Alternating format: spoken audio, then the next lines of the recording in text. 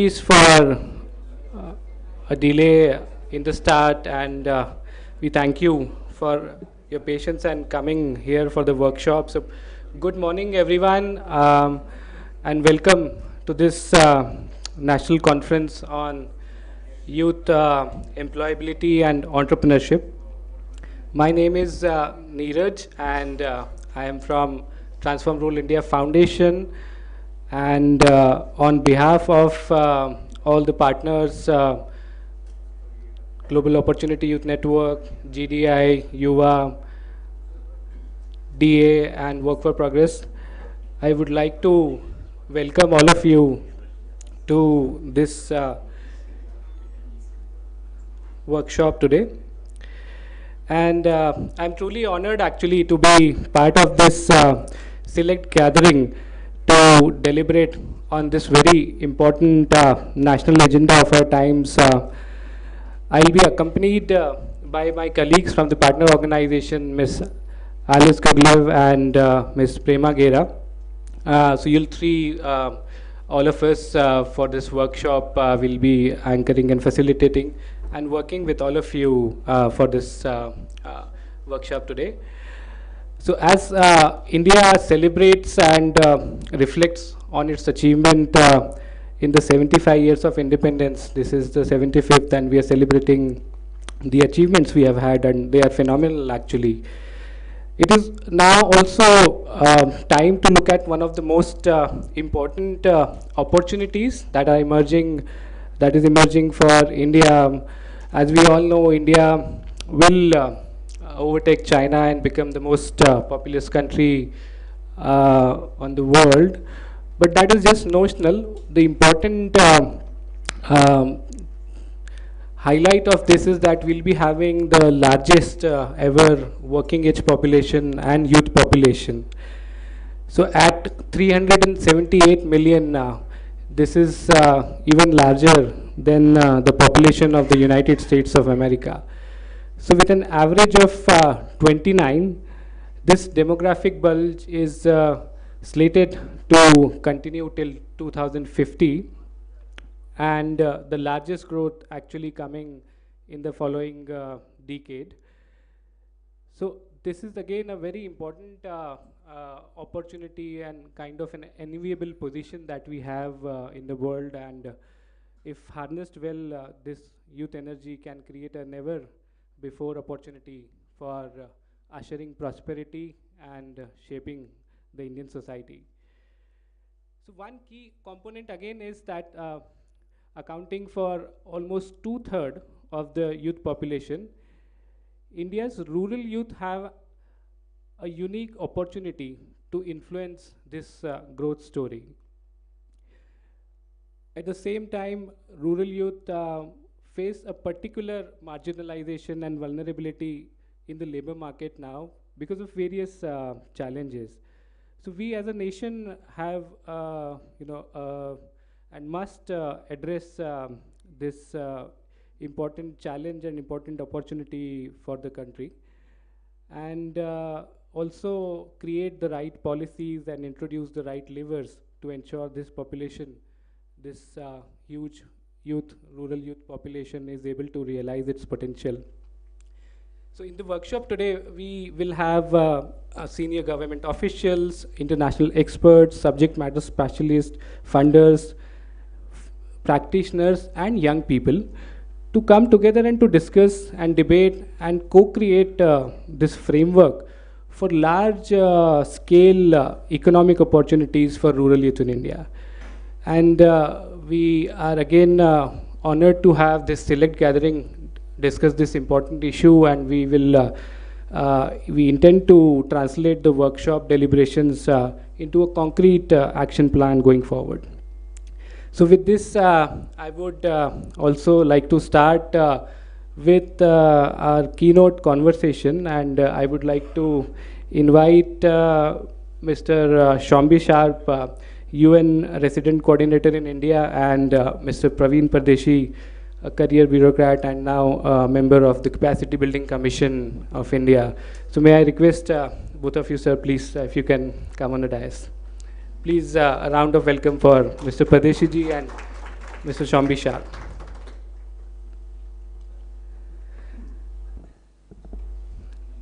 So thank you very much again, sir, for taking our time, and we'll be very inspired to listen on your thoughts on this important issue. Um, I just wanted to request, in the context of today's workshop, so in the light of the recent national youth policy and recent budgetary allocations, we would like to hear from Mr. Shambi Sharp and Mr. Pardeshi ji.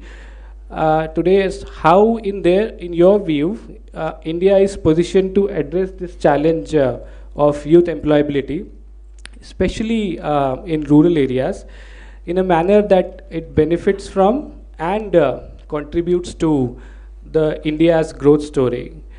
We would also like to learn more from Mr. Sharp and understand if he can bring the global thinking and experiences that will support India's efforts toward this endeavor.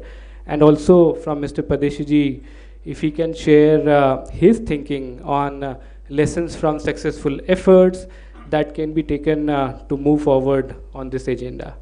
So with this, I'll again thank all of you and Padeshiji and Shambi Sharp to spare your time and come here. I'll now hand over to Mr. Shambi Sharp to, if you can, share your thoughts on this.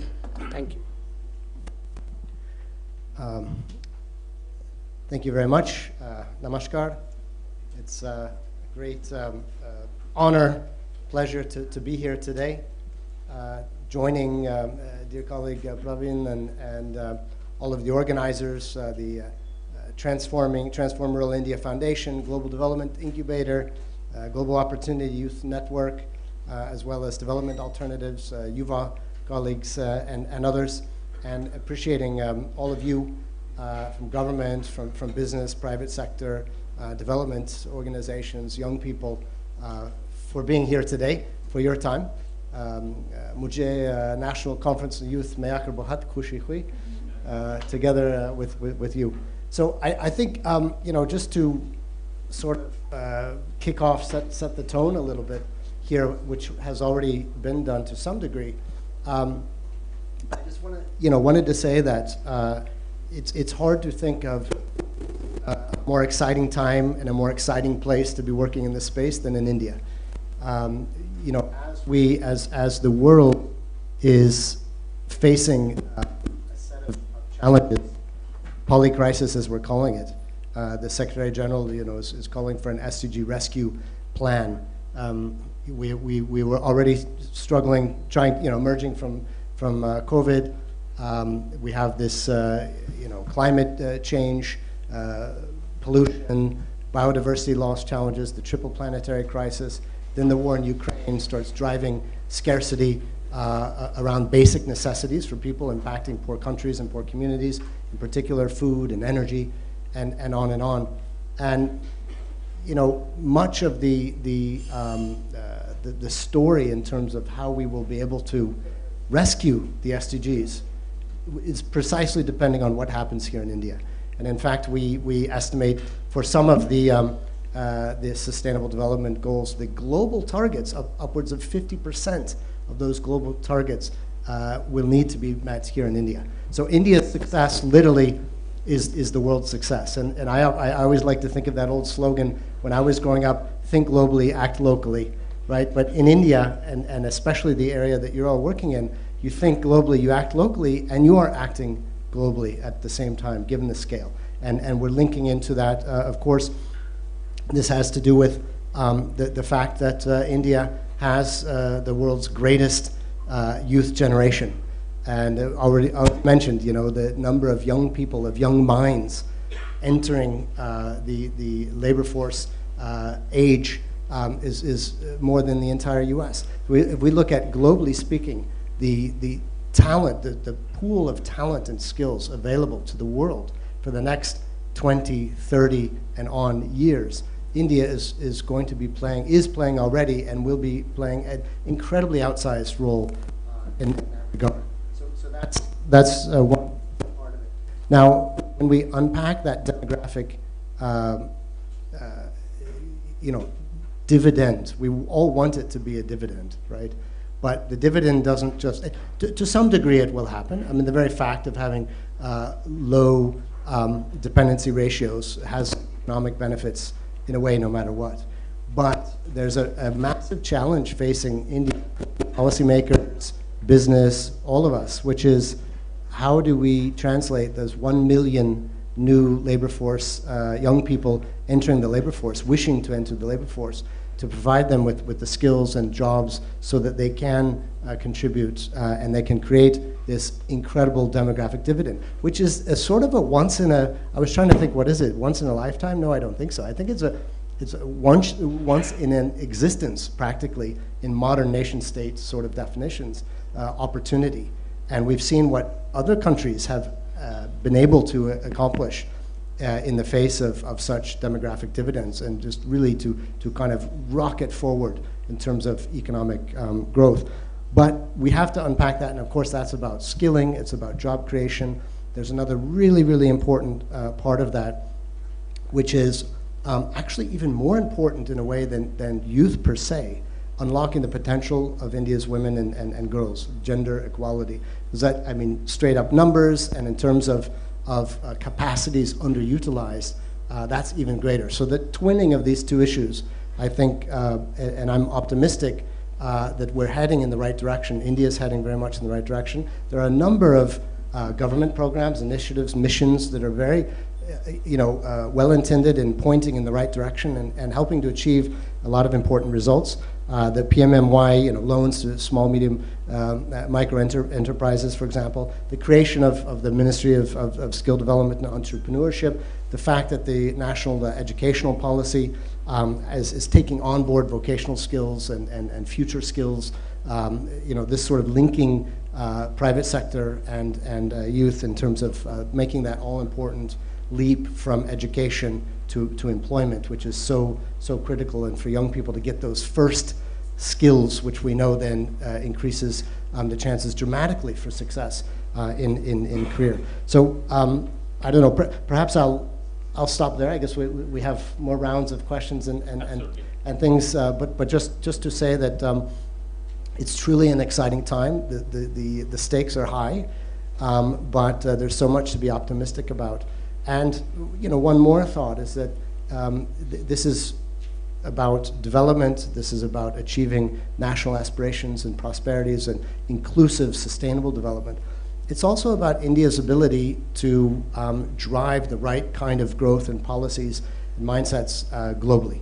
And so India, at the same time, is increasing in terms of the geopolitical voice. I mean, the countries of the world are listening to what India is both saying and what India is doing. And of course, G20 presidency is, probably first and foremost in our minds. That again, there's probably no country no better positioned to be bringing together different countries across these divides than India right now. All of this is happening. India's placed the SDGs as a top priority within the G20 at the moment. I'm even calling it the SDG 20. Women-led development, digital transformation, just green economy as well. These are the important threads that India is really bringing an authentic voice to, both because India is able to straddle the G7 and the G77 worlds, the global south and the advanced economies all are listening to India, and India is bringing real experience in terms of development at huge scale, and that's exactly what we're talking about now, lifting hundreds of millions of people out of poverty in recent decades. And the challenge remains how to continue this and how to even increase this progress that has already been achieved. Thank you.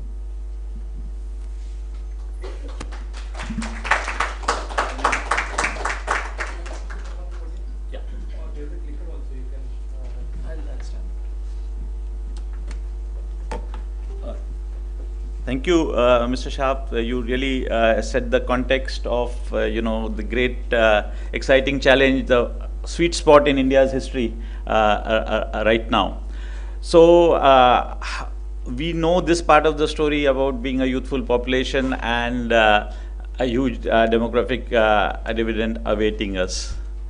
But I was just trying to say a look at, let's say, physics. There are a couple of great unsolved mysteries in physics. One of them is, how do you connect Heisenberg's theory of uncertainty to Einstein's general theory of relativity? Many people tried it. I mean, what happens at a microparticle level in terms of uncertainty of momentum and location cannot be fixed with the theory of relativity. Everybody tried, it's all fictitious. There's another big mystery which has not been solved.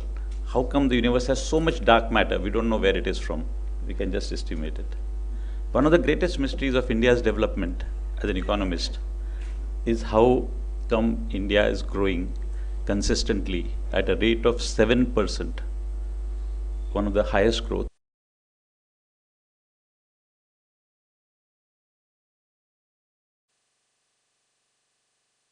By the way, I just want to sort of startle all young minds to think, every single solution which is said doesn't solve it.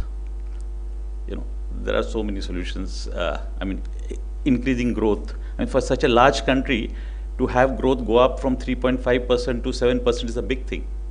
It's not a small thing. And we have done that. Similarly, huge infrastructure investments, all of this is happening now. But jobless growth is something which is quite unique to India. Why is it unique to India is the mystery. So you see, does anybody understand what is employment elasticity? So for employment elasticity, let's say of manufacturing growth, if we produce 100 units of steel, if steel is the only manufacturing product, and at 100 rupees, and we needed 100 workers to produce it, then now next year we produce 110. If employment elasticity remained the same at least, we would need 110 workers. But if you can see from these figures, only 3 additional workers are needed to produce 10 additional units. So, and across gross, it is only 0.18 to 0.3. And that's because agriculture and service sector gives us a lot of informal employment. Otherwise, actually that figure is really like 0.18. But this is not true for other countries. Bangladesh was like us until recently, it's 0.45. And Brazil and South Africa are at 0.6. ILO says that. That is, for every 1% growth in their output, they are able to grow employment by 0.6. Now why is this a mystery still? This is a mystery just like the Einstein's theory, because India has so much labor that any normal entrepreneur, as any normal economist would say, what do you work with best? You work with that resource you have most. So our factor endowments of India are labor intensive, capital scarce. So all our industry, all our services should be more labor intensive because it's the less costly, I don't say cheap. In terms of comparative advantage, India's biggest comparative advantage is what? Labor. It's not true. You go for a haircut in New York and compare the price of a haircut in New York, which a person has to give you, and that in some informal shop in India. There's no comparison between the prices. So that's because of our comparative advantage on workforce. But that is not transferred into our growth engines. The growth engine is manufacturing and modern services, not the informal services of selling. So there it's not manufactured. So I just one question to anybody who want to answer this. There's a very simple solution to this. But unfortunately, every single solution that we have done across planning isn't the solution. So anybody, any thought on this one? Some countries have solved it very recently. Vietnam solved it. China was the first one to solve it very heavily. But Vietnam and Bangladesh is really keeps us on our toes. The question is that if manufacturing grows at 6 to 7 or 10% per year, why does manufacturing employment grow at less than 1%? And that's not true in Bangladesh. But why? Why would we do mechanization? It doesn't answer the question. It is true, it's because of capital intensive growth. But why would India, which has got interest rates at 8 or 10%, compared to say US interest rates of 2 or 3%, or maybe now they're up, but let's say Japan at negative interest rates, which means that they've got so much of capital. For countries like that to have capital intensive growth is very justified. Why India?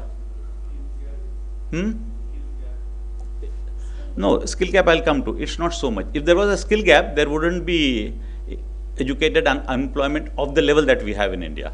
There is, of course, skill gap can help a bit, but these are the partial solutions. They don't answer the question of 12 million people entering the labor force and hardly anybody getting formal jobs. The cost of formality. Cost of formality regulation. That's all. This is so my real. I really feel from my heart that not one of us in our country can get this answer right, which is the only thing which we have to do, which is to bring the cost of creating employment to its true natural cost of labor availability in India. So what have we done to make it higher than what it is? So employing a worker in India for any formal enterprise is maybe 10 or 20 times its natural economic price, that is natural supply demand price in India. While countries like China, Bangladesh, learning from them, Vietnam, have, even though they also have cheap labor, they have further brought down the price of labor so that it creates more jobs for people. Because jobs are the only way which create inclusive growth. Entrepreneurship, sorry, but you know, Tata takes 3 generations to create an enterprise. We expect somebody unorganized selling vegetables on the streets to become an entrepreneur and hit it. Yes, once in a while you can have a breakthrough, but 300 million people can't become self-employed entrepreneurs and break the big corporates. No country has broken the poverty barrier simply by creating everybody as an entrepreneur. Wage employment is the best and only way in which most countries have made poor people better off, until of course they reach a stage where they can become entrepreneurs. Next, can I have? Oh, I can do it from here.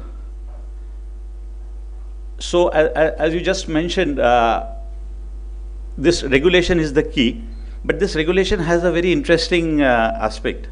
So if you look at, we all talk about agriculture. So let's just compare US and India. US used to feed the world. It still could possibly. But from its agriculture, only 1% GDP comes. And only 0.7% people are employed in agriculture. If you look at India, that's one thing good is now the percentage of GDP coming from agriculture has gone down. It's 16%. But it requires 49% of the people.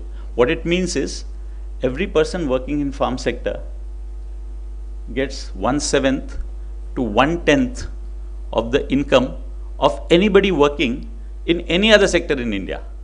So again, I started with the physics mystery. It's a very big mystery, no? Like, why would you work in a sector where next door to you, a peon, a shopkeeper, or a worker is getting 10 times your salary, 10 times your annual income, but you're still stuck in agriculture? These figures show that. It's not true in the US, for example. In US, an average farmer gets more than the average income of in America. It's true for most other countries, it's not true for China, but it's true for most developed countries. In all of those countries, long time back, in the last 100 years, people moved from agriculture to the new growth sectors, that is services and industry, first industry and services, and allowed only that many people to remain in agriculture because land is fixed in supply, land doesn't expand, unlike industrial capital which can expand continuously, so it can create continuous employment. Agriculture to create continuous employment is a very big challenge. Water can make it happen as we did, but it's not infinite. Industrial and service employment is, at least in modern times, has shown to be almost infinite growth. But in India, it's not happening. You see, 49% people are still stuck in agriculture. I call it stuck because nobody willingly takes an income 1/3 or 1/4 of your neighboring. Of course, that's why farm kids all want to become in service sectors. This is from Maharashtra. I was telling you, in Maharashtra, the same figures follow. A person working in any farm sector gets 1/7 that of industries and 1/10 in services. Yet there are 50% of the people in in Maharashtra who work only in agriculture. So the simple solution is very simple. It's counterintuition. Every law that India created in last 60 years, supposedly for the protection of workers, every law has worked against creating fresh employment. It only increased the cost of formal job creation. You know, all of us can break the law, which we do in India, but that's not good for the workers, because when we break the law, workers do get employed, but they get employed in informal sectors as contract laborers, etc. Why should Tata Steel have 50 contractors doing their gardening to doing their blast furnace clearances? If they could have a continuous workforce which is skilled, which has loyalty to the firm, because if you don't put a spittoon inside your factory, the factory inspector can put you in jail. And he can put Mr. Tata in jail. Doesn't need to even put the factory manager. It's far more exciting and far bigger trophy, you know, like hunters going out to kill lions, can get the owner in jail for that. Fortunately, this government, what we thought as a dream when we were in college, have changed these laws. So all these 3 laws have been changed. In Maharashtra, we did it much before that. All of them have been changed. Some of the rules have to be rectified, but there are 3 big laws. One is the Industrial Disputes Act, the last one. That was done by Indira Gandhi at a time. If there is one lesson for youth, which I want to bring home here, sorry for taking a bit more time, but I'll end in the next 3 minutes, is what appears as a visible truth. The very opposite of that, most of the time, is the truth. And that's the reason why we are caught in a situation where we keep doing the same thing again and again and again, and we still remain the same place.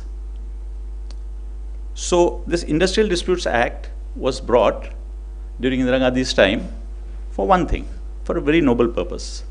It said, employment is so scarce on these big factories, these textile mills and all. They lay off workers at no cost. Nobody can fire. Even if you're a private company, you can't fire a single of your own worker whom you pay without my permission, government permission. Government doesn't give permission to anybody.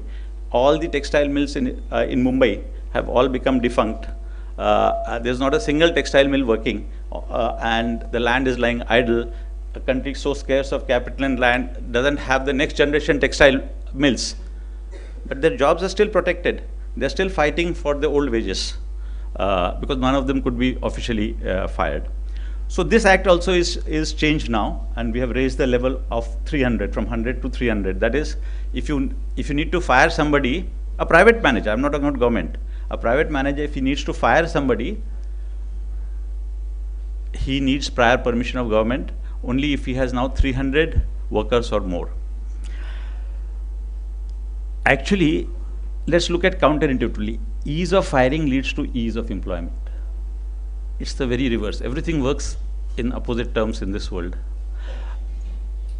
People don't hire people now in any formal employment because of the legal problems of firing anybody.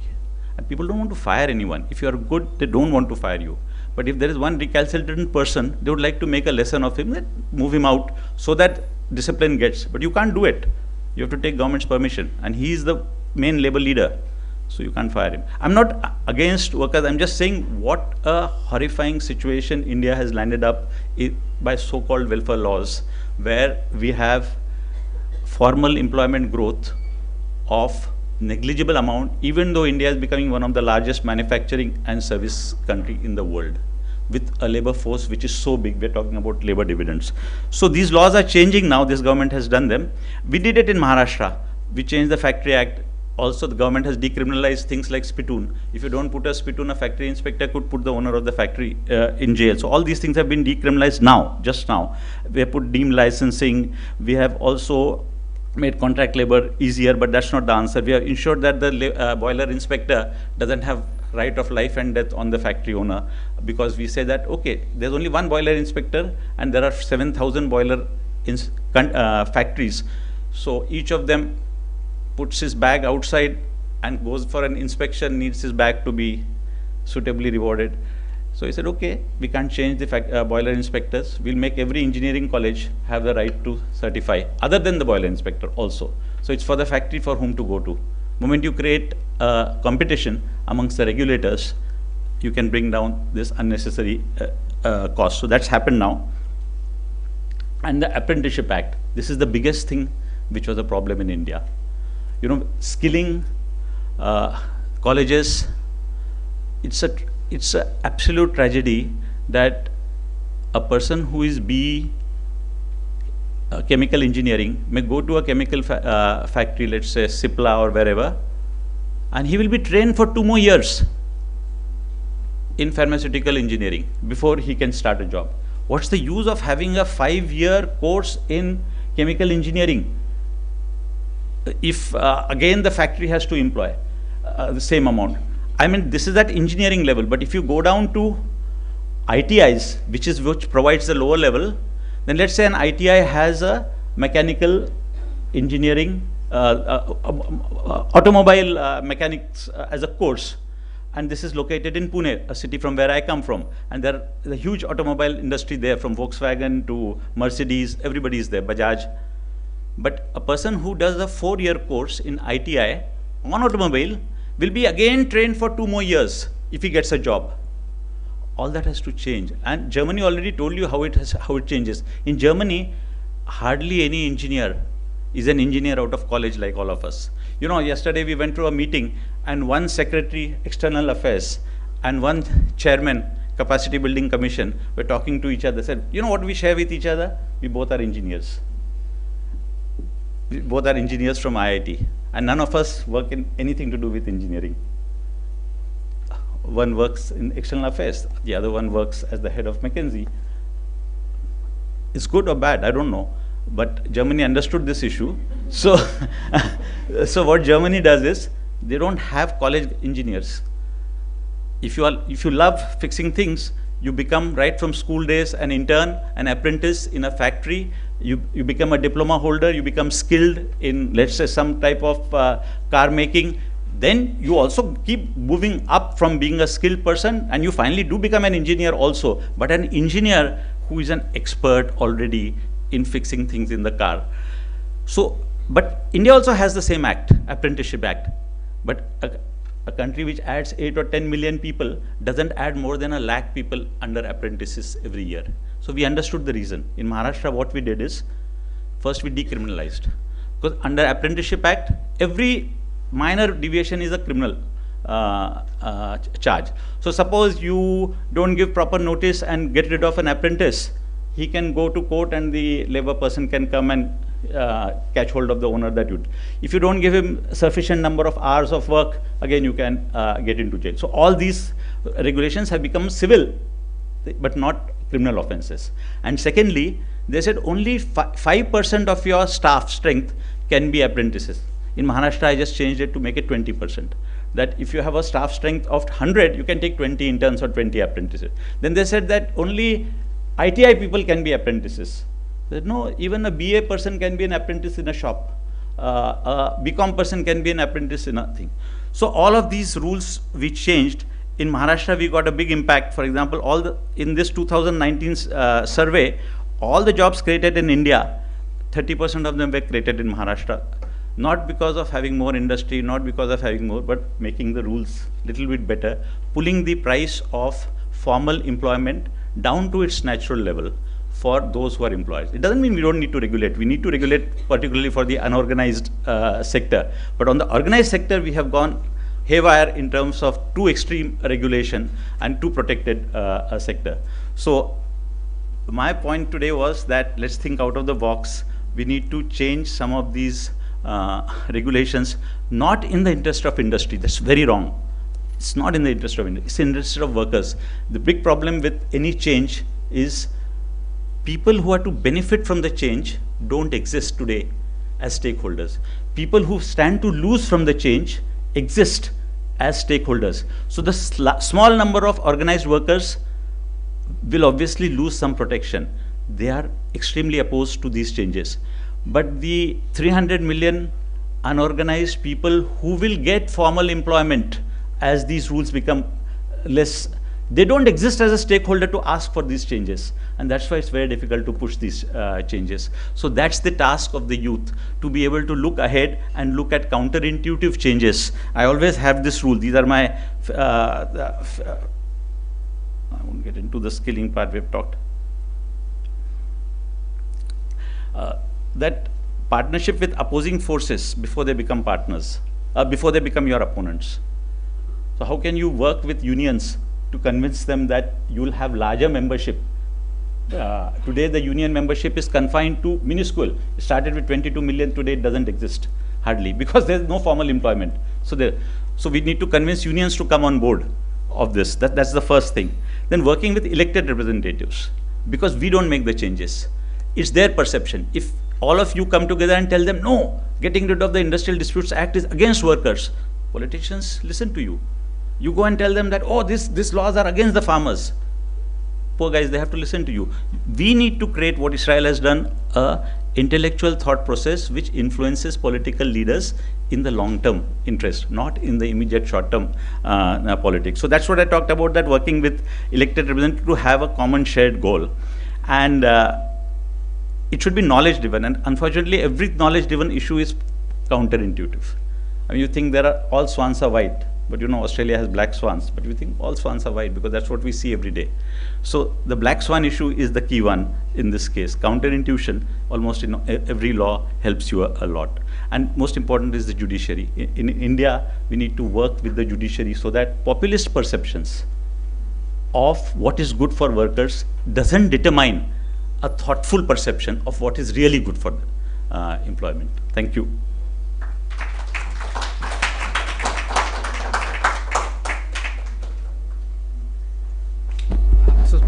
Thank you very much, Mr. Pardeshi, and I think to bring this very interesting perspective on the cost of formality, and I particularly like the principle of, partnership before they become opponents, so thank you very much. So I will also now like to request Mr. Shambi, if you would like to respond to what Mr. Pardeshi ji talked, and particularly I had one question for you, or maybe Pardeshi ji, you can also have a question for Mr. Shambi. So my question was, in terms of your global experience, many countries have solved this challenge of employability and entrepreneurship. But India have a unique challenge, as Pardeshi ji was also telling about jobless growth and huge youth bulge. So what you think India can learn, and probably what are the solutions in which we can also address this challenge of youth unemployment? Thank you, and thank you, Praveen. That was incredibly enlightening and granular, and I think absolutely this has been I would add one more mystery, but sort of two mysteries. One is the jobless growth question. The other is the women's low labor force participation rate, which is very much related, and I think that to some degree, at least from what I've heard, the solution to one is a big driver in terms of the other. That there's a certain, let's be honest, there are kind of social norms and discriminatory factors in society, things mitigating against women and girls' labor force participation. But the general labor force participation rate, and especially in terms of manufacturing, light manufacturing, things like that, as wages increase, then the cost of discrimination increases. And so you reach a certain point, you've seen in some countries that the social factors keeping women out of the labor force kind of are overruled by the economic decision making of society, of households, of this sort of a thing. So not the only solution, but certainly a very, very important one for sure. And I'm on that point, I'm thinking of some economics background as well, and I remember doing a talk a long time ago on TED, and taking a different view towards gender equality, women's empowerment, and basically say, you can look at a firm, at a household, at a nation as a production function, And we all, perhaps you know the concept of marginal product. So, any system, household, firm, nation, not utilizing its inputs efficiently, having too much of one and too little of the other, means that the marginal product, so let's say men, generally speaking, in a patriarchal society, the marginal product is very low. The added value, what's special about you as a man in a board of a company, if you're surrounded by men, is relatively quite low. And for a woman, it's relatively quite high. And so we just need to get to a balance where the marginal product essentially converges.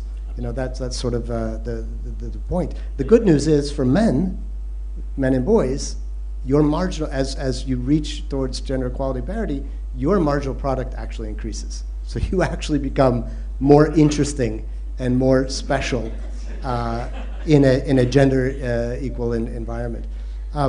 So I think, in terms of what we're a bit linking to a lot of what Pravina said, I mean, we're working hard in the US system drawing on international best practices, but also increasingly, India has so many resources, technical resources, financial resources.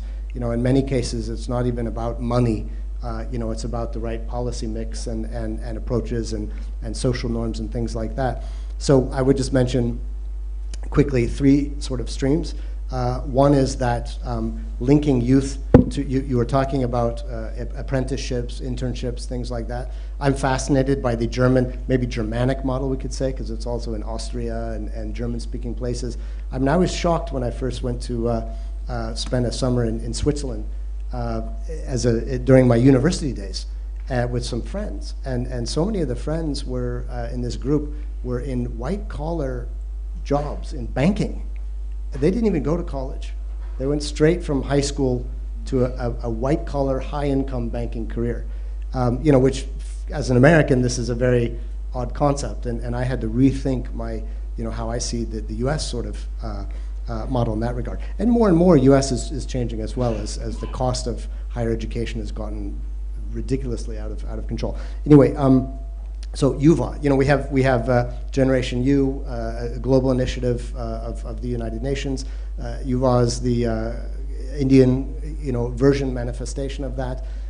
Really great program in terms of, it's called, Public-Private Youth Partnership, a platform targeting a very ambitious target of impacting 300 million young people. Already has brought on 100 different private sector partners in terms of a platform to really try to turbo boost this internships and apprenticeships and create a platform for matching skills and needs, this sort of a thing. So it's a partnership.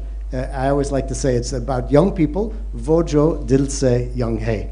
Those of us, okay, I'm always noting in India, I'm one of the few with gray hair in the room, but between the young and the old, and this platform that Yuva has launched is an important move in that direction. In terms of the formalization story, we're doing a lot of work. UNIDO, SCAP, UNDP, a lot of our agencies, ILO, are working with micro, small, and medium enterprises precisely to help them make the jump to formalization. How to navigate the existing regulations that are there, how to simplify, increase their skills and their ability to operate and to see the benefit of formalizing as well. And with that comes growth. Once you get in, jumping over this, I think 9 employees, 10 plus employees, that sort of a thing. How to link into value chains, how to increase productivity, and to make that cost of regulation profitable. And then finally, again, looking at gender issue, many of our agencies, UN Women, for example, have a number of initiatives with partners, the Second Chance Education, focusing, it's one example, focusing specifically on rural women in on-farm and off-farm type of employment opportunities, and trying to work with partners in the private sector to give them skills, and that's an increasingly important part as well. It's the non-farm economic development opportunities in the rural sector as well. And then finally, just 2 points. There are 2 very exciting directions in India in particular. where you can look at sort of leapfrogging a bit. I mean, one is the green economy, and the investment being put massively into renewable energy.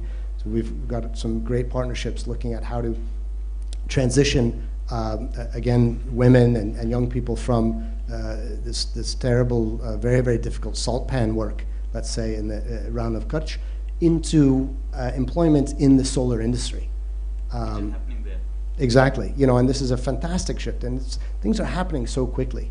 We want it to happen even faster, but the pace of change 5 years from now, I think you'll see remarkable results.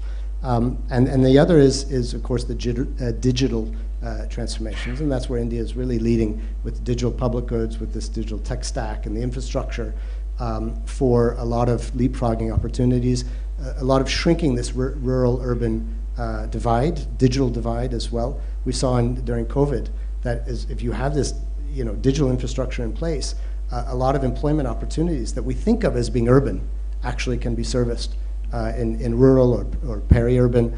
And in fact, I think according to Niti Aayog, within maybe 2 years from now or 3 years, very, very soon, there will be more internet users in rural communities in India than urban as well. So that's another really important direction coming in the near future. Thank you. Hi. Sir, you would have any questions for Mr. Shambi Shah? Take up this issue on, I was just looking at the figures. So, I mean, amongst the unsolved mysteries, I really like the way Mr. Sharp added the one about low women participation. Again, this is a very terrifying thing for India. I know we see women everywhere. We see women in ICS. We see women prime ministers. Doesn't explain the numbers though. A country, Islamic country next to us has got women participation above 40% in the workforce in Bangladesh, and we are less than 18%, and it's gone down. So that's terrifying. And all of it is correlated to basically, first is labor laws and then extra protection. Like, for example, in Maharashtra and everywhere, women can't work in night shifts. Simply things like that, just because we want to protect them better. Instead of saying that protection has to be a more crime-free society, this is the way that we impose things. So getting women participation to go up is of course a bit of social norm, but fortunately those social norms are over now. There are certain structural issues which are coming in the way. Like in Europe, actually emancipation and even the industrial revolution, everything happened when women started working in industrial labor at higher and higher levels. That had two consequences. As women started working, their age of first birth went up to 24, 25. And also the number of kids went down, because if you're going to work, then yes, you can look after 2 kids, but not like 5 or 6. So this is a decision which women could take for themselves when they are financially independent. All of these things are slightly mixed up in India, because though we think women are independent, but then somebody else takes a call of how many children to have and when to get married. So if the age of marriage can be pushed up to even 21, or 22, though legally it's 18, but there is so much which happens below 18 also. How do you expect these women to work if they start having kids at the age of 19, 20, and it's not their decision? There is another movement, sorry about this, for UNIFEM, which works on this issue. And I think they get it structurally wrong when they say, no, we can't have anything to do with sterilization, it has to be a choice. But the problem is that even the choice to have number of kids is not a woman's decision all the time.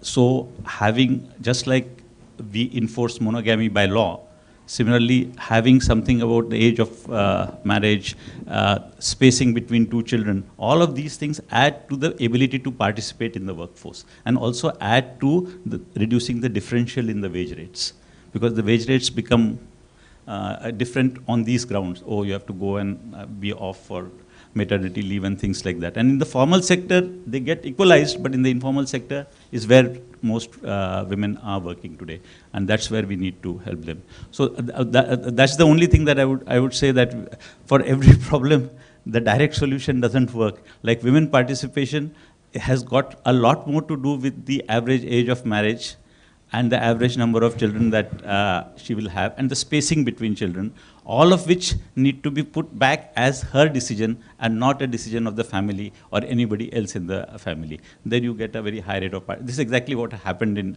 Europe, and that's how, you know, people are more equal there.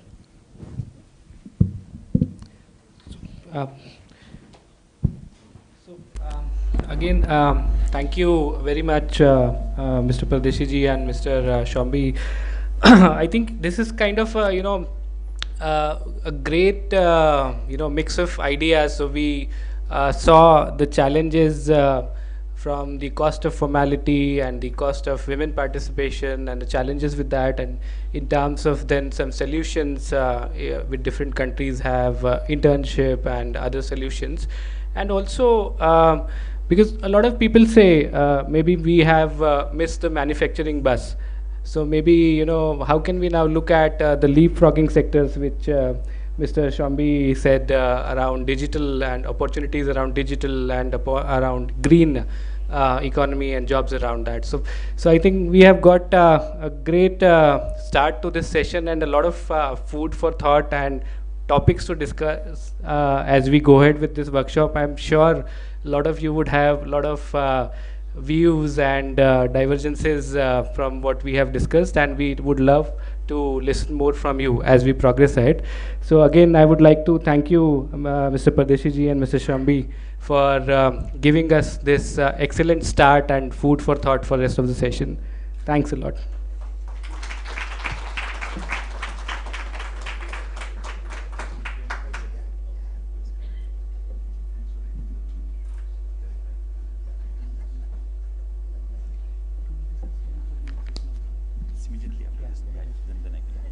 I'll call you on the license on that. Oh, yeah. Thank you very much. Right, so now we are ready to jump into the next session, which is a very interesting topic, the future of work and the opportunities we have and the challenges we have, and how can we capitalize on these opportunities. But before we jump into that, I'll just quickly invite my colleagues, Ms. Prema Gera from Development Alternatives.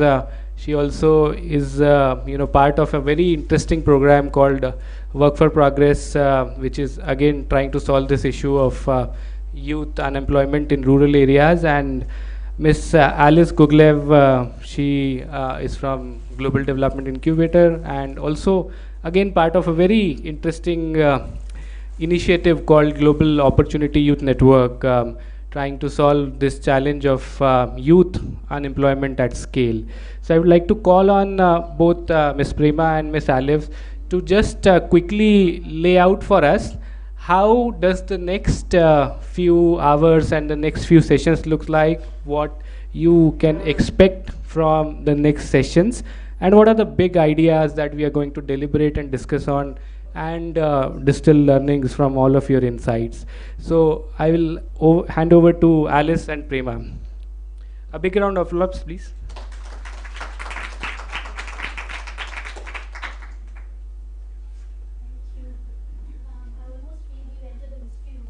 To the first round of conversations that we've had, a lot of, I think we've also been asked to think differently, counterintuitively, to sort of look for solutions which may not be immediately visible, but we need to, analyze in a manner that that gets us to solutions and that we're looking at or looking forward to. So just to get other slides there. Just to come straight to the objectives of the workshop, we'll go quickly through this because we already are in the frame of mind.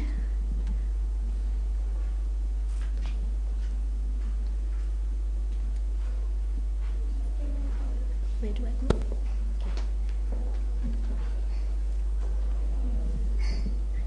So looking at the objectives of the workshop very quickly, the idea is that we work together as government and partners to chart the way forward for economic opportunities for the rural youth at scale.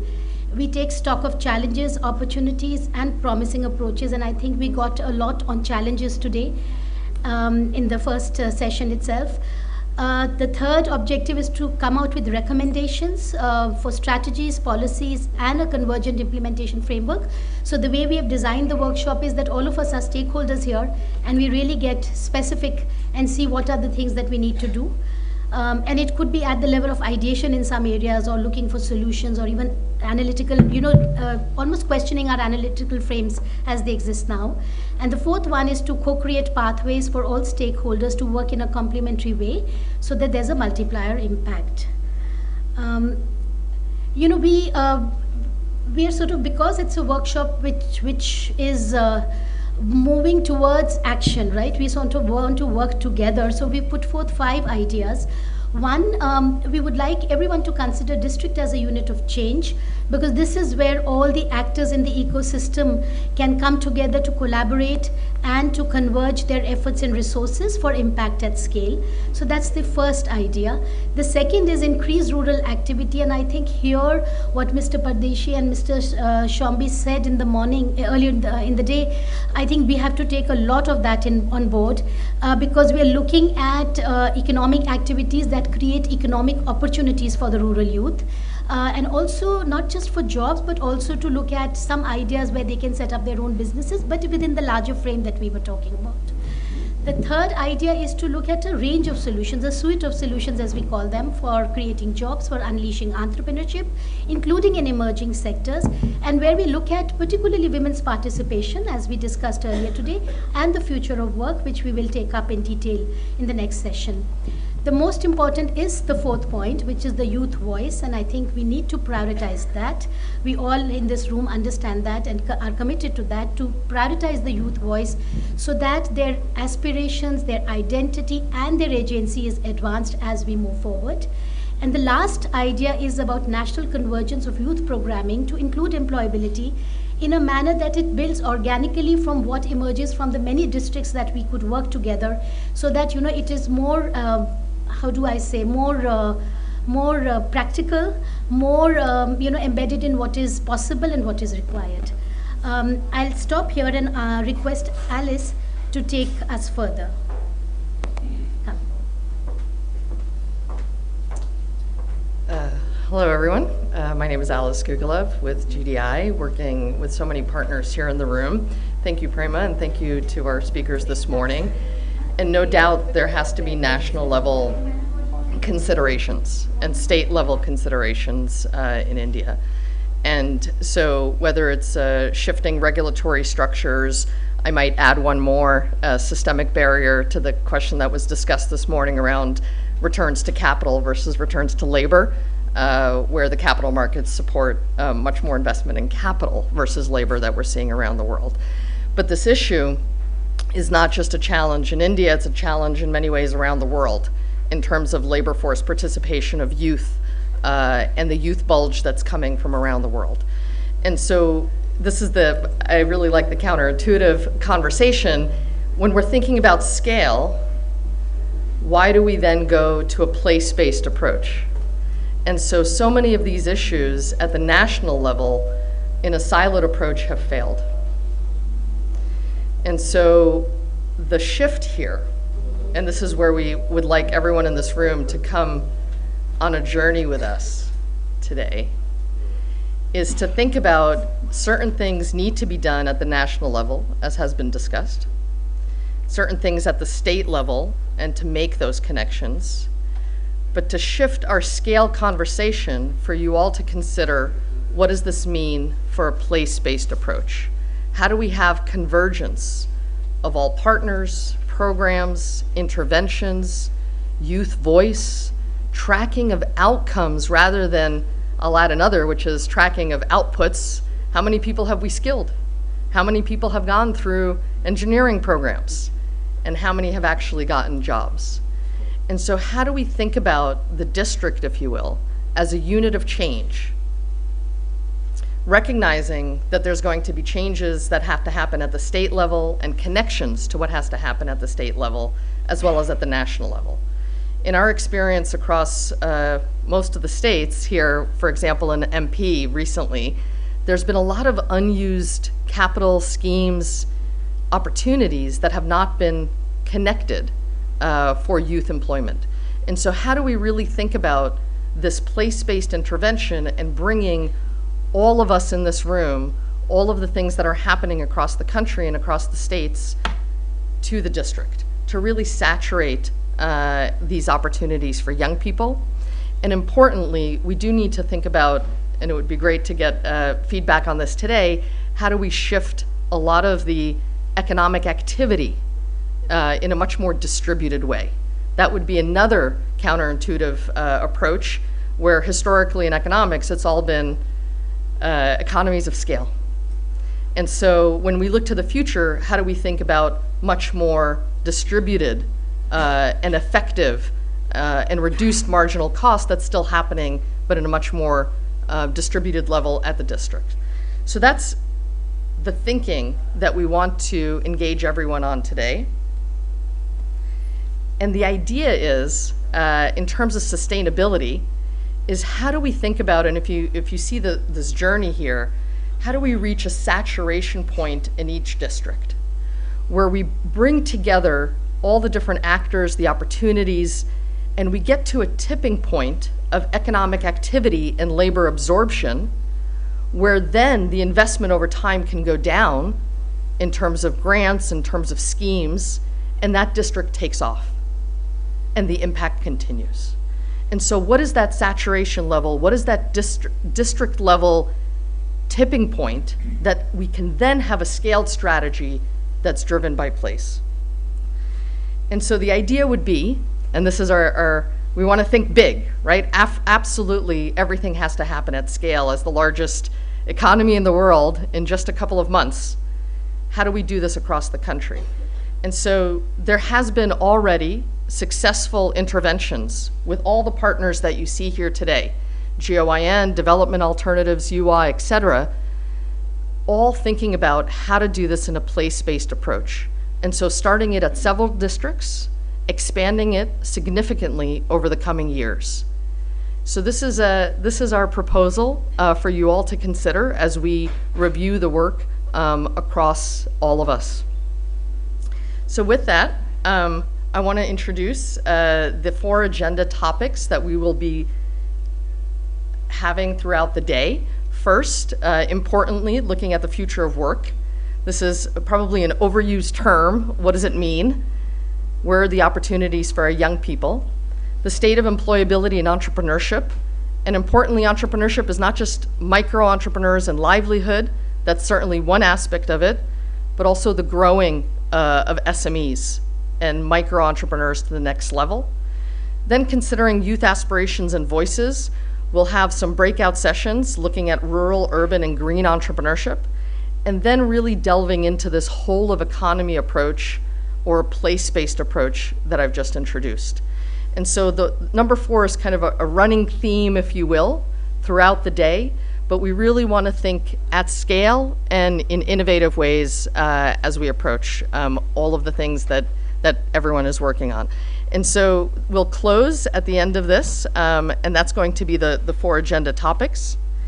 And I'll just introduce briefly how each of these topics will be addressed. We'll start at the plenary level, where there will be some discussants and a presentation, not a panel. These are just brief thoughts. Then we'll have table breakouts for each of the discussions. There'll be some feedback that we want to get from all of you on what's been presented, and all of the things that we're missing out on all the great initiatives that you've heard of, the research. We ultimately even want to form, I hope, a small community of practice of people that are thinking at this level. Then asking you all to consider the recommendations for each of the topic areas, and even potentially, aspirationally, commitments that you might want to make. And then we'll have a brief report back across the day. So those are the 4 session topics and the structure of the discussions. So that's, in a nutshell, how the day is going to unfold. And so I know we're running a little bit behind. So without further ado, I'd actually like to call the first panelists, sorry, not panels, the first discussants and presenters to the stage for our Future of Work session. So first, if I may, I'd like to bring Jamie McAuliffe to the stage. He's the founding director of Global Opportunity Youth Network and with the Aspen Institute. We're very lucky to have him here today visiting from the US. So if you can come up. Next we have Mr. Praveen. If he's also, I know he's also been introduced already, so we're very lucky to have his perspectives on the Future of Work panel. Sorry? Is he here? Okay. Online. Oh, he's online. Okay, so we have, oh, there you are. Hello, sir. So we have Mr. Professor, if you will, joining us from IIM in Bangalore. So thank you so much, sir, joining us online. And then, thank you. Wonderful, wonderful. So then, very critically, and this is something that we push for in all of our sessions, is to ensure that we have youth voice represented. We very much live by the nothing about us without us principle, and youth are really our customers in all of this. And so we have two young people that are going to be joining us as well. So if I can ask Mr. Shivam to come up, and Mr. Ajay, sorry. So two young people that will be joining us on the stage. Big, big round of applause for the young people. You know, sometimes it's intimidating, right, to be joining. A lot of adults in the room, and so I just want to thank you for your bravery and all of your views, so please do speak up. Then, finally, we have the most important person here on this panel, which is our lead, Mr. Kanika Varma. Ms. Kanika Varma, she's with Development Alternatives, really leading the entrepreneurship work across India, including Future of Work, a real systems thinker who is really considering how to change, of course, you know, policy, capital, all of these big things, and at the same time working in such a micro level, especially with women entrepreneurs across the country. So please welcome her to the stage.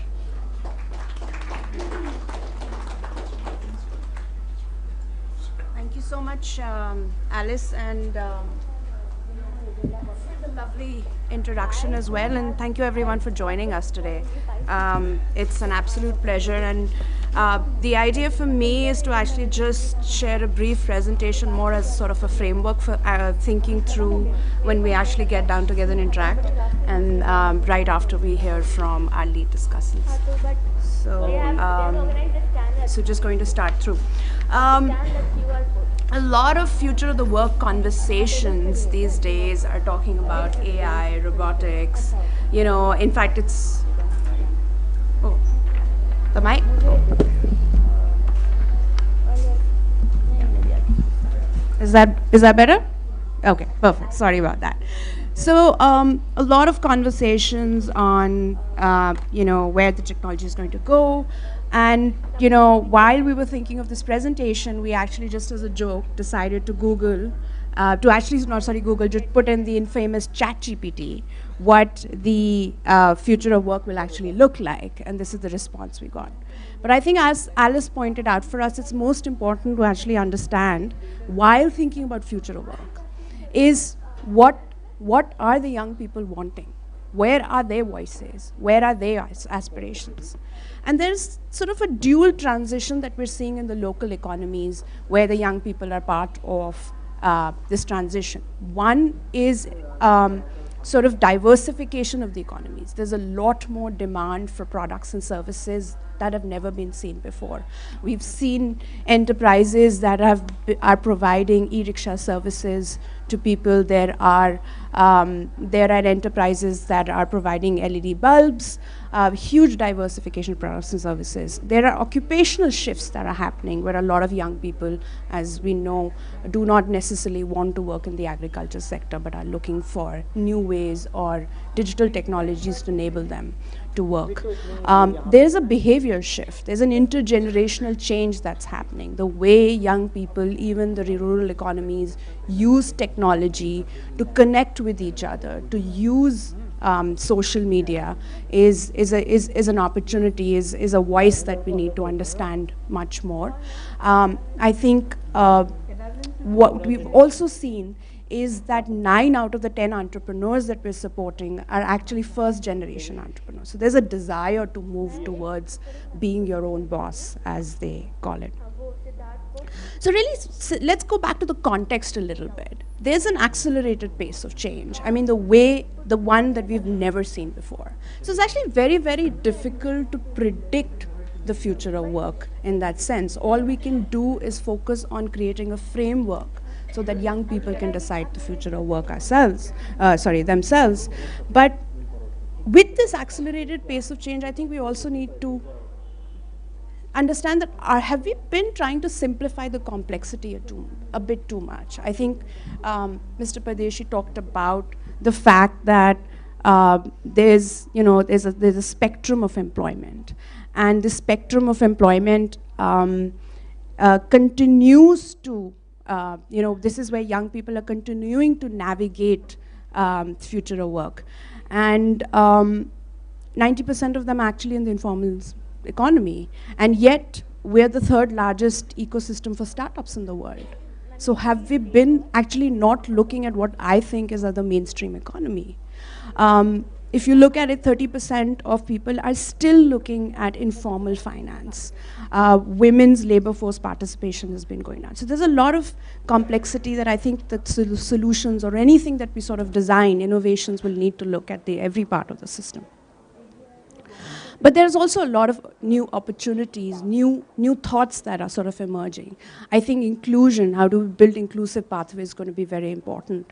Are women going to continue to being at the receiving end of solutions, or are they going to actually define what future of work looks for them? Saida's photograph that you had seen earlier, not only is she running an e-rickshaw, a 19-year-old woman who's running an e-rickshaw in Mirzapur, no other woman has done before, but she's actually dropping and picking up schoolgirls to make sure that their future of work is secure. And that's what we need for women to be part of the solutions. I think there's a huge opportunity for localized supply chains. And as I think we've also talked about that, with e-commerce, for example, there was a lot of conversation on formality and how do you become much more formal. But can market forces drive people to become more formal? We've seen that with e-commerce, a lot of entrepreneurs are actually going towards registration because the market is demanding them to do so, as opposed to being apart from being regulated too. I think there's a lot of conversation around the fact that young people do not want to be part of agriculture, and I think we've heard why so. But perhaps we need to break down the walls of the farm and the non-farm. With technology, is there an opportunity to actually create this kind of transition or this fluidity between farm and non-farm, which young people can actually harness? So a lot of thoughts for us to think about in our work. I think the most important question that I find myself asking with my team is, what is our role as change makers in the future of work? And I think this is where I'll just sort of share a 3-step framework. So I think it's more and more important that we continue to listen to young people's voices and their aspirations. It's extremely important that we look at their demands, and based on the demands, we're able, not in a supply manner, but actually on a demand manner, so that they can demand the skills. They understand the skills and they can demand the skills. There's very little access to information for young people. Actually, only 4% of the population of India actually has access to schemes. So how do you look at information which is widely available so people can make informed choices? And we've seen results of that. We've seen that in a district of Mirzapur that I was referring to, or in Niwari and Bundelkhand, 98% of the enterprises that we've established are still standing, mainly because they were co-created with entrepreneurs, young entrepreneurs themselves. I think the second important role transition that we might want to look at is perhaps how do young people actually connect with each other? And maybe our role is to be more of a facilitator in that particular, so that they can unlock the critical resources to themselves. It's also important that we basically enable them to also move towards transitioning skills so that they're ready for work, which is actually a key ingredient that might also be sort of missing in our solutions. And the third I want to draw attention to is that I think the kind of nature of work that's changing with new opportunities that are emerging in gig, for example, there is that fluidity between informal and formal. Maybe the future of work is actually informal. So is there an opportunity for informal workers or informal entrepreneurs to use some of the platforms that we established and so that we create an infrastructure that enables them to become register or formal? And I think this is where I want to go back to what Alice had mentioned about the place-based approach. We've seen that at the district level, when stakeholders come together and create solutions for themselves, a lot of systemic shifts happen. I want to draw attention particularly to this photograph, which is actually in Uttar Pradesh. We have a district entrepreneurship coalition where stakeholders are coming together, including financial institutions, and are changing their interest rates to suit the needs of the entrepreneurs. So I think it's extremely important that we sort of look at the opportunities more at a decentralized level as we move forward. So I just want to sum up this with saying basically that, you know, I think there's a dual role that we can play. One, as a catalyst, so that youth voices are able to be amplified, as well as connect with each other, and are able to actually decide the future of work themselves, as well as a strategic role where we're actually able to come together and break the walls down that exist between each other, the private sector, civil society, the government, and build an ecosystem which is organic and emergent so that young people can sort of thrive. And we always love having the youth voices back in the room, so could I have the video, please?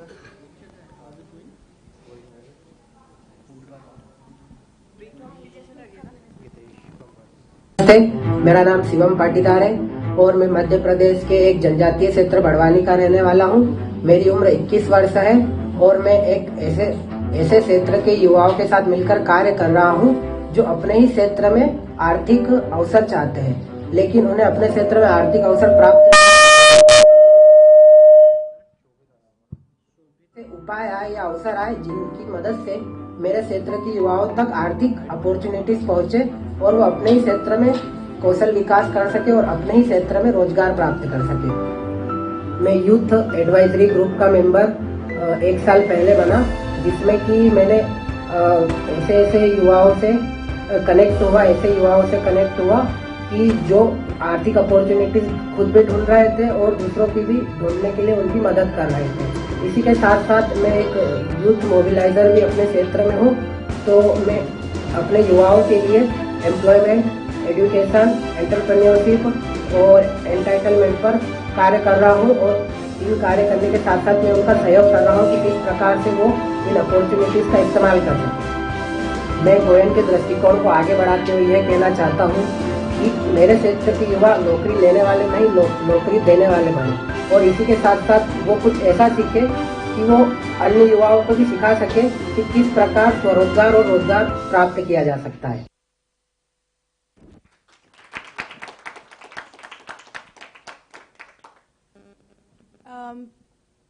Thank you so much for joining us today. And to continue the conversation, let's start with the youth themselves. So मेरा पहला सवाल shimmer और अजय आपसे ही है। आप लोग तो actually leaders हो अपनी कम्युनिटीज़ में, जो आप यंग लोगों को लेके आ रहे हो और उनको आगे बढ़ा रहे हो। आपको क्या लगता है कि मतलब क्या चैलेंजेस है जो यंग पीपल आजकल सोचते हैं? मतलब उनको लगता है कि हमें ये चैलेंजेस हैं जिसे हमें नेविगेट नहीं कर पा रहे, या फिर क्या अपॉर्चुनिटीज़ भी हैं उनके लिए? तो उसके बारे में अगर आप थोड़ा सा हमारे साथ शेयर करें। आप दोनों, कोई भी शुरू कर सकता है। मैं पलामू डिस्ट्रिक्ट से बिलोंग करता हूं। मैम ने अभी शो किया था भारत का मैप, जिसमें इंस्पिरेशनल डिस्ट्रिक्ट जो नीति आयोग के द्वारा है उसमें पलामू एक उस डिस्ट्रिक्ट में आता है।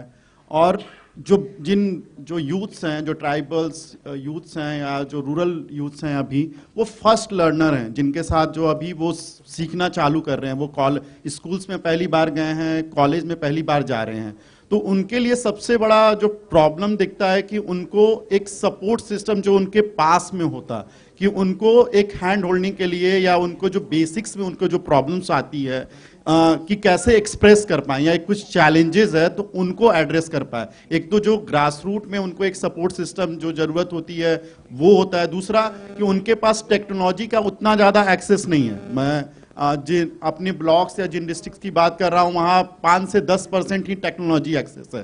तो कैसे हम ब्लॉक लेवल पे या गांव लेवल पे जो स्कीम्स की हम बात करते हैं, चाहे वो स्टेट लेवल का हो, या उन तक रीच आउट हो पाए, क्योंकि युवा चाहता है कि उनके अलग अलग एंटरप्रेन्योरशिप की जर्नी वो स्टार्ट करना चाहते हैं, आइडियाज हैं, लेकिन कैसे वो करें, क्योंकि सब मार्जिनलाइज्ड कम्युनिटीज हैं, ना उनके पास कैपिटल है ना फाइनेंसेस है, तो कोई तो उनको एक छोटा भी सपोर्ट अगर हो तो उनको एक बिलीव होगा, उनकी फैमिली को बिलीव होगी कि वो उसको स्टार्ट कर सकें।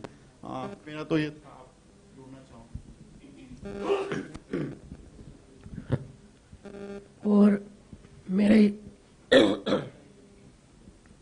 और मेरे जो क्षेत्र के युवा है वो ये चाहते हैं कि उन्हें मतलब कि मार्गदर्शन मिले कुछ ऐसे लोगों से जो उनके क्षेत्र में आगे बढ़ चुके हैं, और वो हमारे यहाँ क्षेत्र में आए और उन क्षेत्रों के युवाओं से बात करके उन्हें मार्गदर्शन प्रदान करें कि कैसे कैसे किन किन रास्तों की मदद से वो आगे बढ़ सकते हैं।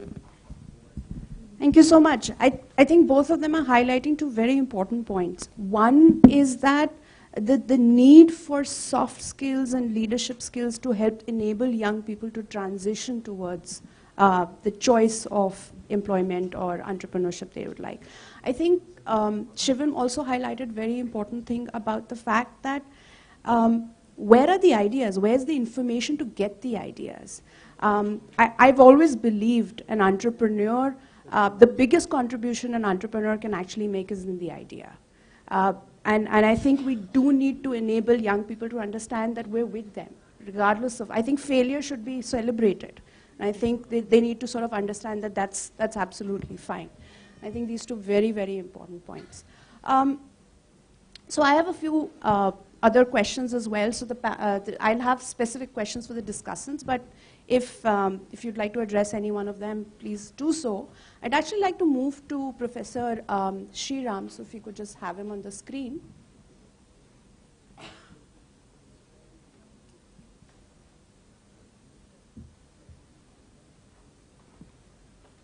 Yeah. Yeah, great. We can't still see you, but I'll frame the question till then. I can see you. Okay, great. We can see you now as well. Professor Sriram, you've actually been in the thick of the financial ecosystem. You have very closely observed and actually been a participant in how the financial resources can be available to the last mile. Looking into the future, what do you think would be a combination of a social and financial infrastructure that would be needed for a lot of the young people to sort of harness entrepreneurship or any of the forms of diverse forms of economic opportunities, including gig? Kanika, I guess there are enough, I mean, we have reached a stage where there is enough technology already available, and it can only get a little better. Essentially, with the mapping of all the financial transactions, I think the credit history and the transaction history is easy to capture. One of the major problems when the microfinance situation emerged was that there was information asymmetry, in the sense that nobody had a good idea of what is the credit history of the informal sector. Now with the UPI and QR code based payments, a large part of the informal transactions are also getting captured. As far as transactions are concerned, there is still a challenge about income, about payments, etc., which are still happening, wage payments, etc., which possibly are not happening completely through the formal system. So, in a way, as we are going forward, I think that will get better with only concerns about privacy, concerns about predatory lending and things like that. So, I'll park that on one side. I don't think that is too much of a problem because ultimately the financial architecture is only a secondary architecture. My concern is much more with the primary architecture as to whether there would be work and whether there would be enough entrepreneurship opportunities. See, one of the things that has happened as we are formalizing is that the smaller informal players are getting squeezed out rather than getting integrated into the formal sector economy. Let me give one sort of politically incorrect example. When I was in college, and if there was a Shah Rukh Khan movie released, at that time it was Amitabh Bachchan, and if you don't get the first day first show ticket, there would be a informal sector guy selling tickets in the black. 4 ka 5, 5 ka 10, 10 ka 15, whatever it is. Now that has now converted itself into price discovery through PVR.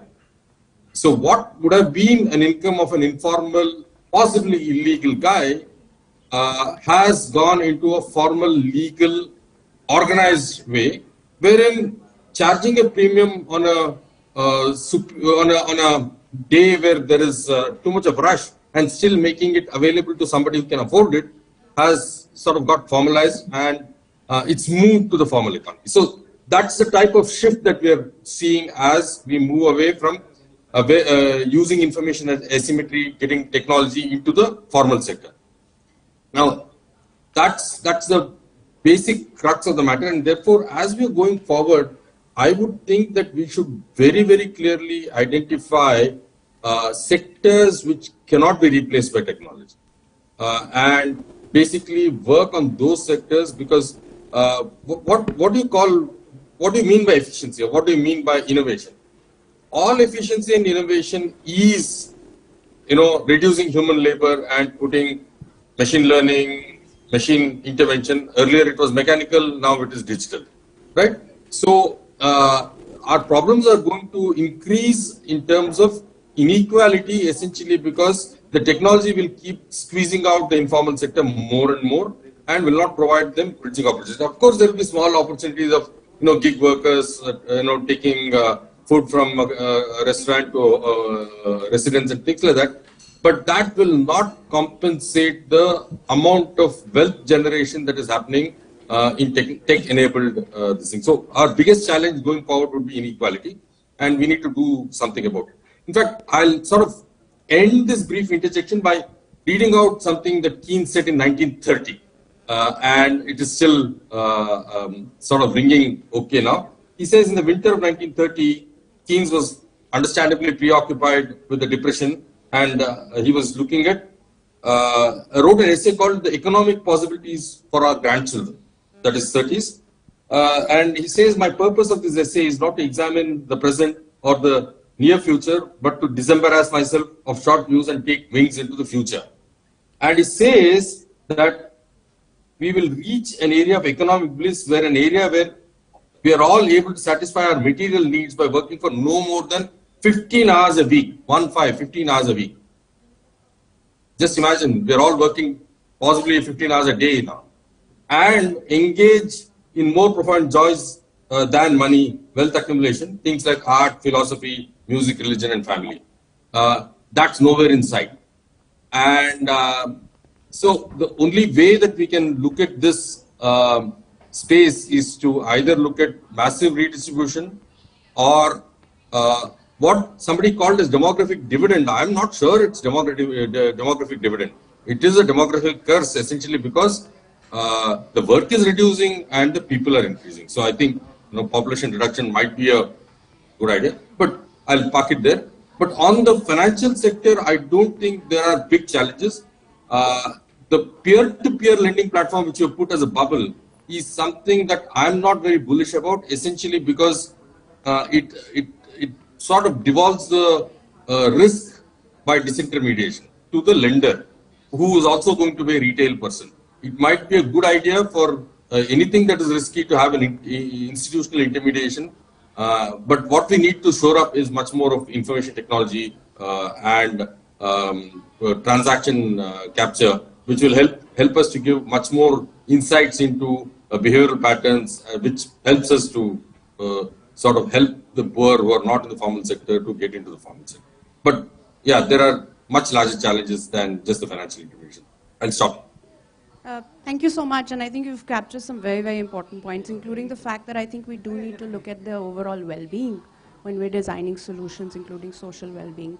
I think one of the things that we might want to consider when we're doing our deliberations is what Professor Shriram pointed out was the role of the intermediaries. They've been around for some time. Some have been able to transition to more formal area of work, but some have not. So I think and that's what our economy is made of. So what will that look like? I think it's something that we'll have to sort of think very, very closely at.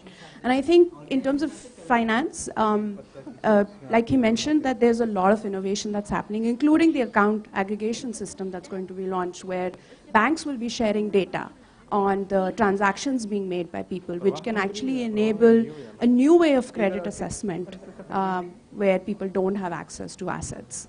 But the question is who's actually getting the finance?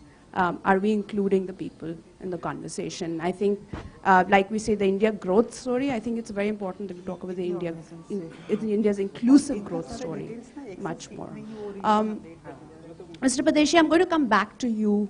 And I know that you talked a lot about the bigger firms and the worker rights and how we can move in that direction. But I want to sort of understand from you on your thoughts on basically looking at the possibilities of the micro-entrepreneurs creating jobs. I know you said that they can be, but there's a lot of data where young people are demanding to be entrepreneurship. Even if we could actually cater to say even 3 entrepreneurs per block, we might actually solve the job crisis. Whereas a lot of them actually focus on self-employment. And we've seen that an average of 3 jobs can be created. So any thoughts on... नहीं, पहली चीज़ तो मैं जो हमारे 2 युवा leaders ने बताया है कि एक सपोर्ट सिस्टम चाहिए अगर एंटरप्रेन्योरशिप को रूरल एरियाज में बढ़ाना होगा तो ये बहुत ज़रूरी चीज़ है। और दूसरी चीज़ कि एस्पिरेशंस बहुत ऊंचे हैं, परंतु ये एस्पिरेशंस को जैसे जिनको अनुभव है उस अनुभव को इस एस्पिरेशन से जोड़ के थोड़े फिजिबिलिटी के तरफ ले जाना है। और वो जो नियम है कि स्टार्टअप्स में 100 स्टार्टअप्स होते हैं तो 99 फेल होते, एक भी शुरू हो जाता है तो चलता है, वो अलग रूल है। क्योंकि जो वो लोग वो टाइप के स्टार्टअप्स है वो आईआईटी के बच्चे हैं, ये नहीं है, इनके पास फेलियर का ऑप्शन इतना ज़्यादा नहीं है। तो ये चीज़ें हम लोगों को सोच के रखना चाहिए। पर मैं फिर भी आपका पॉइंट समझता हूं कि we can't create so much of formal employment, so we have to ensure that we get some amount of micro entrepreneurship. Now, first thing, again, looking at a very counterintuitive point, sorry about using this, does anybody know that what is the biggest barrier for a rural youth to become an entrepreneur? And why the banks don't finance them? And they legitimately don't finance them? Yeah, any answer? No, let's assume they have all the documents. Lack of a bankable business idea. Let's say we help them. They ask for a support system, we provide that. Okay, so on the credit history part, the government has given a lot of first-timers, this whole scheme of PM Rojgar, so we are building it. You got it right. So the only asset in rural area is their agricultural land. And we, great protectors of the poor, have made a law which says no agricultural land can be mortgaged, period. So what do the banks do? They just avoid. Now, how do you change it? So there is a legitimate rule behind it. All of us read Premchand stories when we were kids, no? Godan or Do Bigha Jameen, how the moneylender grabbed the land. So that's deep in our mindset, but it's still there 100 years or maybe 90 years later, and we say, no, no bank can touch an agricultural asset. So actually, a private person can take any amount of credit and do this and that with him in the corporate sector, but a person who has got 3 acres of land, that's his only asset, can't mortgage it to set up a storage center or all. So in Maharashtra, we tried to change it. It's not fully successful. We said you don't need, it's a deemed non-agriculture permission. Non-agricultural land can be mortgaged. And another idea which came up is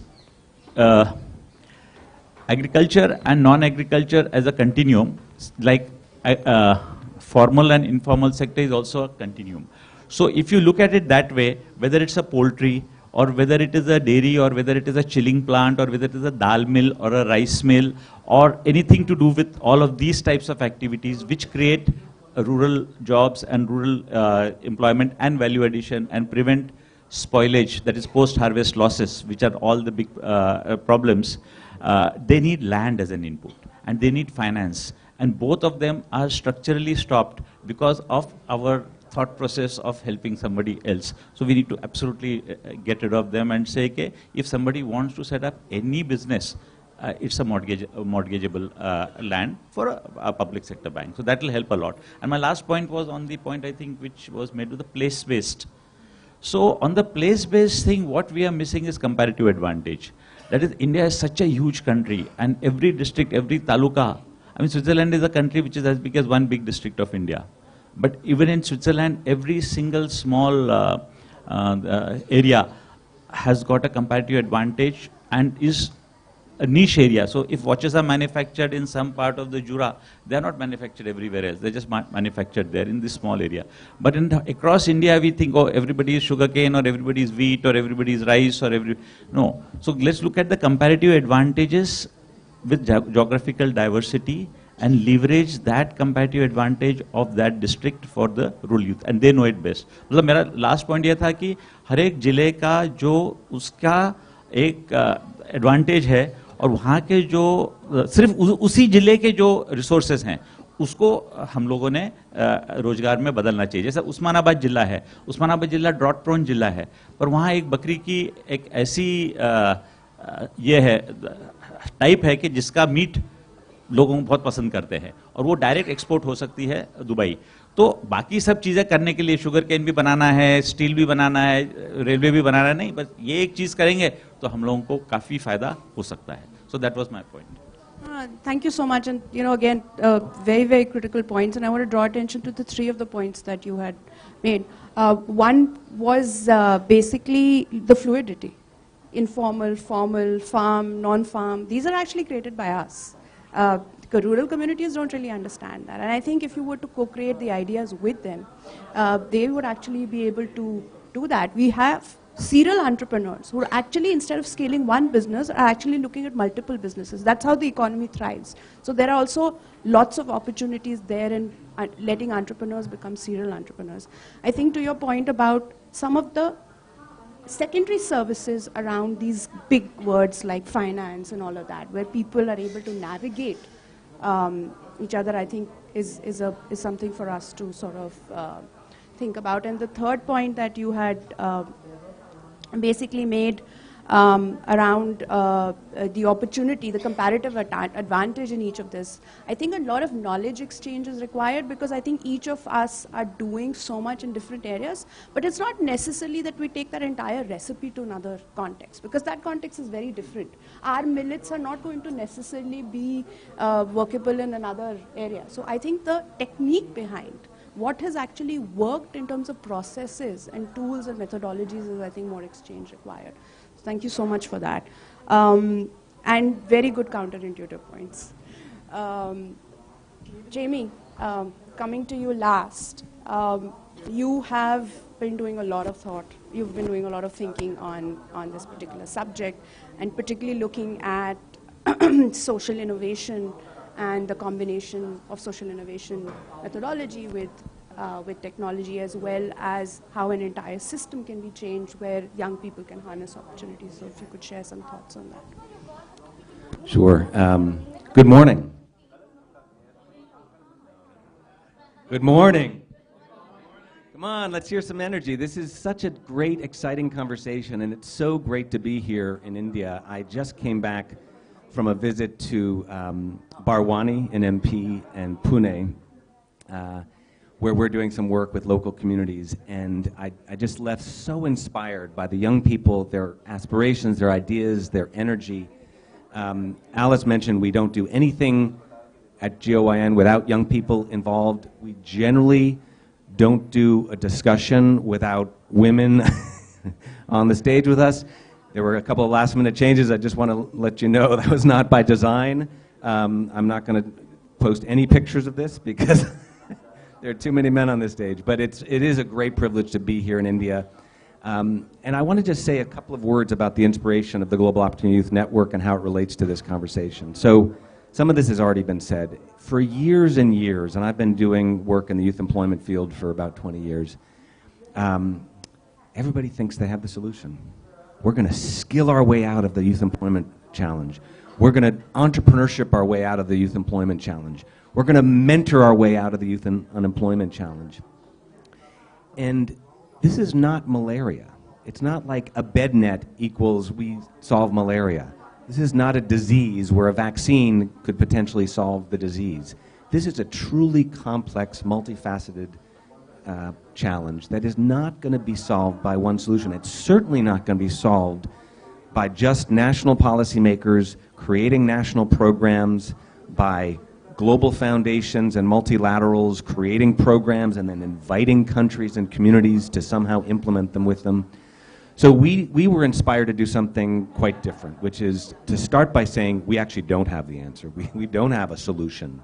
The solutions all exist, and we have to go find them with the right partners and people in their communities. So the inspiration for the Global Opportunity Youth Network and the reason we started in place in communities is to change that whole dynamic, to flip the power dynamic where decisions and funding is all decided from way outside the communities, and instead work with people and community partners to let them make the decisions about what matters, what is possible in their community. And we'll go into more details about this model. And it's absolutely also not the solution, as some people meant. It's not just that if we just work in communities, we're suddenly going to solve this. We've got to work with national policy. I love this idea of if we can change laws, that will create huge progress on the structural barriers. But at the end of the day, as somebody said to me in Pune, where there have been laws changed to recognize the rights of LGBT communities, we can amend the Constitution, but we can't amend people's minds. We've got to also work on mind shift and cultural changes, and that happens at the local level, at the community level. The point you made about improving gender equality starts with families, with young women making different choices. That's not going to come from some edict on high. It's going to come from conversations with young women like the young women I met in Barwani, who are already 50% or more of our youth participants in Barwani. So I just wanted to start with that sort of inspiration and genesis of this whole idea of the Global Opportunity Youth Network. And then I'll try to illustrate a few points that have been made here and how we see it. So to your point of comparative advantage, absolutely. Again, we can't say, okay, every district in rural India should be growing X. And what actually our colleagues in Barwani and Ramgarh are doing is saying, wait a second, let's look at the local economy, the local productive capacity of farms. And maybe we can move away from wheat. I just went to a flower farm. This was work with our colleagues to basically take a long-standing wheat farm and start yielding flowers and crops that could be more value-added. So, but that's only going to happen at the local level with a local analysis of the opportunities and the local absorptive capacity, which you'll hear us talk about. And those have to be designed with community partners, with young people, and then you work backwards to figure out the training and skilling. And one thing I want to say, because I was actually part of a commission at the World Economic Forum for the first Future of Jobs report, and they've done subsequent reports every year, the future of work, future of jobs. I think it's kind of a, I don't know if you know this word, a bugaboo. You know, like there's a lot of talk about the future of work and future skills, but as you said, you can't predict this stuff, right? So you can't, if you spend all your time trying to think about what skills are going to be needed 10 years down the line, we're going to lose a whole generation of young people today. So, you know, I do want us to continue to force ourselves to think about how to automation and machine learning and AI may be taking away jobs, but let's focus on the jobs that we can create today in sectors that are labor intensive, in the home healthcare economy, which is a huge growth area in India and potentially for labor outside of India. The green economy has been mentioned. So anyway, I just wanted to say I think that the future of work can be brought down to something much more concrete. I will say that the other thing that's been proven over and over in this conversation about the future of work is that it does not come down to technical skills. It's really about those broader foundational skills that every person, but every young person, particularly as they're starting out, has to cultivate, and we have to help them cultivate that, because they're going to have to continue to learn. You've heard about the lifelong learning challenge. To continue to learn, you've got to have curiosity, you've got to be able to problem solve.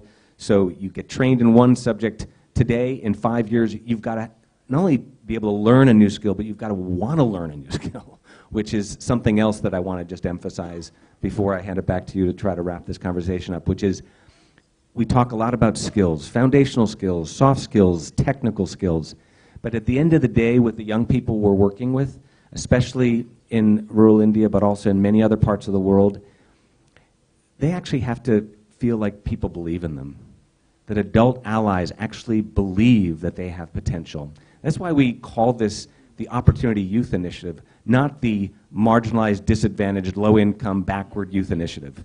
That was one name, but we decided we'd change it.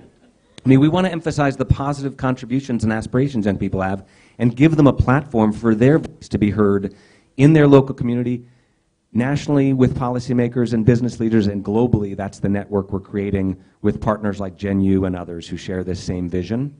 And so I just want to emphasize that really critical element of youth voice, youth aspiration, providing a sense of belonging, giving them a sense of meaning. And you know what that comes from? It comes from, yes, other young people, but it comes from an adult in their community, a teacher, a business leader who says, I believe in you, you can make this happen.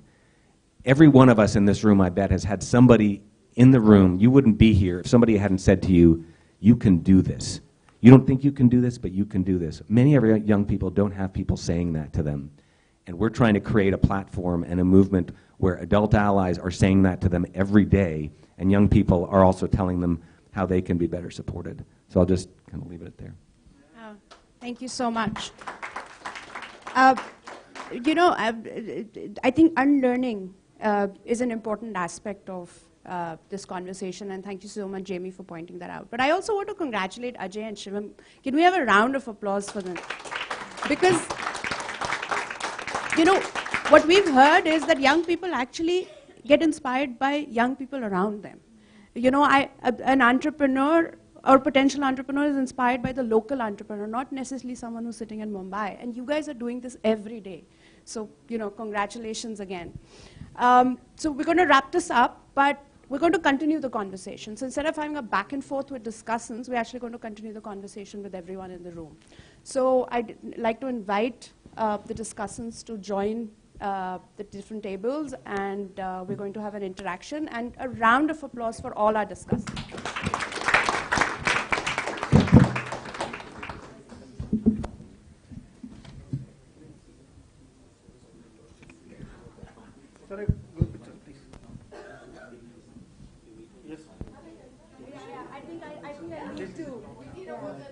Yes. So close. Yes. Great, sir. Great. Yes. Thank you.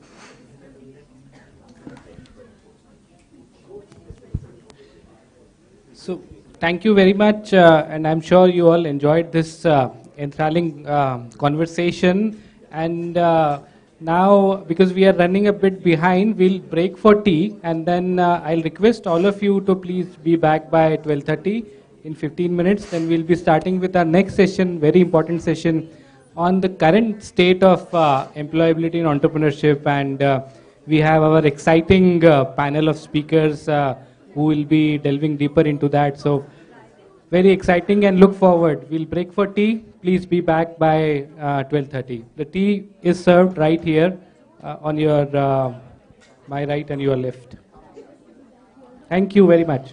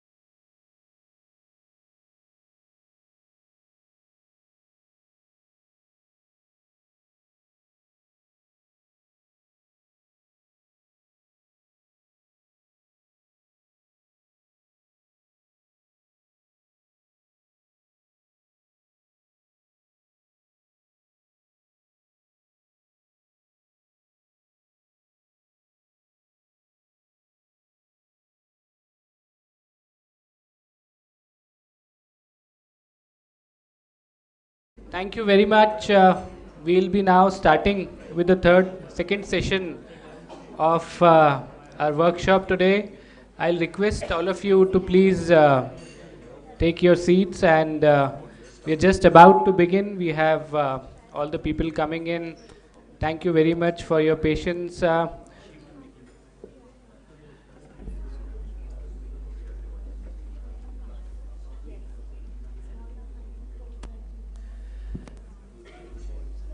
So after a very interesting session we had around the future of work, some very interesting ideas and deliberations we had, and I thoroughly enjoyed the session, the discussions, and I'm really thrilled to listen to our speakers, our discussants for the next session. I hope you also enjoyed. So I'll just request to please put up the slide.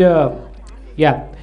So this is the second session. Welcome again to this session around state of employability and entrepreneurship. This will be speaking about where as a country we are. We saw and talked about the future of work, what lies ahead for us in the future. Now we'll be also discussing around where are we in terms of state of employability and entrepreneurship, what is working well, what are the challenges, and we'll hear from our illustrious discussants on this very interesting topic. So I'd like to invite the discussants on the dais. I'll start by requesting Mr.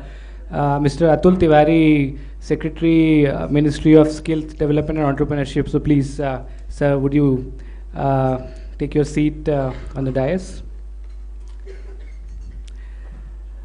Secondly, I'll request Mr. Alkesh Wadhwani, Director Poverty Alleviation, Bill and Melinda Gates Foundation, doing phenomenal work around this area. Mr. Alkesh, please take your seat. And then we have Ms. Anisha Sharma, who brings around the academic lens. She is a professor of economics at Ashoka University and has done a lot of work around challenges that women face in employment, and we'll listen more from her on the session. And then we have Joel joining for the session. No, we don't have Joel. Okay, sorry. So I think there is this some confusion. We don't have Joel for this session. So we have a young person. I think there has been some mixed up for the session. Sorry, really sorry about that. We have a young person, Ms. Sunita Kumari, who is from the Youth Advisory Group in Ramgarh. And welcome, Sunita, on the board. So you see, we have got a very fascinating panel. We got, we got to listen from the government perspective, the perspective from leading philanthropic organizations, academic view, and also young people. So as we say, nothing for the young without the young. So thrilled to have this terrific panel, and I'll now invite the lead presenter, Ms. Anu Mehta from Global Development Incubator and Global Opportunity Youth Network, to briefly set the context by sharing a brief presentation, and then we will move to our illustrious discussion panel. So Anu, over to you.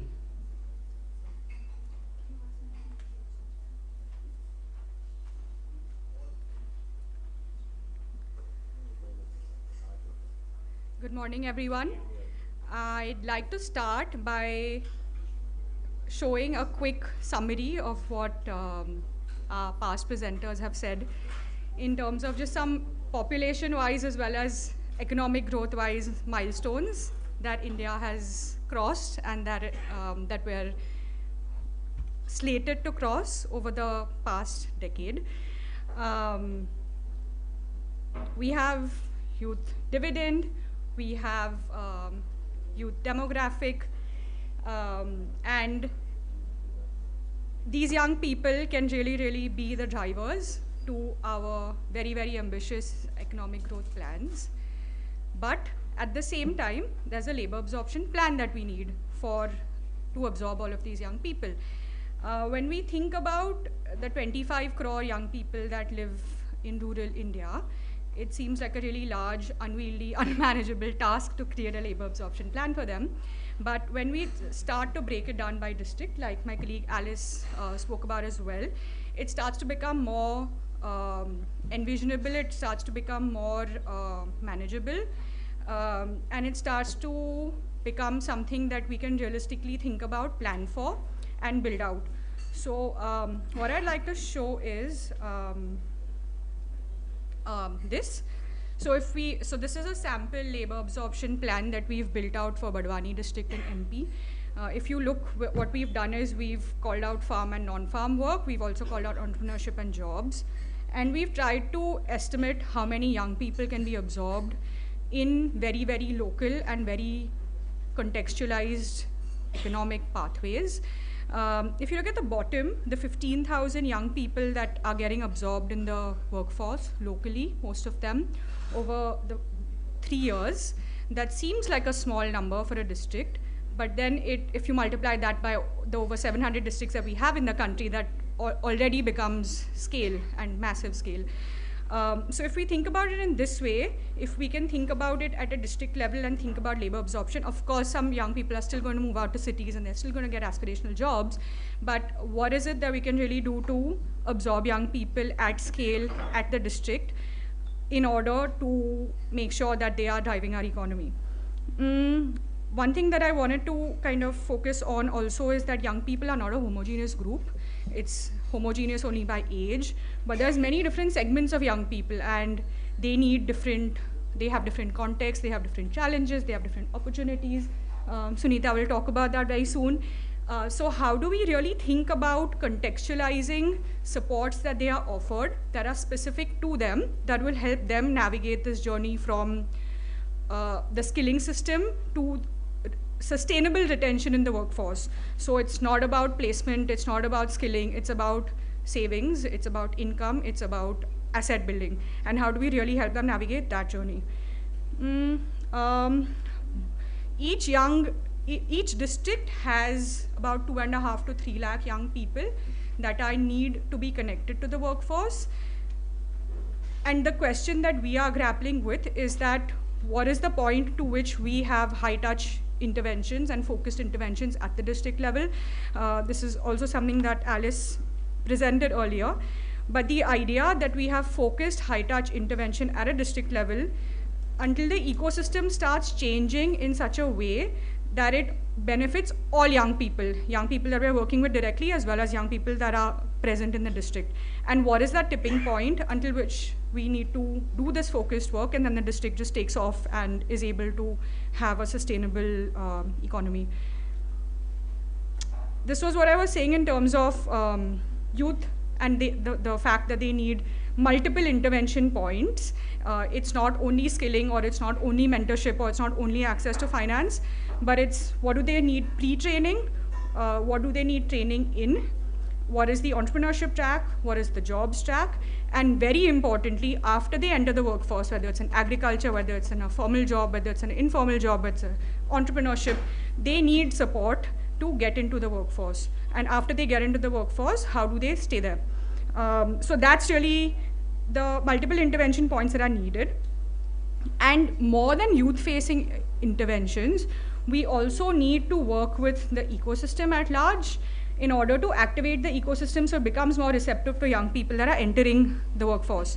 So questions like how do we increase economic activity at a district level, how are we thinking about markets, how are we thinking about gig work, how are we working with employers and policymakers in order to make it more conducive for young people, and overall have an enabling environment so that there is, it's like Jamie was saying, right, that young people feel that they're wanted in the workforce and that they can be a productive part of the workforce.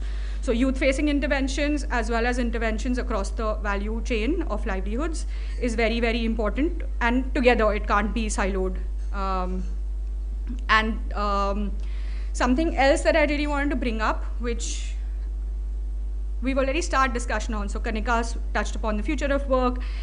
We touched upon economic opportunities for women. So there are some cross-cutting themes that are emerging that are important at the India level, but also at the global level.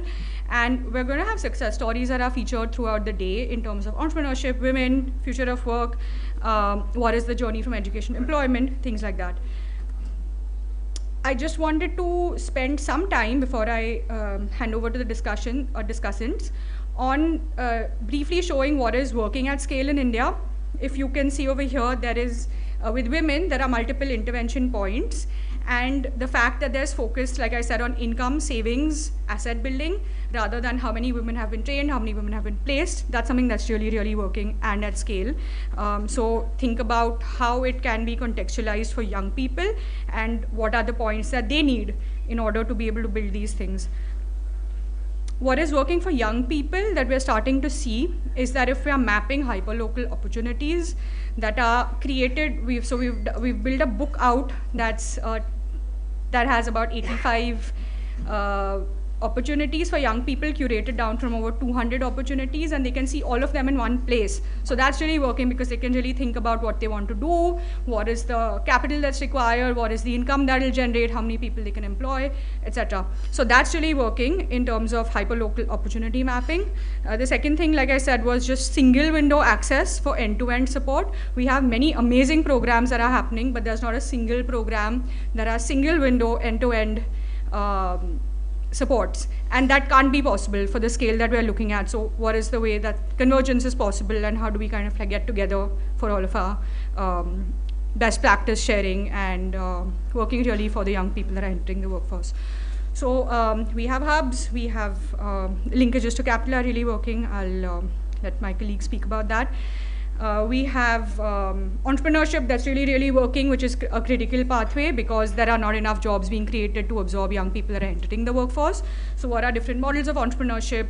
What is working for young people? What is not working? There are great examples here, which again, my colleagues will talk about.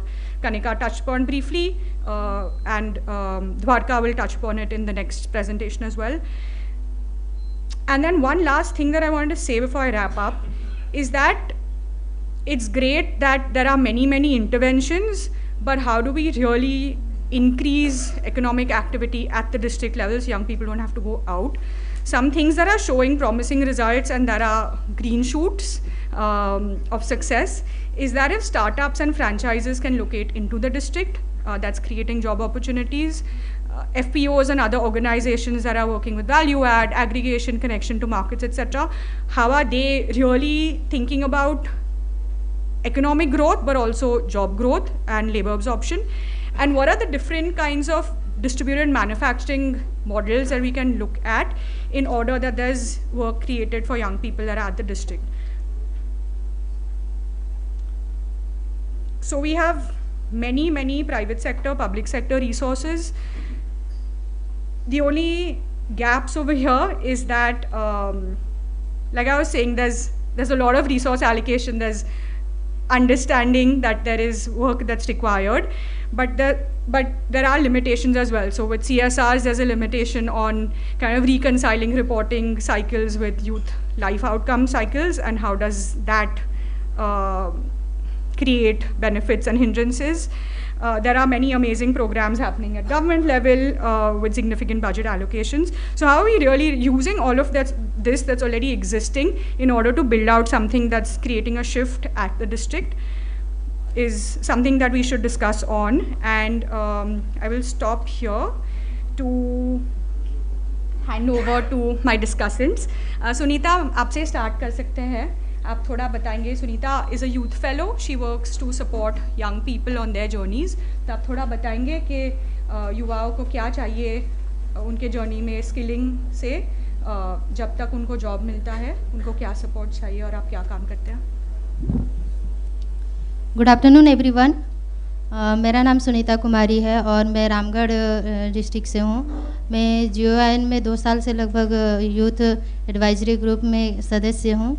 हमारे Ramgarh area में basically ग्रामीण युवा अधिकतर जनसंख्या है, जिसमें युवाओं को स्किल या एम्प्लॉयमेंट में जाने से पहले उन्हें करियर काउंसलिंग की बहुत आवश्यकता होती है, क्योंकि वहाँ के युवाओं का एजुकेशन उस लेवल पे नहीं हो पाता है कि वो अपना एक मार्गदर्शन बना पाएँ कि वो किस क्षेत्र में जा पाएँ.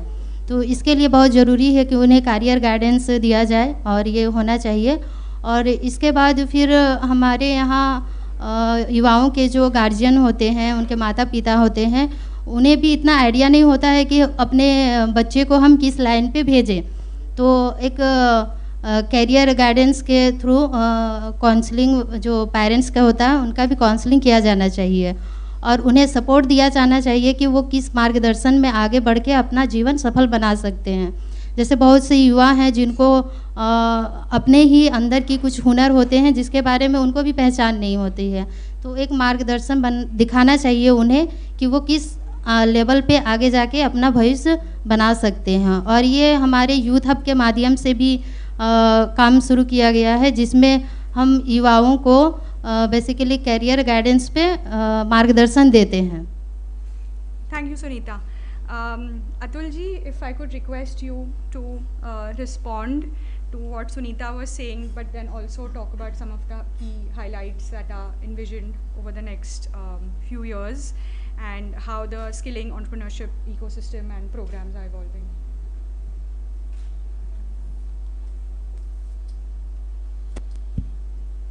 Thank you very much. I saw the presentation, and if I were to do it from skilling ministry, I will focus on something else. But I think a lot of questions have been answered in that presentation. Lovely presentation. If you look into the latest budget, it is also premised on job creation and livelihood and youth. And there is not much information on what all the our ministry does, but then the focus is on livelihood. So probably we need to bring more into what skilling has to offer. And we may need to answer the question whether the skilling should come first. I think skilling, some amount of skilling or some amount of hand-holding would be required in the beginning. Absolutely. And the good part is that for various reasons, you are also able to offer some amount of mentorship, which is also quite useful. And since we work on a large scale, you may not have such interesting stories to tell all the time, but the approach which we have been taking, I think, is very much grounded into the field level situation.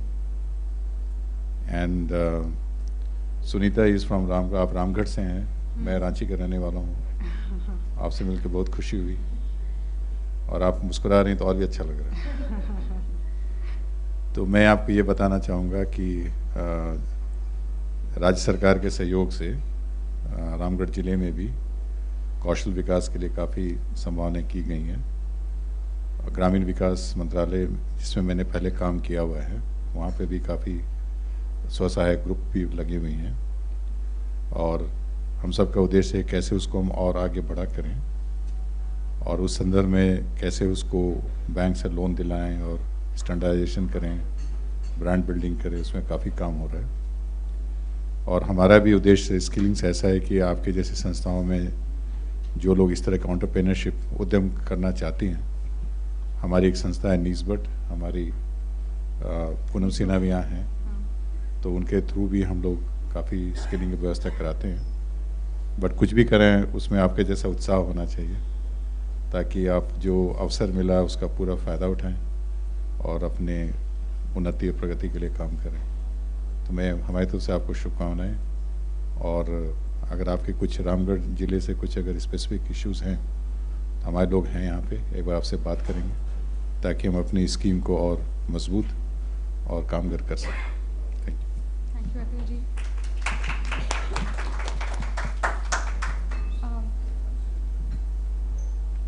Hand over to Anisha. Our colleagues touched upon labor force participation of women and how that's decreasing.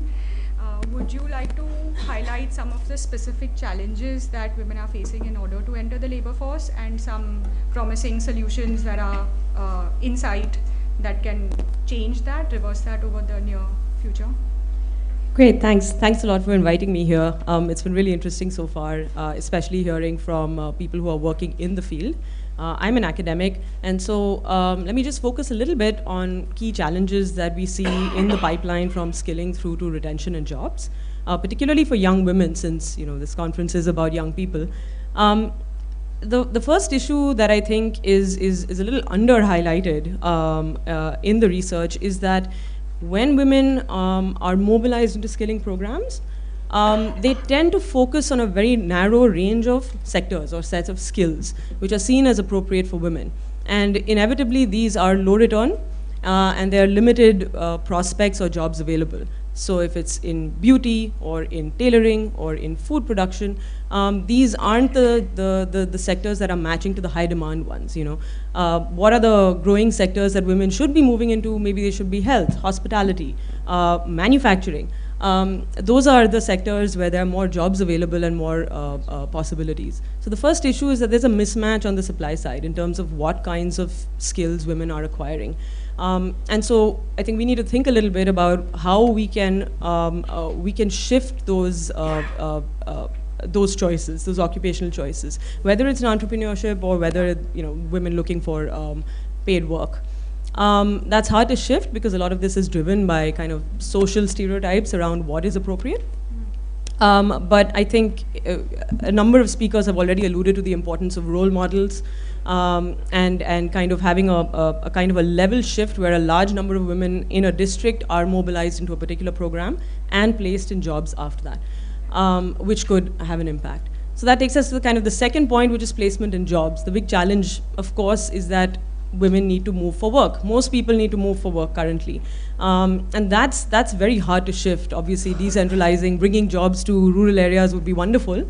But the fact remains that if you look at health, hospitality, all these kind of high growth sectors, they are in cities. So in the meantime, I think some support needs to be given to young people who want to migrate. Migrating is challenging. It's even more challenging for women than it is for men. And so what is the kind of support that we can give there that can help women shift? Here, I think counseling is important not just for the women themselves. They have high aspirations. Counseling their family members and the decision makers in their families who decide that this is just not safe or not appropriate or nobody else is doing it, that now becomes important. And so is there a way that we can use the power of social networks to shift these reference points for a large number of people at the same time?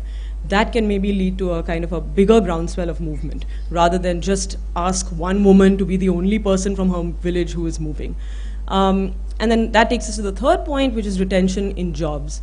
Of course, we know that a lot of women will drop out of work after they get married or after they have children. But the onus then on retaining them shifts a little bit to the firms. Can workplaces provide amenities and environments that are more conducive to retaining women, right? Whether that means flexible hours, whether that means flexible location, whether that means providing safety from sexual harassment, right? Workplaces need to become more amenable for women to stay there for longer periods of time. And I think, again, a harder problem to crack, but here the onus is really more on the private sector and working with them to find partners who could maybe collaborate on developing programs that can keep women in employment for longer. Those are just some thoughts on this particular issue of getting more women into the workforce. I'll hand over to the other panelists now. Yeah. Thanks, Anisha.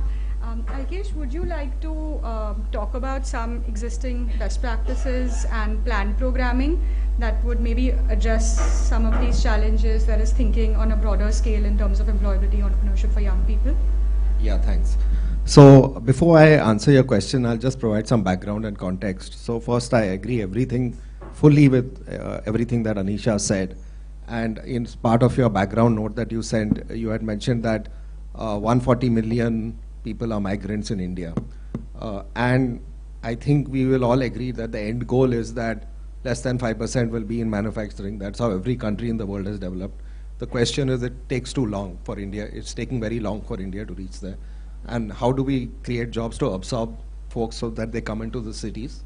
And to do that, we need some support for migrants beyond what Anisha said, you know, for example, if rent laws are in favor to provide rent rather than purchase, and you bring down the prices of housing, that could be another thing you could do for migrants.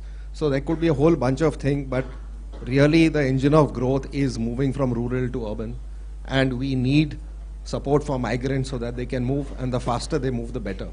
The story is actually not as bad as it's made out to be, that 70% is still in rural, etc., etc.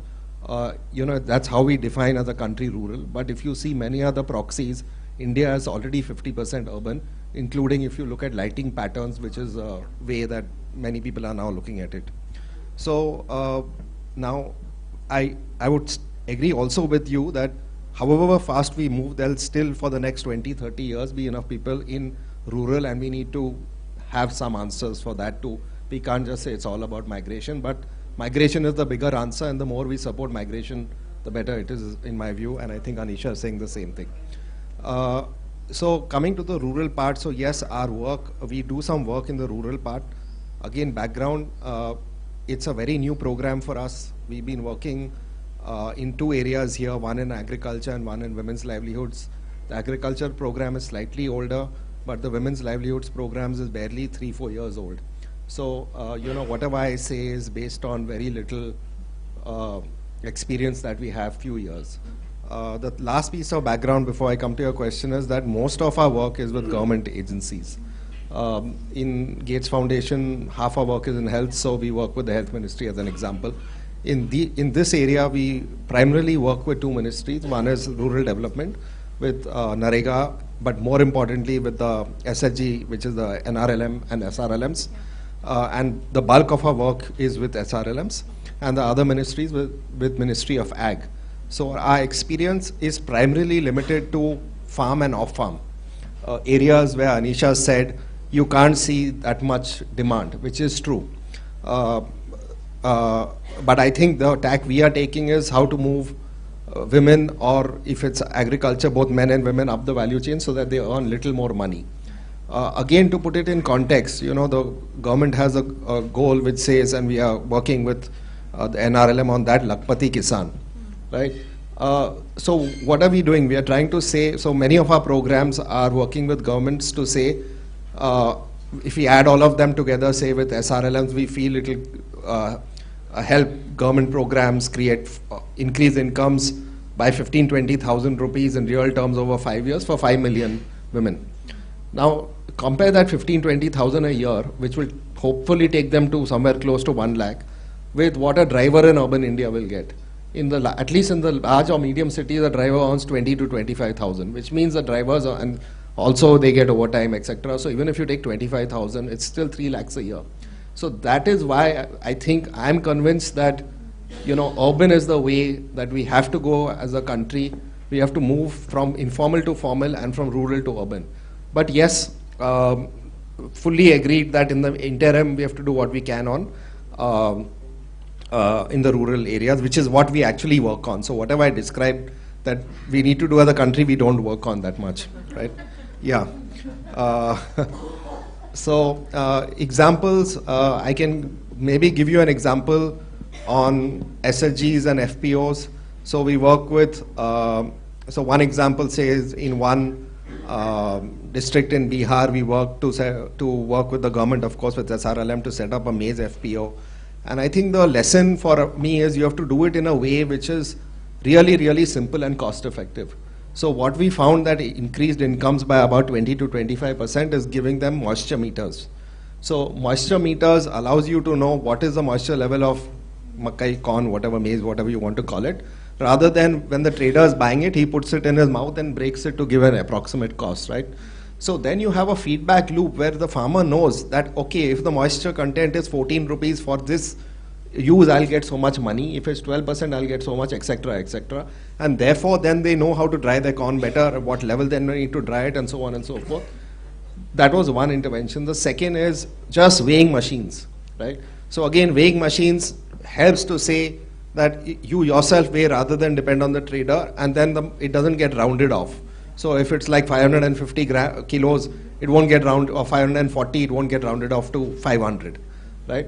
So these were the two main interventions. Of course, collectivizing them, aggregating them. Aggregation also gives you benefits, no doubt about it. So I would say aggregation, moisture meters and weighing meters is what increased incomes by 20 to 25%. And in sector across, in micro sector and micro sector, I can give you similar examples. If you're growing brinjal, if you're, whatever you're doing, there are very specific interventions that will lead to this increase, right? So this is one example I'll give you. The second example I'll give you perhaps is from UP. So our basic theme is, can we increase incomes, of course, through markets, which is an example, this one, or through government procurement for SHGs, or through government entitlements, roughly. So I'll give you an example from government, maybe procurement. So from government procurement in UP, the government decided that they would, in 200 blocks, allow SHGs to set up manufacturing centers that will, and then they'll buy it for the take-home ration, right? Now, each of these centers actually gives you revenues of give or take 2 crores. And if you do it in 200 blocks, you can earn revenues of 400 crores. So it's quite a big deal to have women run these centers. So we worked with the government. They were able to, women were able to get a few centers up and running, slightly more. Now there is, I think by the end of this year, the government will have scaled up across all 200 blocks. Each block supplies enough food for 2 blocks around it. So they'll supply enough food for the take-home rations for 400 blocks. And UP is about 800 blocks. So half of UP's take-home rations can be met by the need of SHGs. Yeah. You know, maybe the last example I'll give you is from the I'll give you a private sector example, though I can give you many more government examples that we work with, because 80–90% of our work is through government programs. So we set up again accelerator for agri. Run by Social Alpha in collaboration with IIT Kanpur. So it's set up in IIT Kanpur. And the goal was to get startups, or I mean not large companies, but even mature companies who offer products for farmers in the richer states. The richer states could be Maharashtra, Tamil Nadu, Kerala, whatever you want to say. But these services are not available in UP, Bihar, Orissa kind of states we work in, because, you know, just like people don't want to migrate, even entrepreneurs think, why should I go to UP or Bihar or Orissa when my market is somewhere else? I understand the ecosystem. Will there be a market in UP? Who knows? You're so far away, you think there must be no market, but actually there is. And we work with smallholder farmers. So that's even more challenging, right? Because you're not talking about the progressive farmers. So we, this program got a cohort of 30 startups, and which worked with about 75,000 farmers. And now we are confident that eight of them can reach scale and reach about 1 million smallholder farmers in the next 3 years. So then those products increase incomes of smallholder farmers by about 20 to 30%, or reduce cost by the same amount, right? So examples I can give you of the kind of products. For example, there's one product which stops animal attacks on pests, on crops. So it's got huge demand, right? There are other products which, so we care a lot about women smallholder farmers. So we're looking at machinery to reduce drudgery of smallholder farmer women, in addition to, of course, increasing income. Because if you're not increasing income or reducing costs, I mean, whether reduce drudgery or not is not going to matter. So this is a 2,000 rupee instrument where you just take a seedling, you clamp it, it goes down in the ground and goes to the right level of depth, right? So it reduces drudgery and increases income because the seedling goes in well. So I can give many, many examples, but I'll stop. So these are 3 examples. No, thank you so much, Alkesh. Really valuable to have all of your inputs. We have a really diverse panel over here. Tulji, if I can circle back to you and say that all of this is employment and placement in the workforce, but a prerequisite and a very crucial prerequisite to that is some form of skilling or some form of enterprise support. So if you could tell us a little bit about the vision for the programming around skilling and enterprise, what programs would align to it, and how you're envisioning the next 5 years around skilling and enterprise programming to look like, that would be really helpful. I'm sure the toughest questions are about the government.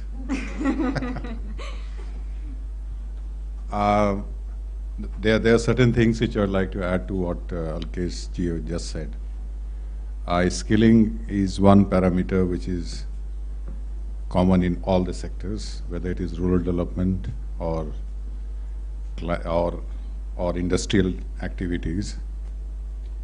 And if you're talking about small scales, like if you have a plumber, if he knows the normal thing, you will get some amount of money. But if he knows how to fix up the sensor-driven faucets, then you'll get 10 times that salary also.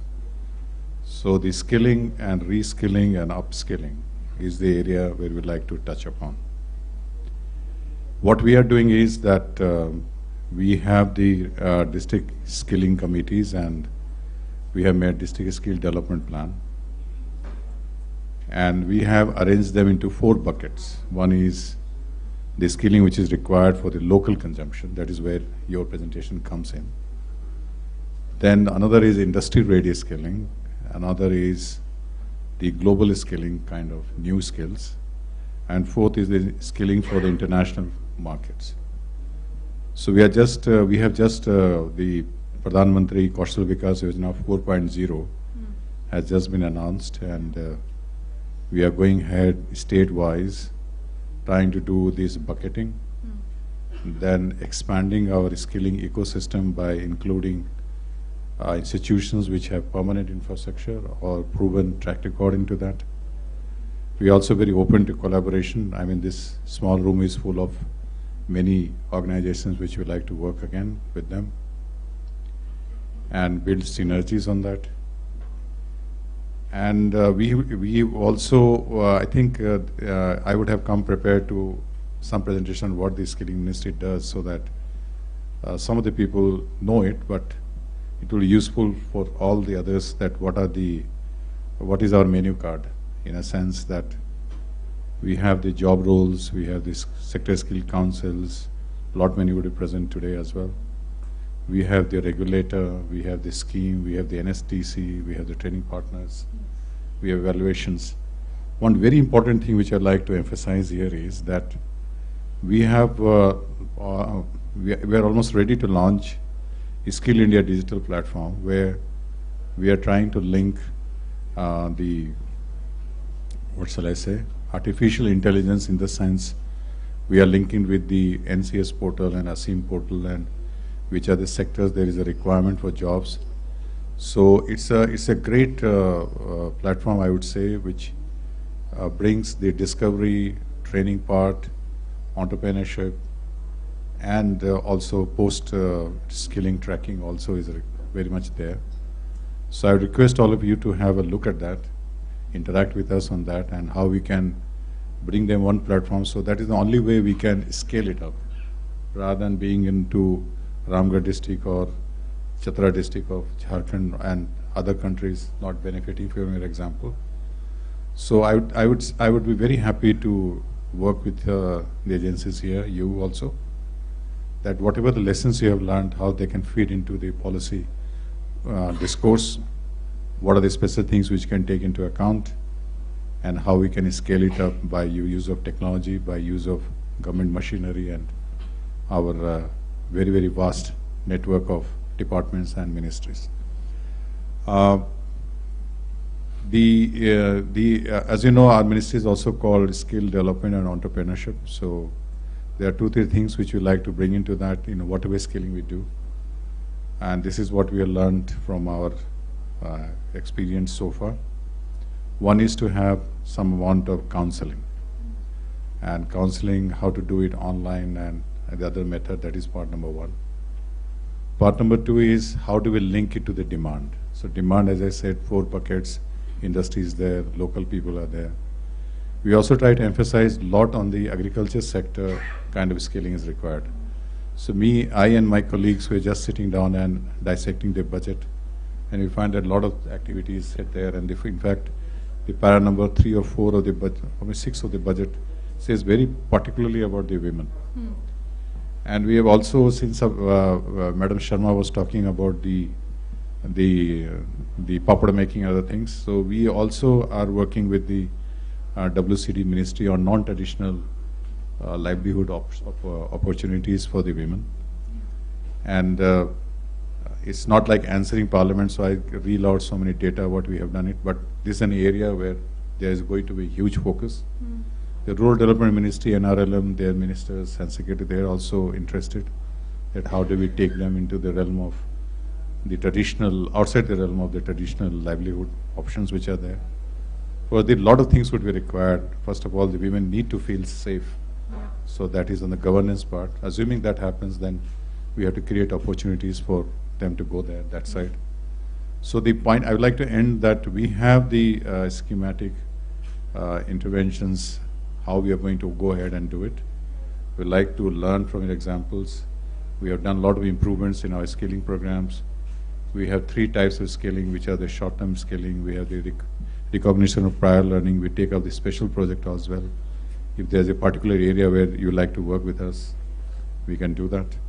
And we'd like to engage all of you on the Skill India Digital, which will also have a part on the entrepreneurship, which it has been mentioned in the budget document this time. And we are already working with a plethora of agencies and trying to build synergies and collaborations with them. And I understand that while the government does the major load, takes the major load, we cannot do it all alone, so we need the cooperation and collaboration with all you, Madam. Theoretical inputs, academic inputs are also very much required, as well as other so many agencies. So we have our big bus ready, so I would request all of you to hop in and come to our destination with us. And we'll find that we are a good companions. We'll feel happy working with us. Thank you so much. Thank you so much, Atulji. I'd like to close the panel, but before I close, in the spirit of collaboration and sharing, I want to quickly point out that we're in the process of writing a white paper on livelihood, skilling, employability, entrepreneurship. We would very much value all of your inputs, formally, informally, whatever is comfortable, but we would love to have your inputs to co-create the paper, because that's what we're really, really hoping is one of the outcomes of the workshop. Okay, thank you.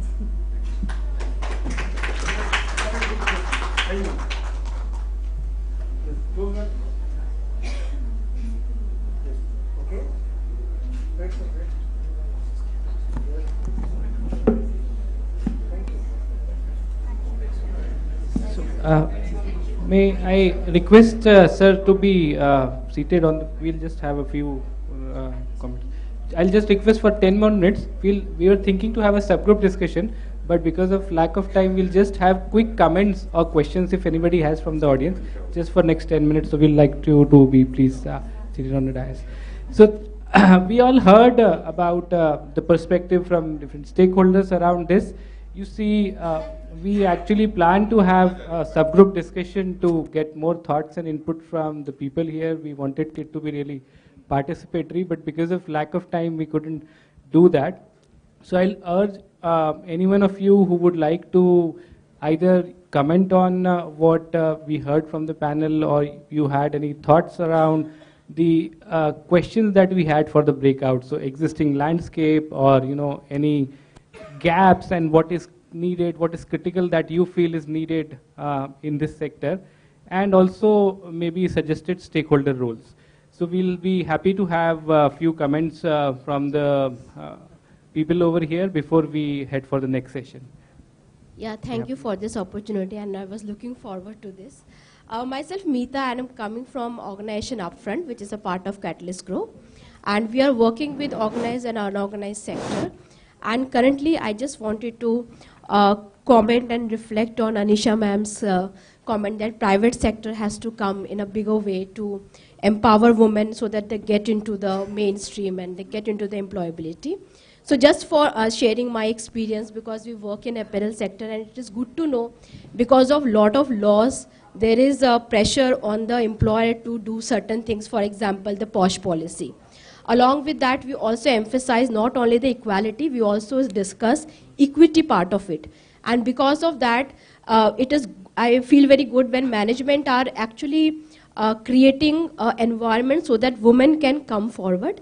But as we believe in gender, when we are talking about Soch, Satta and Sansadhan, mindset, resources and agency, these three things are very critical.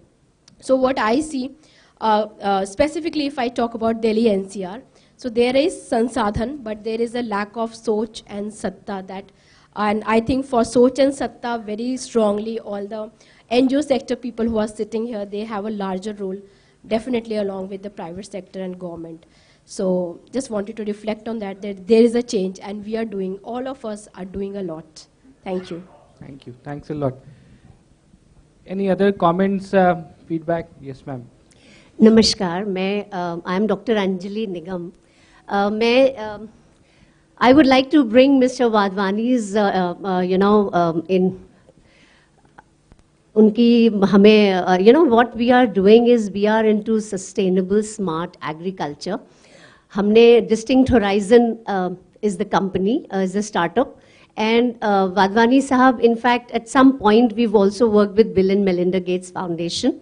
Because आपने जब वो seed की ज़मीन के नीचे वाली बात करी, तो actually we are able to, with our technology, able to put even the fertilizer down below, so that उससे अब वो हमारी all in one machine हमने AI based भी कर दी है उसको. और आपकी तवज्जो इनफैक्ट वुड ज़रूर चाहूँगी कि we would like to connect once again with Bill and Melinda Gates, because the kind of carbon footprints which we are able to reduce by just one machine is more than 40-50 times than a solar panel, जो कि 2 लाख का मिलता है, हमारी machine 1.5 lakh की. तो sir, it is a submission here. I would like to connect with you. And sir, for Alkesh, I think Tiwari Sahab, आपके लिए भी एक, I run an organization called White Swan Consulting Group, और मैं एक woman entrepreneur भी हूँ. Distinct Horizon में मैं global partnerships देखती हूँ. सर, इसमें मैं लखनऊ में रहती हूँ, और वहाँ पे हमारा ये GI करके सर्टिफिकेशन हुआ था लखनऊ को, that is geographical I think indication, GL geographical location, जिसमें जरदोजी को 2013 में बहुत लखनऊ को दिया गया था वो, कि वहाँ पे वो मेन वहाँ पे काम होता है. अभी वो बिल्कुल चला गया है because of machine embroidery and all. मैं कोशिश कर रही हूँ बिजनौर के गांव में जाके और चौक के गांव में जाके, वहाँ पे बेसलाइन स्टडी हमने करी है. And we have also RPL के अंतर्गत, in fact recognition of prior learning के अंतर्गत, we have done some projects with Lee Grant for electricians. So those projects can definitely be done there, but I don't know the modus operandi, because I don't want to get into through CSR channel. I want to do it at my level, and I don't know how, so I would need your guidance there. We have a lot of women who have already registered. अभी मैं अपने resources से कर रही हूँ उनके बच्चों के लिए स्कूल, और वो सब मैं already कर रही हूँ. और उनकी वो महिलाओं ने already, कई महिलाओं ने नाम दिए हैं जो कि they want to learn back that. तो वो कोशिश ये है कि जरदोजी रिवाइव हो जाए लखनऊ में, जिससे कि वो हाथ की जो कारीगरी थी वो वापस आ जाए. और empowering women is very important. तो वो आदमी करते थे पहले, बट अब हम कोशिश ये कर रहे हैं कि औरतों को भी सिखाएं, और उसमें उनको एक alternate income for their financial independence for the children, for education of their children. और साथ में, क्योंकि सर जो पहले जो कर रहे थे वो लोग, अब कोई टाइल का काम कर रहा है, कोई ऑटो चला रहा है, कोई मेसनरी का काम कर रहा है, क्योंकि वो चला गया काम. तो पर मेरी कोशिश है to bring women into this and make it only a women kind of initiative, so that we empower them and bring their livelihood back, and also the art comes back. Thank you. Sorry for taking so much time. Thank you very much. आप मुझे अपना card दीजिए, मैं लोगों से आपको संपर्क करा दूँ. ठीक है? Thank you. अपना कार्ड तो दूंगा ही, आपका भी कार्ड ले लेता हूँ. अभी चूंकि लोग लंच के लिए वेट कर रहे हैं, मेरा ज़्यादा बोलना उचित नहीं होगा, इसलिए मैं अपनी बात यहीं पे खत्म करता हूँ. डिस्टिंक्ट होराइजन इधर है, मैं मैम आपके लिए लेके आती हूँ. So thank you very much. And with this, we would like to close this session unless there is any last comment or any feedback if anybody has. We are really sorry because of paucity of time we couldn't take more. We would have loved to hear more from people, but we just have another 2-3 minutes. Anybody last would like to go? Otherwise, we are good to close this session.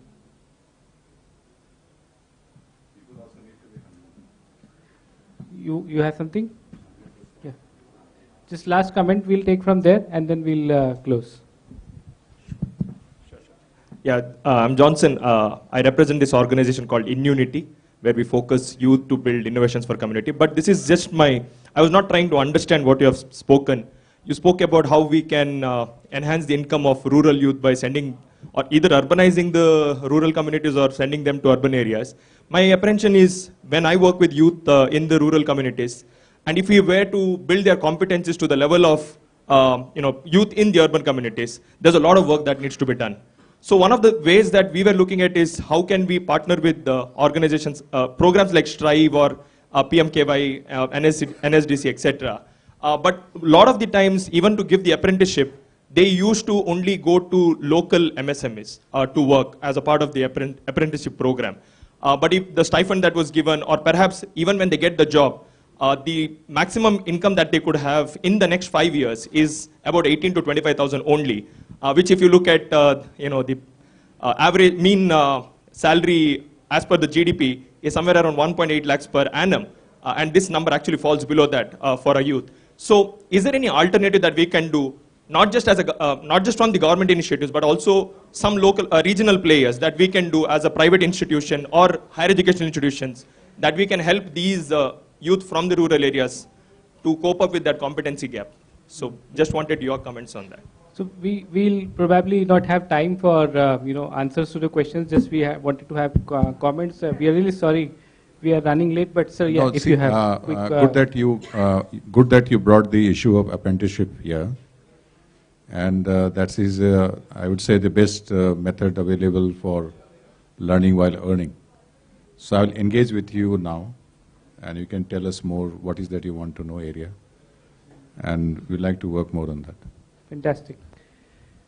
Thank you. So thank you very much, all the discussants, really valuable inputs, and sir, thank you very much for all the openness and engaging with the audience. And we will now officially close this session, and we'll switch to the next session on entrepreneurship. So thank you all, and I request all of you to please join us for the next session. Thank you. Big round of applause for the discussants. So with this, I would like to invite Yuva team, Ms. Dwarka from the Yuva team, to also, there's this component of entrepreneurship which we lightly touched on this last session, but we would like to expand more on. There has been a lot of work that has been done on that. There are some findings that we would like to share with you, and also engage with the people on the specific components of how do we create models for entrepreneurship. So I also would like to just brief that, because already we are running behind. So we will have this session till 2 p.m. Where we will have share some of the ideas and the surveys that we have done, and then we'll break for lunch, and then we'll come back again to participate in the subgroup activities that we have, which we couldn't do for the last 2 sessions. We'll do it together after the lunch. So over to Dwarka.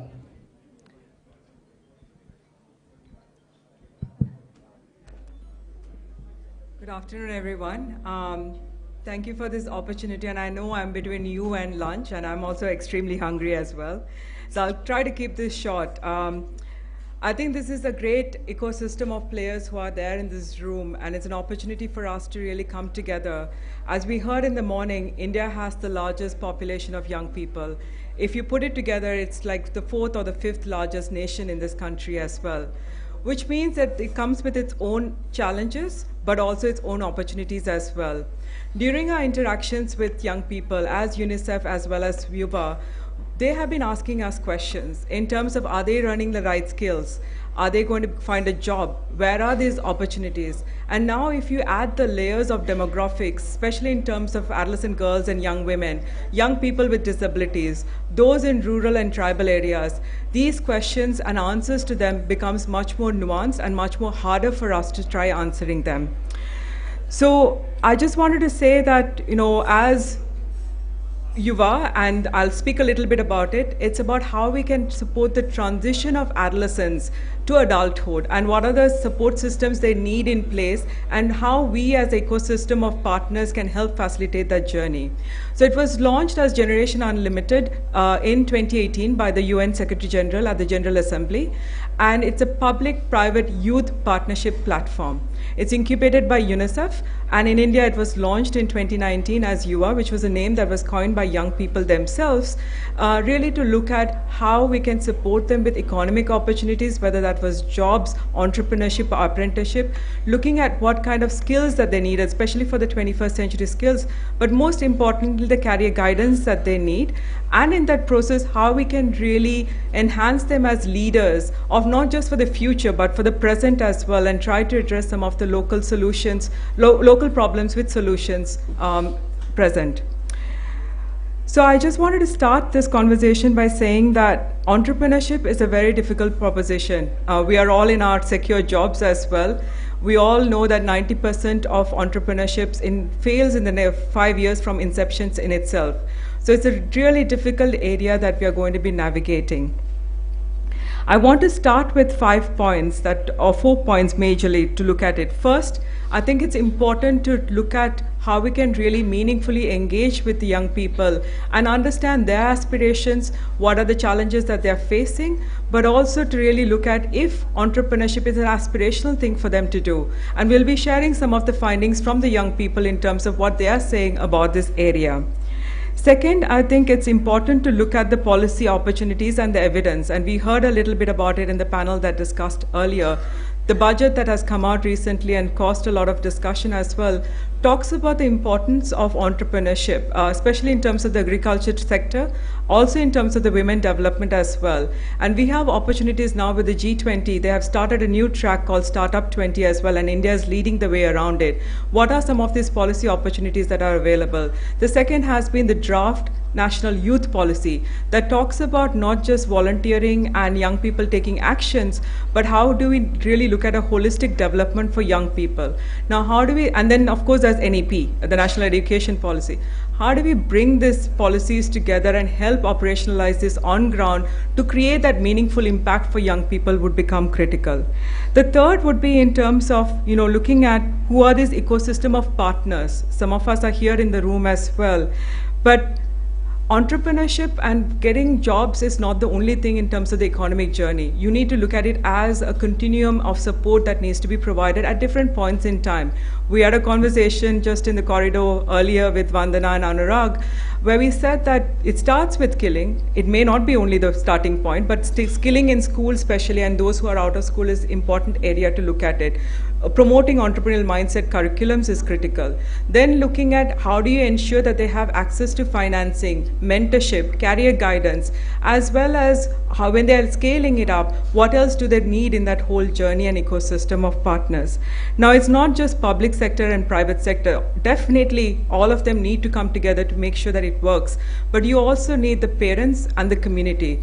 This especially comes true when you're talking about adolescent girls and young women. They're already pushing barriers and breaking those barriers. It becomes even more harder, and how we really ensure that ecosystem of collective partnerships can really help around it. The fourth one I would really look at is to document and generate some level of evidence around the models that seems to work on ground. We heard some examples as well, and I think this is critical, not just in terms of evaluation and monitoring, as somebody told us yesterday in one of our board meetings, but in terms of learning and sharing those learnings collectively among us is going to be important. I think truly this is the collective power of partnerships. We all need to come together to address it, to face not only the old problems, but also the new ones that are emerging.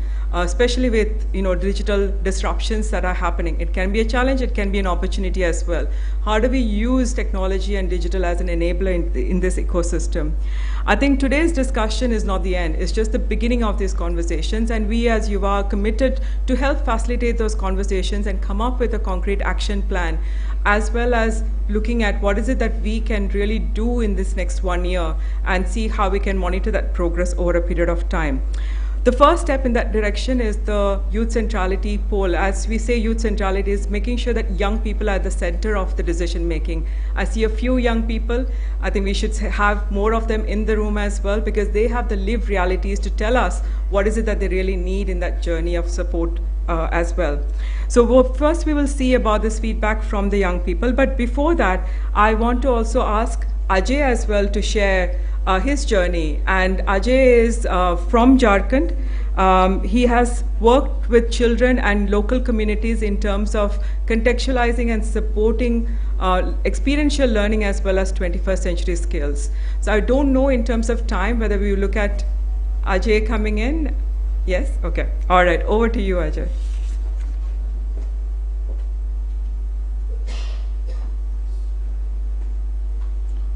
Thank you Dwarika. सभी को जोहार। मेरा नाम अजय है और मैं Palamu district है झारखंड में, वहाँ से बिलोंग करता हूँ और टीच फॉर ग्रीन नाम की एक संस्था है, उसको लीड करता हूँ। ये मैंने 2018 में स्टार्ट किया था जब मैं 25 साल का था। और जो टीच फॉर ग्रीन है, जैसे मैम ने बताया कि हम वर्कशॉप्स, करिकुलम, ट्रेनिंग्स डिज़ाइन करके बच्चों के साथ, गवर्नमेंट स्कूल्स के बच्चों के साथ और जो यूथ है कम्युनिटी के, उनके साथ हम एक्सपीरियंशियल लर्निंग, नेचर के साथ काम करते हैं, जिससे उनका लीडरशिप और 21st सेंचुरी स्किल डेवलप हो, क्योंकि वो एक्सप्रेस कर पाए, कम्युनिकेट कर पाए, वो अपने लोकल लेवल के प्रॉब्लम्स को सॉल्व कर पाए, और साथ में जो कैरियर पाथ वो चूज करने वाले हैं उस पर इन्वायरमेंटली कॉन्शियस हो के डिसीजन ले पाए। ये एंटरप्रेन्योरशिप की जर्नी मेरे लिए आसान नहीं थी, क्योंकि coming from a small place, financial backup नहीं था, लोअर मिडिल क्लास फैमिली से आने के बाद, फिर भी ये जो प्रॉब्लम्स थे, लेकिन I am thank to some programs जैसे unlimited India, Wipro seeding fellowship, इन्होंने मुझे हेल्प किया। मगर मैं जब बाकी युवाओं की बात करता हूँ अपने लोकल लेवल में, अभी भी कुछ प्रॉब्लम्स हैं जो मैं शेयर करना चाहता हूँ, कि जैसे अभी बात भी हो रही थी कि एक तो सबसे बड़ा चीज़ है कि युवाओं के पास आइडियाज़ हैं, मगर उनको किस तरह से रजिस्टर करना है, या जो लीगल फ्रेमवर्क होता है उसमें कैसे वो कर पाएँ। दूसरा है कि स्कीम्स तो हैं, गवर्नमेंट की स्कीम्स या जो स्टेट लेवल की हैं, मगर उनको अवेल कर पाना बहुत बार होता है कि वो जो प्रोसीड्योर होता है अवेल करने का फाइनेंशियल लेवल में, या जो वो कैसे कर पाए। और तीसरा कि एक युवा हर स्किल्स तो नहीं जानता, तो जो अगर मेंटरशिप या जो एक हैंड होल्डिंग होता है थीमेटिक मेंटर्स के द्वारा, अगर वो हो तो वो इस जर्नी में अपने स्किल्स को डेवलप कर पाएंगे और अपने जर्नी को प्रोग्रेस कर पाएंगे। मैं वाईपैड का मेंबर भी हूँ, ये जो मैम बात करी थी युवा का, तो ये जो प्लेटफॉर्म है डिफरेंट पार्ट्स ऑफ जो यूथ है कंट्री के, उनको हेल्प करता है टुगेदर आने में और अपने प्रॉब्लम्स, अपने लर्निंग्स को शेयर करने के लिए, और एक साइलोज में वर्क करके नहीं, कैसे हम एक टुगेदर में एक दूसरे को हेल्प कर पाएं, तो इसके द्वारा हम ये कर पाते हैं। मैं आगे लुकिंग फॉरवर्ड में चाहता हूं कि इस तरह के प्लेटफॉर्म्स और डेवलप हों जो लोकल लेवल में रूरल यूथ के लिए भी हेल्पफुल हों, और दूसरा चाहे वो गवर्नमेंट एजेंसी हो, चाहे वो डिफरेंट ऑर्गेनाइजेशंस हो फंडिंग के या स्किल डेवलपमेंट के, वो युवाओं पे विश्वास करें और उनको एक अपॉर्चुनिटी दे कि वो ट्राई आउट कर पाए। फेल होना एक अलग चीज होता है, लेकिन उनको ये एक बहुत बड़ी लर्निंग, मैं अपने 5-6 साल की जर्नी से ये बता सकता हूँ कि ये एक लर्निंग, अपने पैशन पे वर्क करना बहुत जरूरी होता है। तो ये मेरी शेयरिंग थी। Thank you everyone.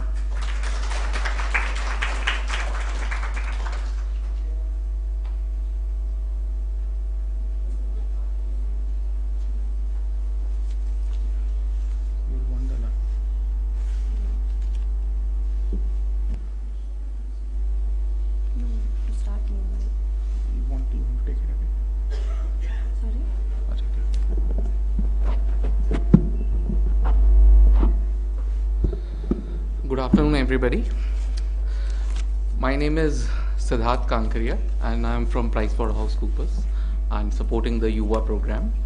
And I'm here for two purposes. One is to kind of take you through a youth pulse survey, which we have done on entrepreneurship.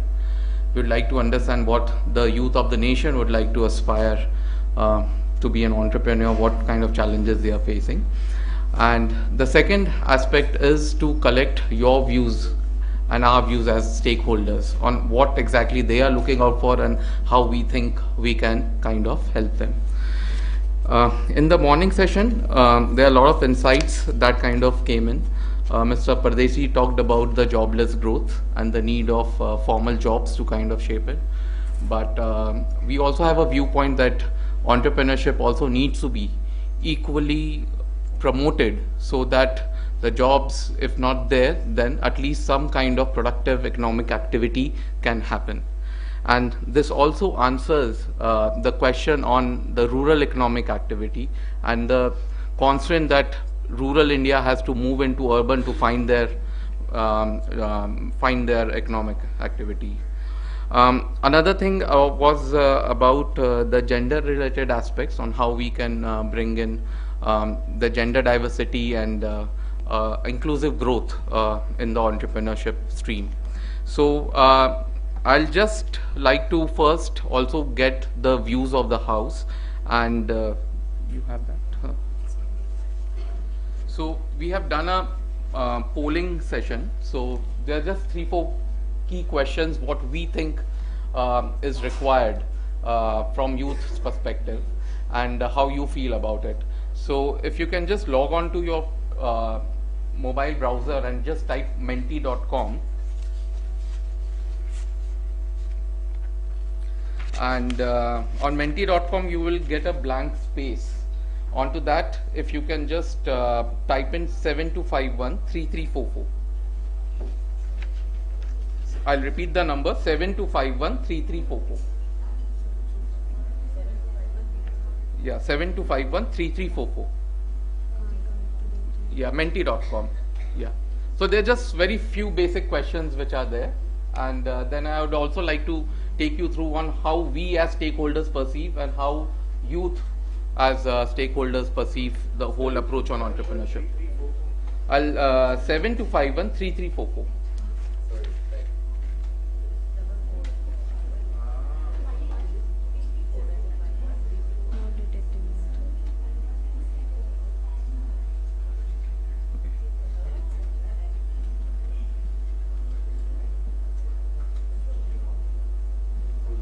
You're just having a technical issue.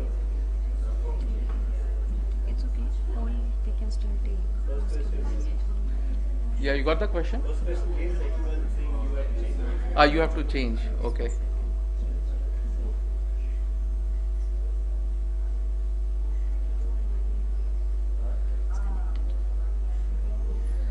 Can someone change the question? Without logging in, I can't.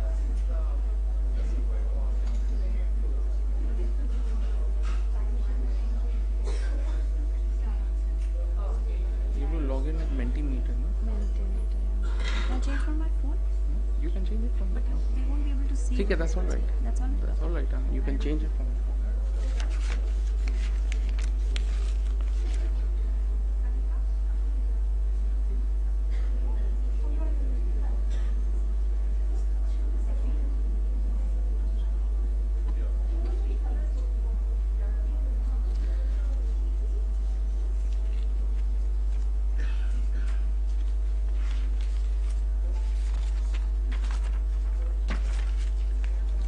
We'll just give it one more minute and then we'll get on.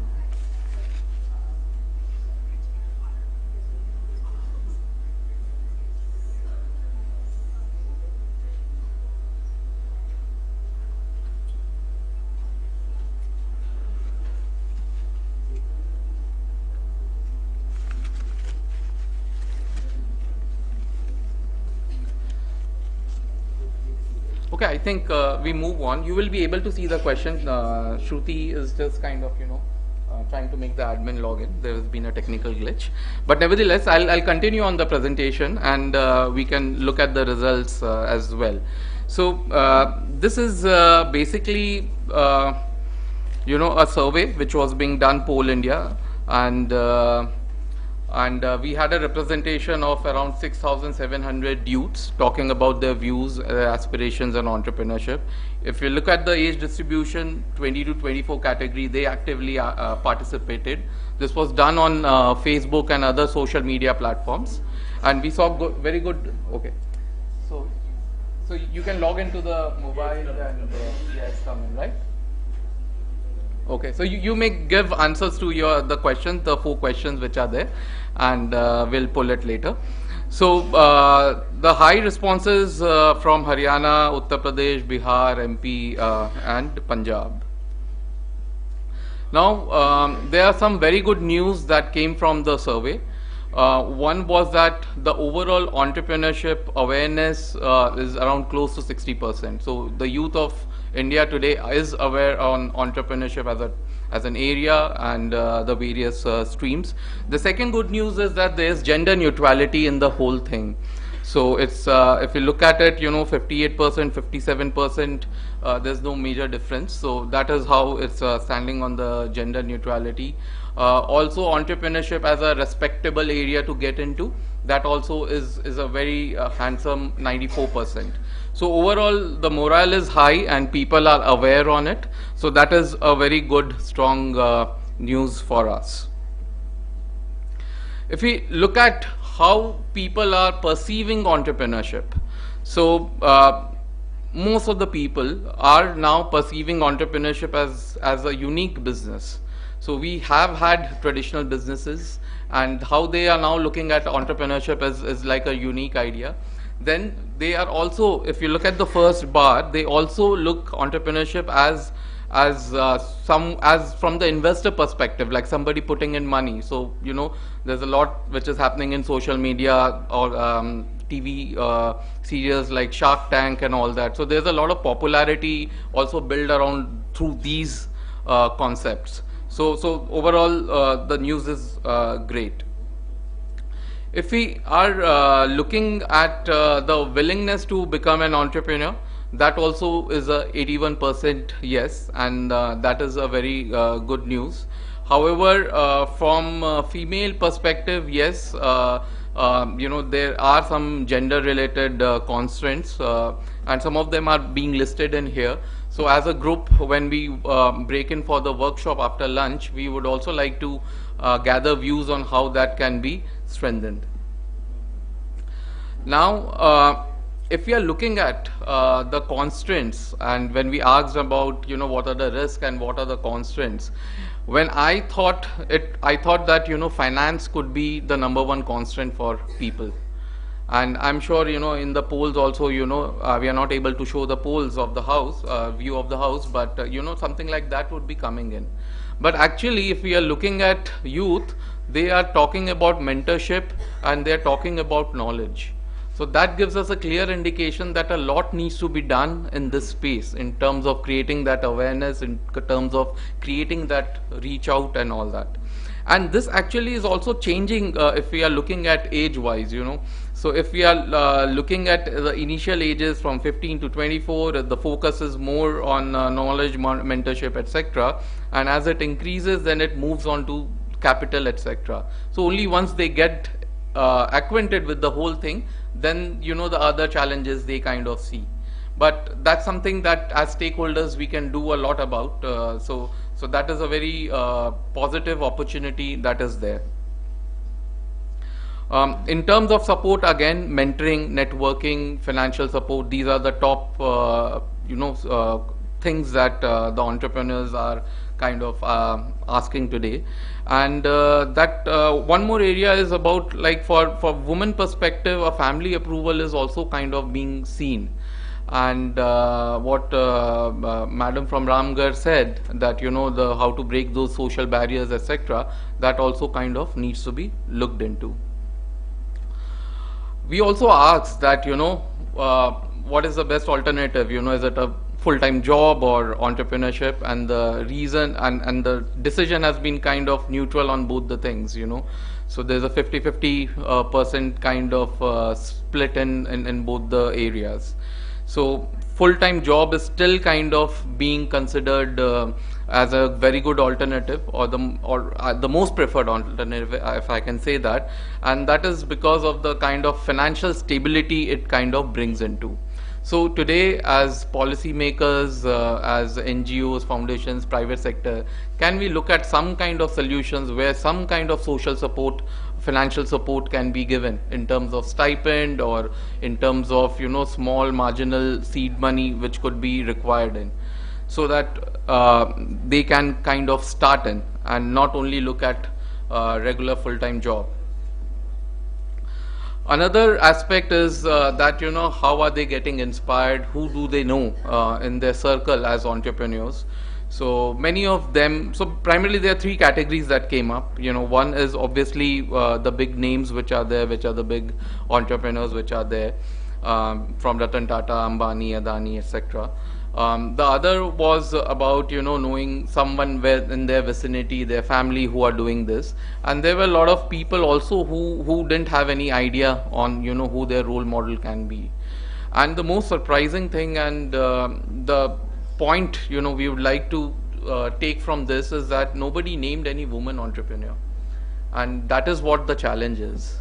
So as stakeholders, we need to, you know, take out avenues on how we can celebrate women entrepreneurship and can make them the role models. And this will be extremely important as we move and focus through a more inclusive society.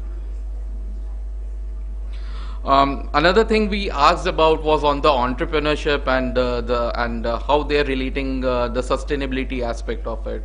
And the good news is that, you know, 95% of them are fully aware on this aspect, and they want to also work on sustainable and you know, green entrepreneurship aspects. So unlike the previous generation, the new generation is more aware on this and wants to focus on that.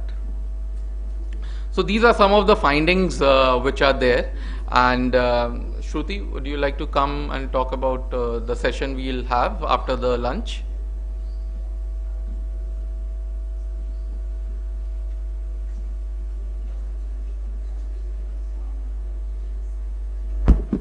So after the lunch, we are all going to be doing a little bit of exercise. We'll divide all of you in smaller groups.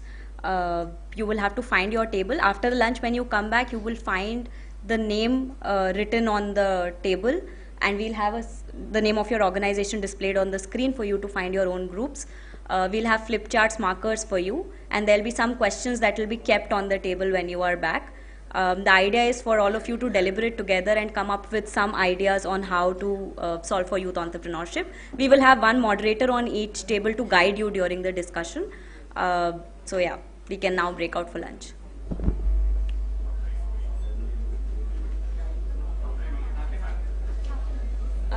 And I request everybody to please be back by 2:30. 30 minutes.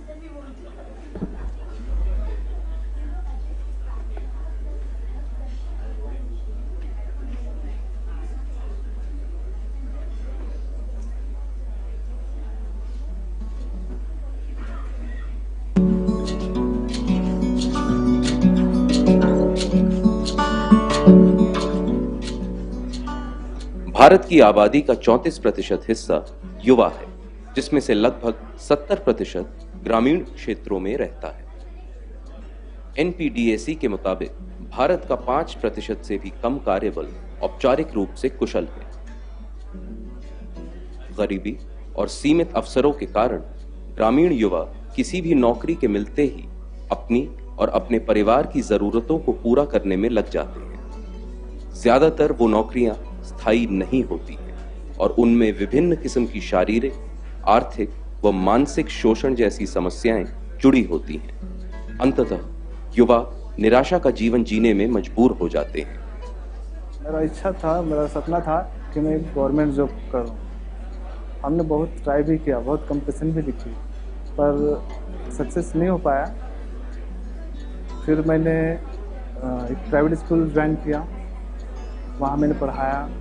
फिर उसके साथ साथ मैंने home tuition भी जा के किया, उसमें भी कुछ सुधार नहीं हो पाया। फिर घर वाले कुछ दबाव देने लगे कि इतना कम पेमेंट में कैसे हो पाएगा, कैसे आगे बढ़ पाएगा? पहले कुछ नहीं कर रहे थे, मतलब वैसे ही घर आसपास थोड़ा बहुत काम मिलता था, उसमें काम करता था मैं सर। उसके बाद इधर का काम करने से वही 100-150 रुपया मिलता था सर, लेकिन वो पैसा खर्चा के लिए नहीं हो पाता था। वैसे जुआ जो शैक्षणिक कार्य अवधि को समाप्त करते हैं और फिर इसके सेकेंड स्टेज में नौकरी, व्यवसाय या रोजगार के लिए वो तलाशते हैं। अगर उन्हें नौकरी नहीं लगती है तो वो बहुत ये लगता है कि हम कहाँ फंस गए हैं, हम क्या करें, और दिनों दिन अगर वो समस्या से ग्रसित हो जाते हैं, धूम्रपान या शराब सेवन, गांजा सेवन या फिर जुआ खेलने का, ताश खेलने का, ये सारी लत लग जाने के बाद उनका कैरियर चौपट हो जाता है, वो आगे कुछ नहीं कर पाते हैं।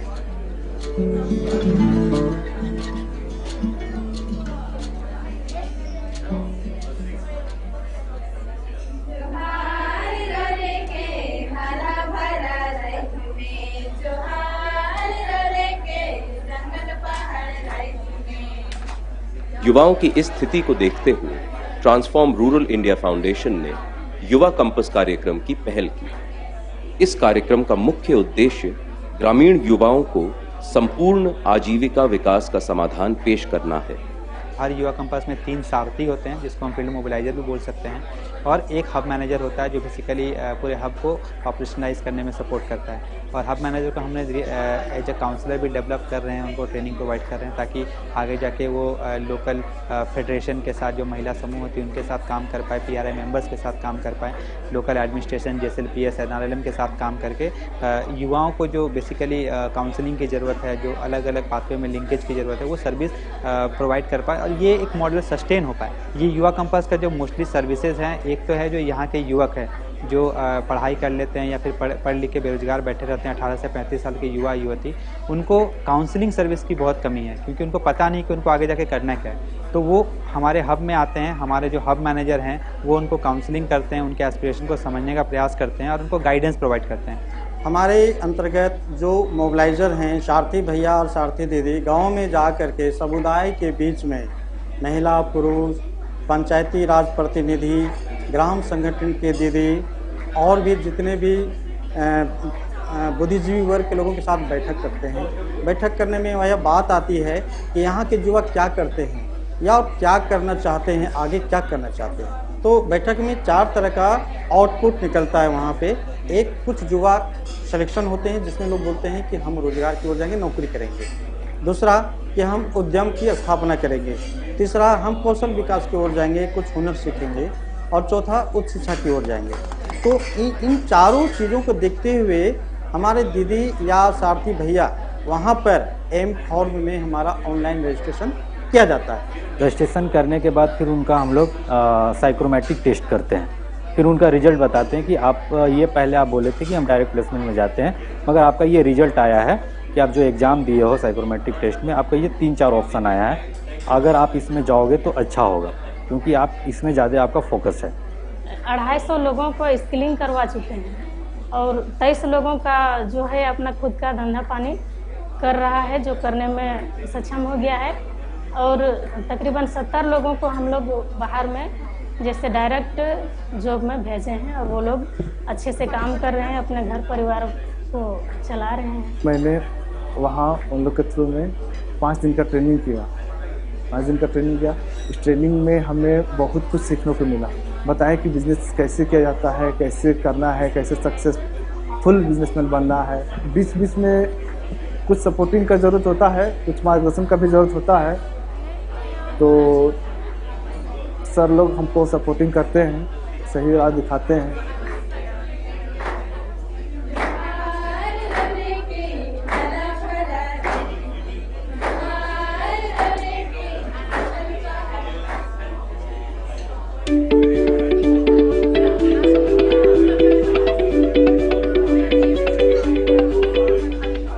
युवा कंपस के माध्यम से हजारों युवाओं को एक सुरक्षित आजीविका का मौका मिला और आज वे अपने अपने क्षेत्रों में सफलतापूर्वक काम कर रहे हैं।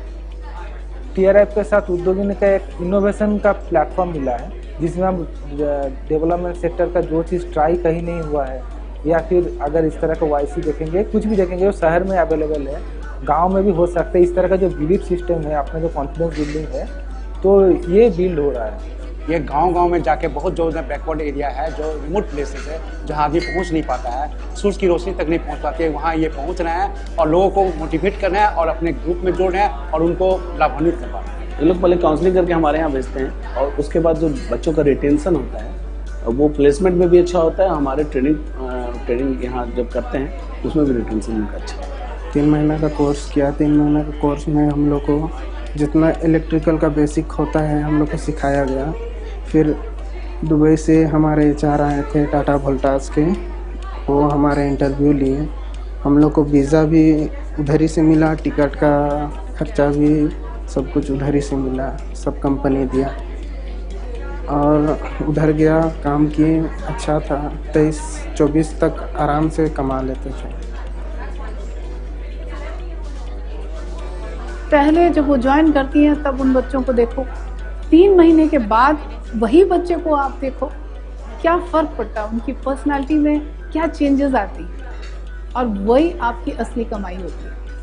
और यही बच्चे आज जो मेरे पहले बैच के बच्चे थे, कुछ बॉम्बे में हैं, कुछ पुणे में हैं, कुछ बैंगलोर में हैं, और यही ANM बच्चियाँ 18 से लेकर 22,000 इनका मिल रही है। खाना पीना फ्री है और एंजॉय कर रही हैं अपनी लाइफ को।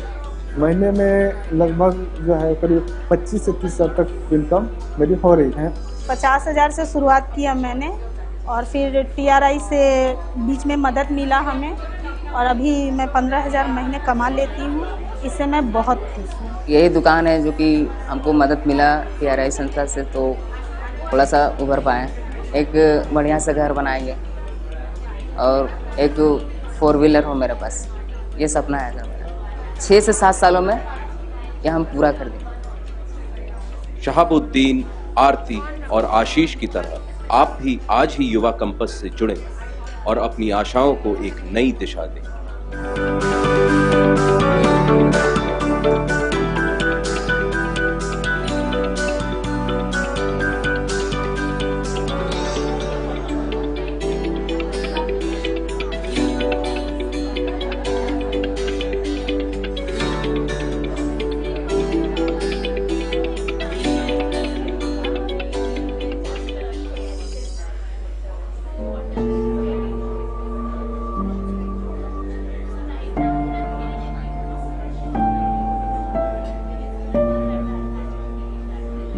YAG एक ऐसा प्लेटफॉर्म है जो यूथ एडवाइजरी ग्रुप जो युवाओं को उनकी समस्याओं को सुनता है, समझता है और सुलझाने का प्रयास करता है।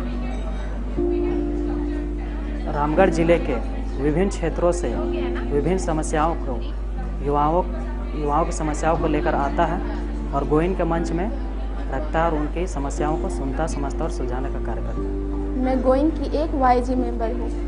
YG मेंबर गोइंग के सर्विस को युवाओं तक लाता है और युवाओं की समस्याओं को गोइंग तक ले जाता है। YG मेंबर गोइंग के होने वाले डिफरेंट एक्टिविटीज़ को करवा के युवाओं तक लाता है, जैसे खेलकूद, ड्राइंग कंपटीशन, बाजार सर्वे आदि। YG मेंबर गोइंग के अवेयरनेस के लिए डिफरेंट एक्टिविटीज़ करवाता है, जैसे सांस्कृतिक कार्यक्रम, कैंपेन आदि। मैं गोइन का YG मेंबर हूँ। रामगढ़ जिले के अधिकतर युवा ग्रामीण इलाकों में रहते हैं, जहाँ पर उनकी उचित शिक्षा नहीं हो पाती है। लोग अच्छे से पढ़ाई लिखाई नहीं कर पाते हैं, उनकी शिक्षा में कहीं ना कहीं कमी आ रही है। अधिक कॉलेज नहीं है, तकनीकी कॉलेज नहीं, तकनीकी शिक्षा से हुए लोग जहाँ तक दूर हैं, लोग पढ़ाई तो कर लेते हैं परंतु उनकी एक अच्छी सी जॉब नहीं मिल पाती है। लोग अपने जॉब के लिए दूसरे बड़े शहरों में पलायन कर रहे हैं। लोग खेलकूद की भी समस्या बनी रहती है। यहाँ पर अधिकतर लोग आदिवासी और ट्राइबल लोग रहते हैं, जिसमें स्वास्थ्य की भी व्यवस्था नहीं है। रामगढ़ ज़िले में अच्छे कॉलेज के साथ साथ अच्छे अस्पताल नहीं है। यहाँ के युवाओं में बहुत ही क्षमता है, परंतु उनको अपनी क्षमता को दिखाने के लिए एक अच्छी प्लेटफॉर्म नहीं मिल पाती है, जिसके कारण यहाँ के युवा दब के रह जाते हैं।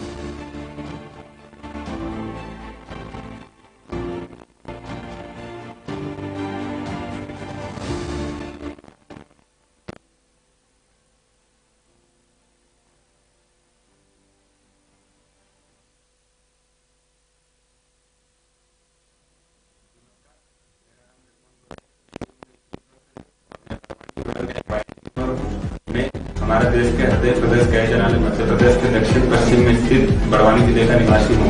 हमारे बड़वानी जिले में अधिकांश जनजातीय युवा रहते थे और हमारे बड़वानी जिले के अधिकांश लगभग 3 लाख युवा अवसरवादी युवा है। हमारे बड़वानी जिले के युवाओं में कार्य करने की क्षमता व उनमें रुचि से कार्य करने की क्षमता है, परंतु उन्हें सही अवसर का अभाव है, उन्हें सही अवसर प्राप्त नहीं हो पाता है। हम विगत 1 वर्ष से गोयल के माध्यम से उन्हें सही अवसर प्राप्त कराने की कोशिश कर रहे हैं और यदि उन्हें सही अवसर मिलता भी है तो कनेक्टिविटी की एक समस्या होती है, जिसके कारण वो बाहर नहीं जा पाते हैं। नमस्ते, मेरा नाम है विशाखा राठौर और मेरी एज 19 ईयर्स है। मैं अभी अपना ग्रेजुएशन कंप्लीट कर रही हूँ। एज ए युवा मुझे ऐसा लगता है कि हम लोगों के पास ऊर्जा तो बहुत है, एनर्जी बहुत है, हम ट्राई भी करना चाहते हैं, पर दूसरे देशों की युवाओं की तुलना में हम लोगों के पास अपॉर्चुनिटीज़ बहुत कम है, प्लेटफॉर्म्स बहुत कम है। जैसे कि हम लोग कॉलेज में जा रहे हैं, वहाँ पर सबसे बड़ा इशू है लैंग्वेज का इशू। इंग्लिश लैंग्वेज यहाँ पर बहुत कम सिखाई जाती है और बहुत ज़्यादा प्रॉब्लम आती है। नमस्ते, मेरा नाम नंदिता गोले है, मेरी उम्र 19 वर्ष है और मैं भी ग्रेजुएशन कर रही हूँ। मैं IIT ग्रुप की मेंबर हूँ। एक युवा होने के नाते जब मैं आसपास देखती हूँ तो मुझे दिखाई देता है कि किस तरह भेदभाव चलता है, पुरुष महिलाओं में भेदभाव हो रहा है। जो प्लेटफॉर्म लड़कों को मिल पाता है, जो अवसर लड़कों को मिल पाते हैं, वो लड़कियों को नहीं मिल पाते, जबकि योग्यता दोनों में समान होती है। तो IIT मेंबर इसके ऊपर काम कर रहा है कि सभी पेरेंट्स जो उनके माता पिता है वो जागरूक हो। सभी युवाओं की रुचि अलग अलग होती है सब, लेकिन उनको उनके हिसाब से प्लेटफॉर्म नहीं मिल पाता है जिससे वो अपनी योग्यता दिखा सके। तो IIT मेंबर इसके ऊपर काम कर रहा है जिससे अधिक से अधिक लोग जागरूक हो और उन्हें अपनी योग्यताओं का पता चले। नमस्ते, मेरा नाम थालिया बोले, मैं 16 ईयर्स की हूँ, मैं क्लास 10 में पढ़ती हूँ। मैं चाहती हूँ कि बड़वानी का कोई भी युवा बाल आश्रम में ना रहे। नमस्कार, मेरा नाम शिवम पाटीदार है और मैं बड़वानी का रहने वाला हूँ। मेरी उम्र 21 वर्ष है और गोयल के तहत मैं बड़वानी में युवाओं के साथ मिलकर कार्य कर रहा हूँ, जिसके अंतर्गत मैं युवाओं की समस्याओं को समझता हूँ और उन समस्याओं के क्या क्या कारण होते हैं और उन कारणों के समाधान निकालने में मैं सहायता करता हूँ। गोयल के तहत बड़वानी डिस्ट्रिक्ट में यूथ हब एस्टैब्लिश किए गए हैं, जिसके तहत हम युवाओं के लिए एम्प्लॉयमेंट, एंटाइटलमेंट, एंटरप्रेन्योरशिप और कुछ सरकारी स्कीम्स पर काम करते हैं। गोयल के तहत हम युवाओं को उनके भविष्य के लिए एक इन्फॉर्म्ड चॉइस लेने में मदद करते हैं।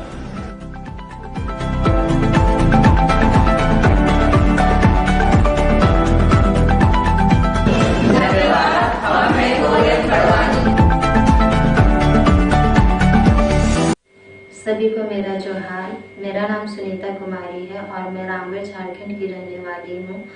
मैं GOIN में 2 साल से YAG के रूप में जुड़ी हुई हूँ। मैं खुद को बहुत भाग्यशाली मानती हूँ कि मुझे GOIN से जुड़ के पूरे रामगढ़ जिले में 2.5 लाख युवाओं के लिए कार्य करने का अवसर मिला। GOIN प्रोग्राम के तहत हम युवाओं तक पहुंचकर उन्हें लाभ पहुंचा सकते हैं। सभी शिक्षा संस्थान, प्रशिक्षण संस्थान और बाजार के साथ करना पड़ेगा। समाज, सरकार और बाजार के साथ मिलकर युवाओं के आर्थिक विकास पर कार्य किया जा सकता है। धन्यवाद।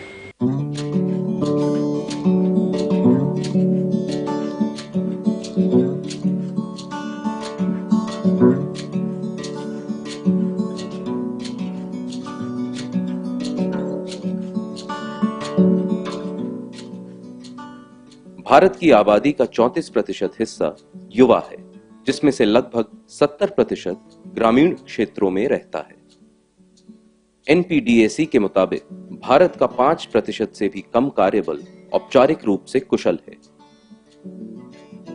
गरीबी और सीमित अवसरों के कारण ग्रामीण युवा किसी भी नौकरी के मिलते ही अपनी और अपने परिवार की जरूरतों को पूरा करने में लग जाते हैं।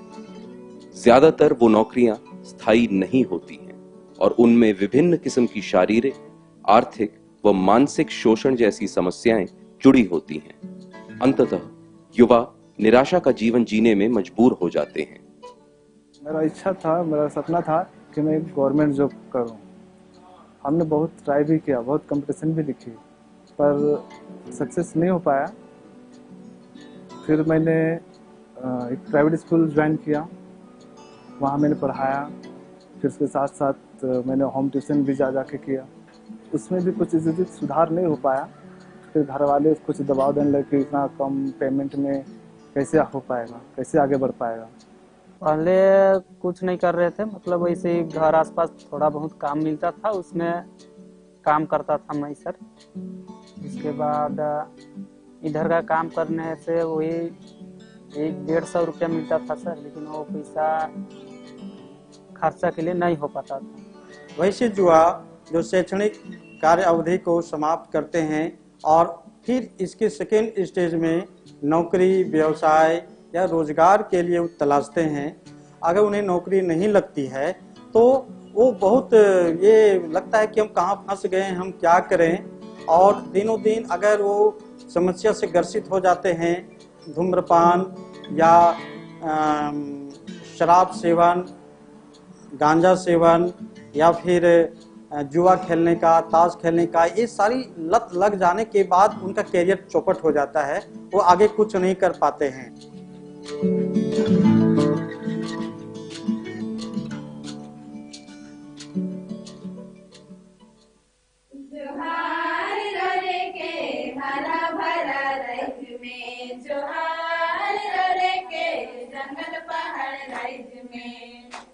युवाओं की इस स्थिति को देखते हुए ट्रांसफॉर्म रूरल इंडिया फाउंडेशन ने युवा कैंपस कार्यक्रम की पहल की। इस कार्यक्रम का मुख्य उद्देश्य ग्रामीण युवाओं को संपूर्ण आजीविका विकास का समाधान पेश करना है। हर युवा कैंपस में 3 सारथी होते हैं, जिसको हम फील्ड मोबिलाइजर भी बोल सकते हैं, और एक हब मैनेजर होता है जो बेसिकली पूरे हब को ऑपरेशनलाइज करने में सपोर्ट करता है। और हब मैनेजर को हमने एज अ काउंसलर भी डेवलप कर रहे हैं, उनको ट्रेनिंग प्रोवाइड कर रहे हैं ताकि आगे जाके वो लोकल फेडरेशन के साथ, जो महिला समूह होती है उनके साथ काम कर पाए, PRI मेंबर्स के साथ काम कर पाए, लोकल एडमिनिस्ट्रेशन JSLPS NRLM के साथ काम करके युवाओं को जो बेसिकली काउंसलिंग की ज़रूरत है, जो अलग अलग पाथवे में लिंकेज की ज़रूरत है, वो सर्विस प्रोवाइड कर पाए और ये एक मॉडल सस्टेन हो पाए। ये युवा कैंपस का जो मोस्टली सर्विसेज हैं, एक तो है जो यहाँ के युवक है जो पढ़ाई कर लेते हैं या फिर पढ़ लिख के बेरोजगार बैठे रहते हैं, 18 से 35 साल के युवा युवती, उनको काउंसलिंग सर्विस की बहुत कमी है क्योंकि उनको पता नहीं कि उनको आगे जाके करना क्या है। तो वो हमारे हब में आते हैं, हमारे जो हब मैनेजर हैं वो उनको काउंसलिंग करते हैं, उनके एस्पिरेशन को समझने का प्रयास करते हैं और उनको गाइडेंस प्रोवाइड करते हैं। हमारे अंतर्गत जो मोबिलाइजर हैं, सारथी भैया और सारथी दीदी गाँव में जा करके समुदाय के बीच में महिला, पुरुष, पंचायती राज प्रतिनिधि, ग्राम संगठन के दीदी और भी जितने भी बुद्धिजीवी वर्ग के लोगों के साथ बैठक करते हैं। बैठक करने में वह बात आती है कि यहाँ के युवक क्या करते हैं या क्या करना चाहते हैं, आगे क्या करना चाहते हैं। तो बैठक में 4 तरह का आउटपुट निकलता है वहाँ पे। एक, कुछ युवा सिलेक्शन होते हैं जिसमें लोग बोलते हैं कि हम रोजगार की ओर जाएंगे, नौकरी करेंगे। दूसरा कि हम उद्यम की स्थापना करेंगे।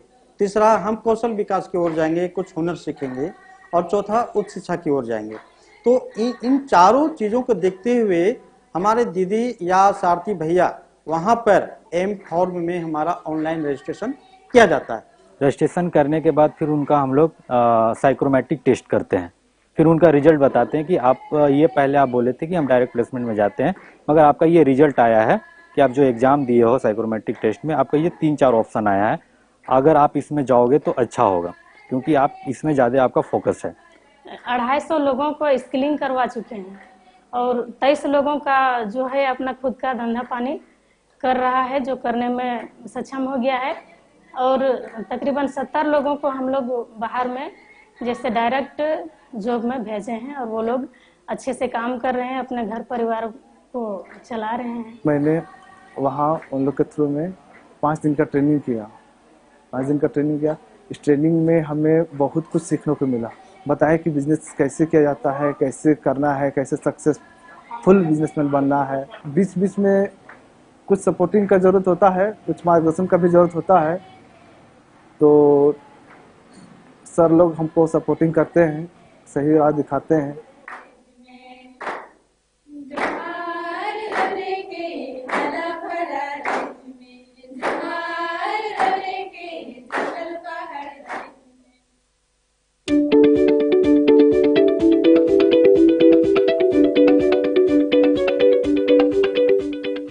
युवा कंपस के माध्यम से हजारों युवाओं को एक सुरक्षित आजीविका का मौका मिला और आज वे अपने अपने क्षेत्रों में सफलतापूर्वक काम कर रहे हैं।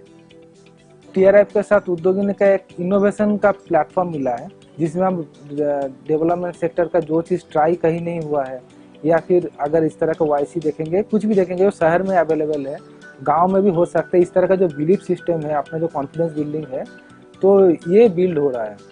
ये गांव-गांव में जाके बहुत जो बैकवर्ड एरिया है, जो रिमोट प्लेसेस है, जहां आदमी पहुंच नहीं पाता है, सूरज की रोशनी तक नहीं पहुंच पाती है, वहां ये पहुंच रहे हैं और लोगों को मोटिवेट कर रहे हैं और अपने ग्रुप में जोड़ रहे हैं और उनको लाभान्वित करवा रहे हैं। ये लोग पहले काउंसलिंग करके हमारे यहाँ भेजते हैं और उसके बाद जो बच्चों का रिटेंशन होता है वो प्लेसमेंट में भी अच्छा होता है। हमारे ट्रेनिंग यहाँ जब करते हैं उसमें भी रिटेंशन उनका अच्छा होता है। 3 महीना का कोर्स किया। 3 महीना का कोर्स में हम लोग को जितना इलेक्ट्रिकल का बेसिक होता है हम लोग को सिखाया गया। फिर दुबई से हमारे HR आए थे, टाटा वोल्टास के, वो हमारे इंटरव्यू लिए। हम लोग को वीज़ा भी उधर ही से मिला, टिकट का खर्चा भी सब कुछ उधर ही से मिला, सब कंपनी दिया। और उधर गया, काम किए, अच्छा था। 23-24 तक आराम से कमा लेते थे। पहले जब वो ज्वाइन करती हैं तब उन बच्चों को देखो, 3 महीने के बाद वही बच्चे को आप देखो, क्या फर्क पड़ता है, उनकी पर्सनालिटी में क्या चेंजेस आती हैं, और वही आपकी असली कमाई होती है। और यही बच्चे आज जो मेरे पहले बैच के बच्चे थे, कुछ बॉम्बे में हैं, कुछ पुणे में हैं, कुछ बैंगलोर में हैं, और यही A&M बच्चियां 18 से लेकर 22,000 तनख्वाह मिल रही है उनको, खाना पीना फ्री है और एंजॉय कर रही हैं अपनी लाइफ को। महीने में लगभग जो है करीब 25 से 30 हज़ार तक इनकम मेरी हो रही है। 50,000 से शुरुआत किया मैंने और फिर TRI से बीच में मदद मिला हमें, और अभी मैं 15,000 महीने कमा लेती हूँ। इससे मैं बहुत खुश हूँ। यही दुकान है जो कि हमको मदद मिला TRI संस्था से, तो थोड़ा सा उभर पाए। एक बढ़िया सा घर बनाएंगे और एक 4 व्हीलर हो मेरे पास, ये सपना है सर मेरा। 6 से 7 सालों में ये हम पूरा कर देंगे। शहाबुद्दीन, आरती और आशीष की तरह आप भी आज ही युवा कंपस से जुड़ें और अपनी आशाओं को एक नई दिशा दें।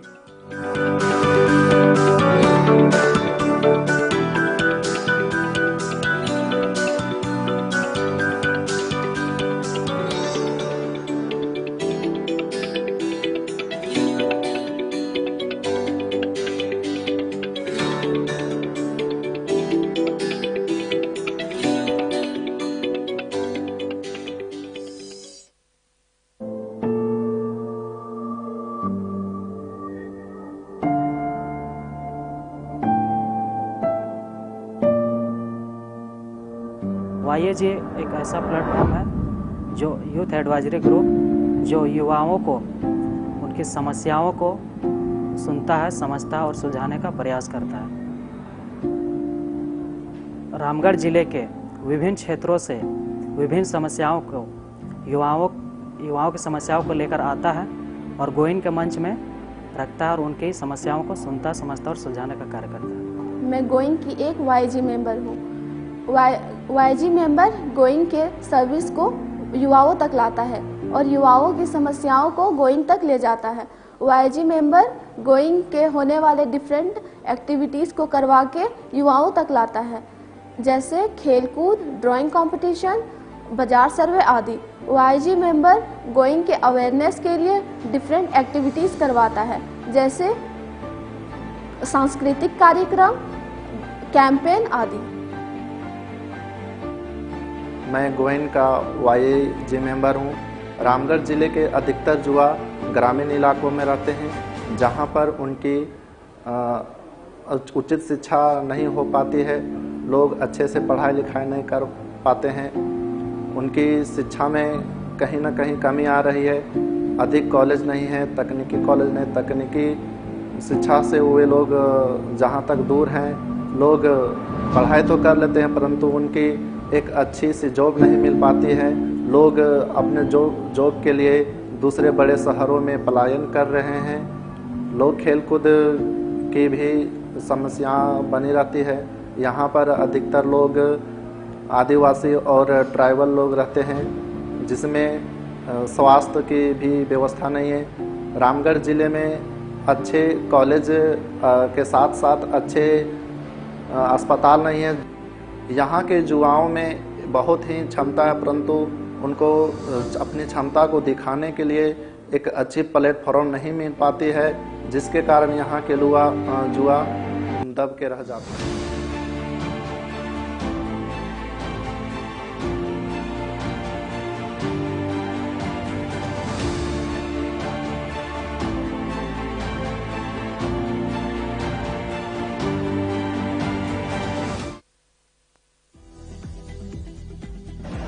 नमस्कार, मेरा नाम जगमोहन गोले है। मेरी उम्र 21 वर्ष है और मैं बड़वानी गोयन का एक वाईजी मेंबर हूँ। मैं हमारा देश के हृदय प्रदेश गए जनाले मध्य प्रदेश के दक्षिण पश्चिम में स्थित बड़वानी जिले का निवासी हूँ।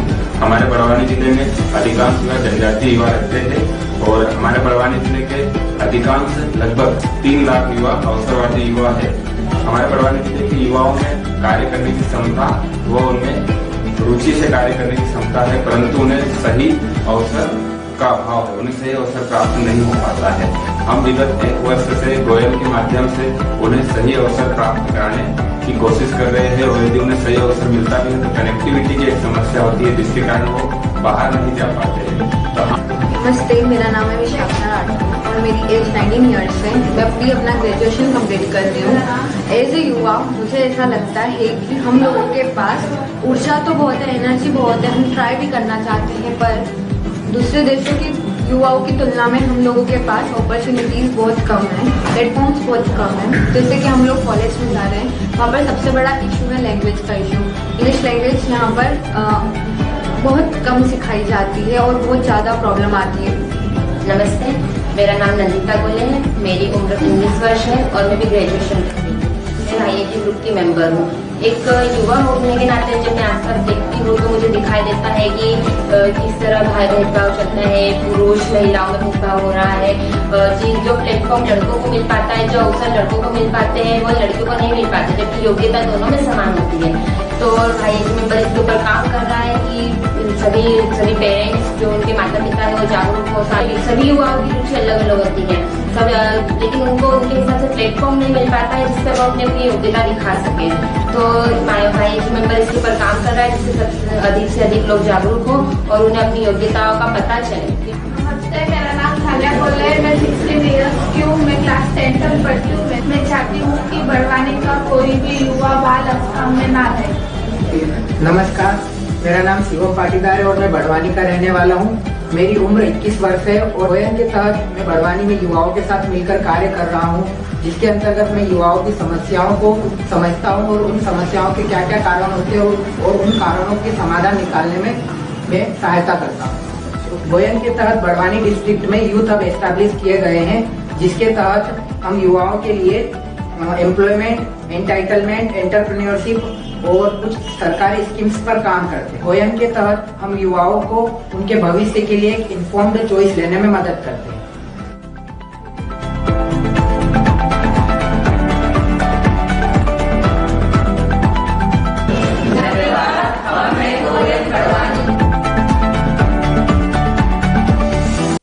सभी को मेरा जोहार। मेरा नाम सुनीता कुमारी है और मैं रामगढ़ झारखंड की रहने वाली हूँ।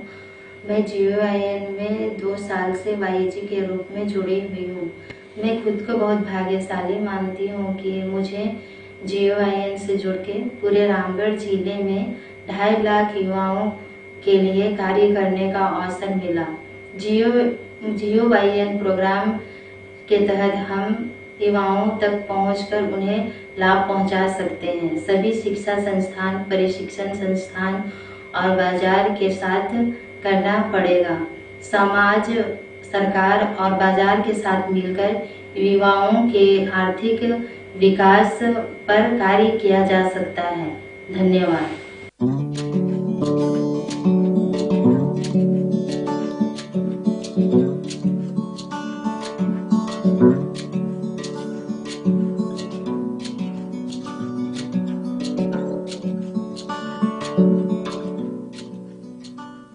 भारत की आबादी का 34% हिस्सा युवा है, जिसमें से लगभग 70% ग्रामीण क्षेत्रों में रहता है। एनपीडीएसी के मुताबिक भारत का 5% से भी कम कार्यबल औपचारिक रूप से कुशल है। गरीबी और सीमित अवसरों के कारण ग्रामीण युवा किसी भी नौकरी के मिलते ही अपनी और अपने परिवार की जरूरतों को पूरा करने में लग जाते हैं।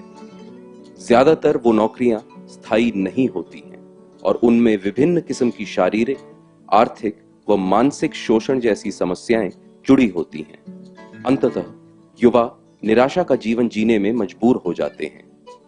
मेरा इच्छा था, मेरा सपना था कि मैं एक गवर्नमेंट जॉब करूं। हमने बहुत ट्राई भी किया, बहुत कंपटीशन भी लिखी, पर सक्सेस नहीं हो पाया। फिर मैंने एक प्राइवेट स्कूल ज्वाइन किया, वहाँ मैंने पढ़ाया।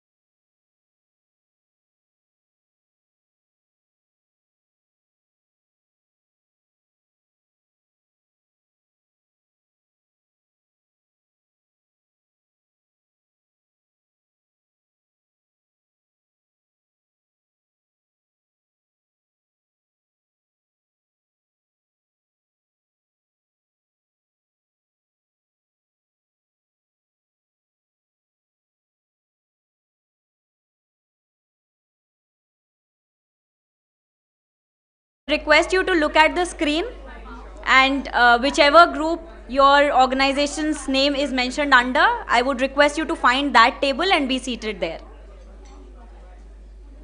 And in case your organization's name is not there on the screen, please feel free to join any table that you want to be a part of.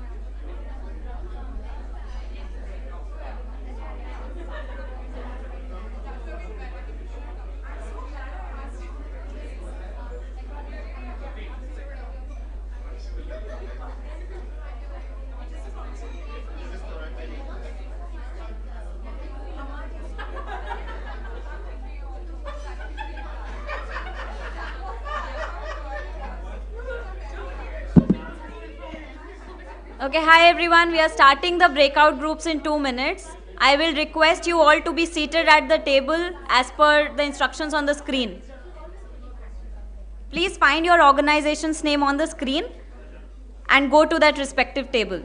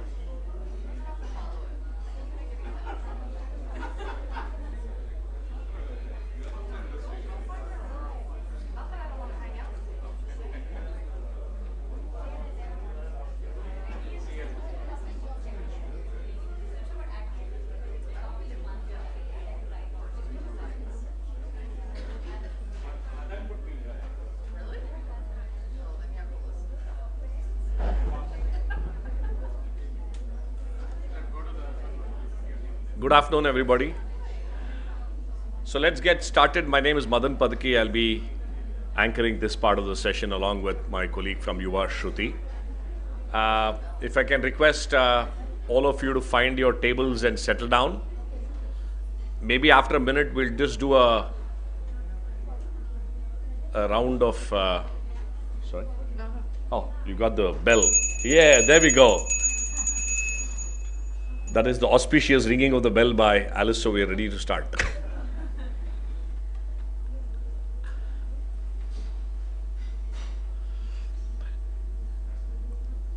Yeah, in fact, if you're having trouble finding a table, just find a seat and just settle down.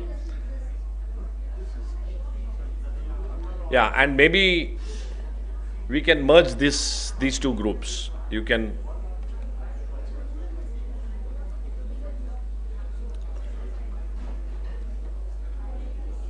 So as we settle down, the idea of this conversation is really to tap into the collective wisdom of the group that is here.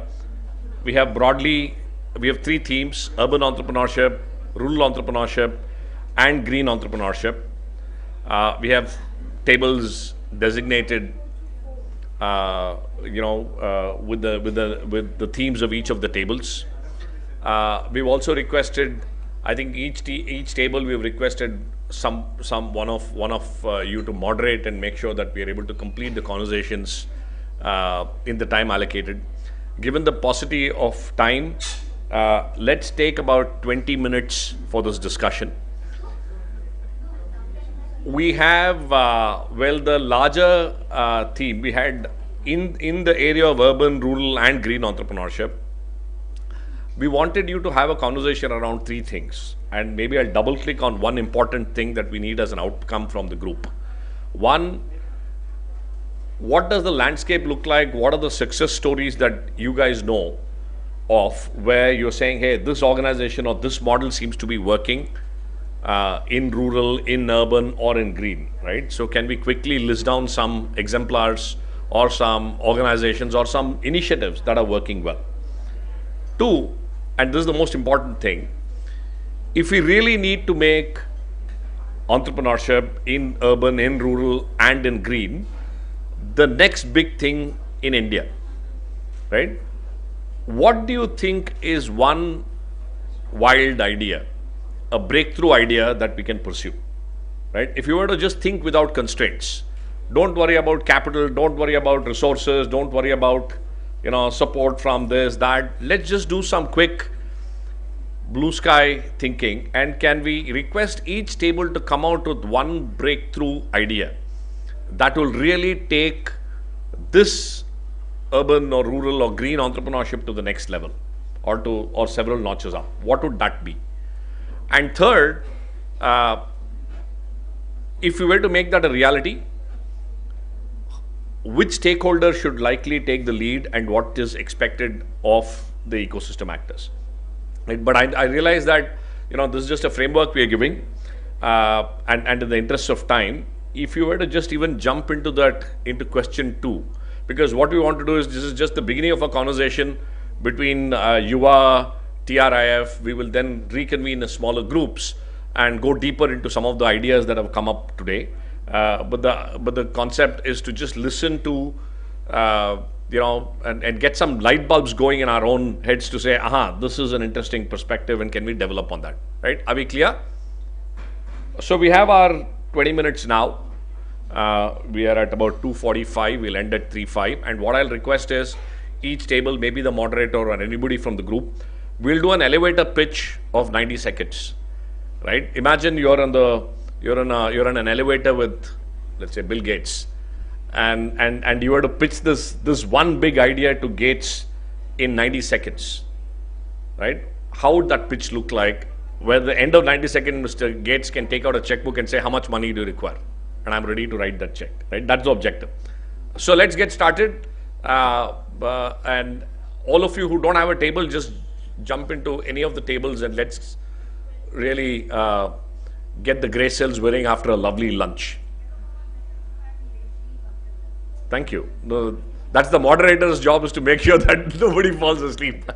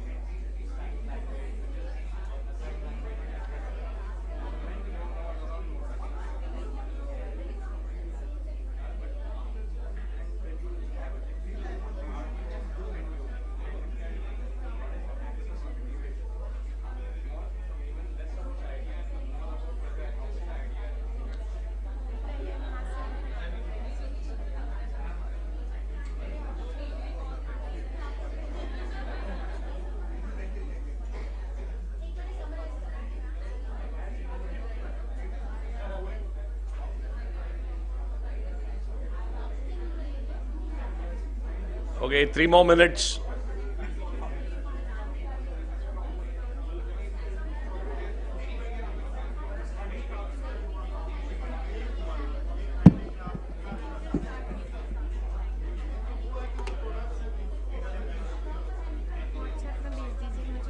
File photo Google से screenshot ले लीजिए। क्या करें? नाम तो लिख लीजिए पहले। एक सेकंड ना। सर्टिफिकेट नाम है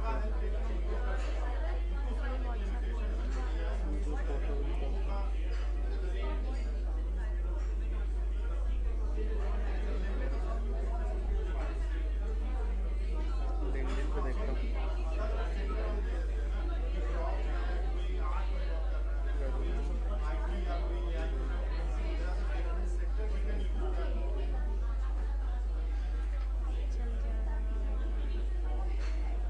नहीं आ रहा है, हिंदी आप डालिए भूटिया, भूटिया डालिए BHU लिंक्डइन में नहीं कर्मा भूटिया है, देखो वो पूरा थे, आप लोगों ने बुलाया था पहले। हम अकाउंट वाले थोड़ी हैं। ये तो एक हो गया है। लिंक्डइन में नहीं, गूगल पे नहीं, गूगल पे डाल दो। कौन कौन करना है? कर्मा भूटिया और Yeah, it's there. You have to get the mics. VPS.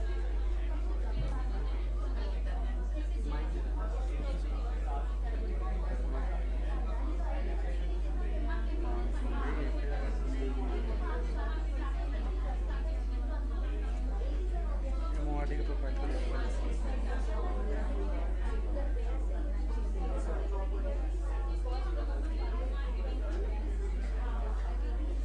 यही तो लग रही है तो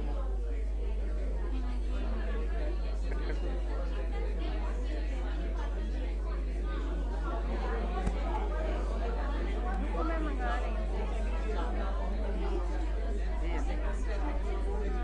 एक मिनट में मंगा रही हूँ। किसको चेंज करना है मुझे बता दीजिए। इनको हटा देना, सबको VPS सबको डाल देना और ज्वाइन को। Okay, time's up. This is the worst part of the job of trying to break up some interesting conversations.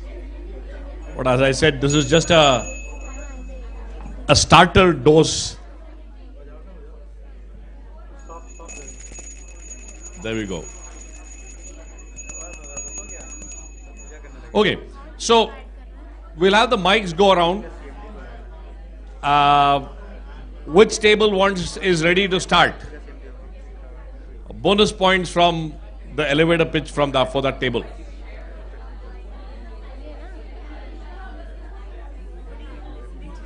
They're also deep.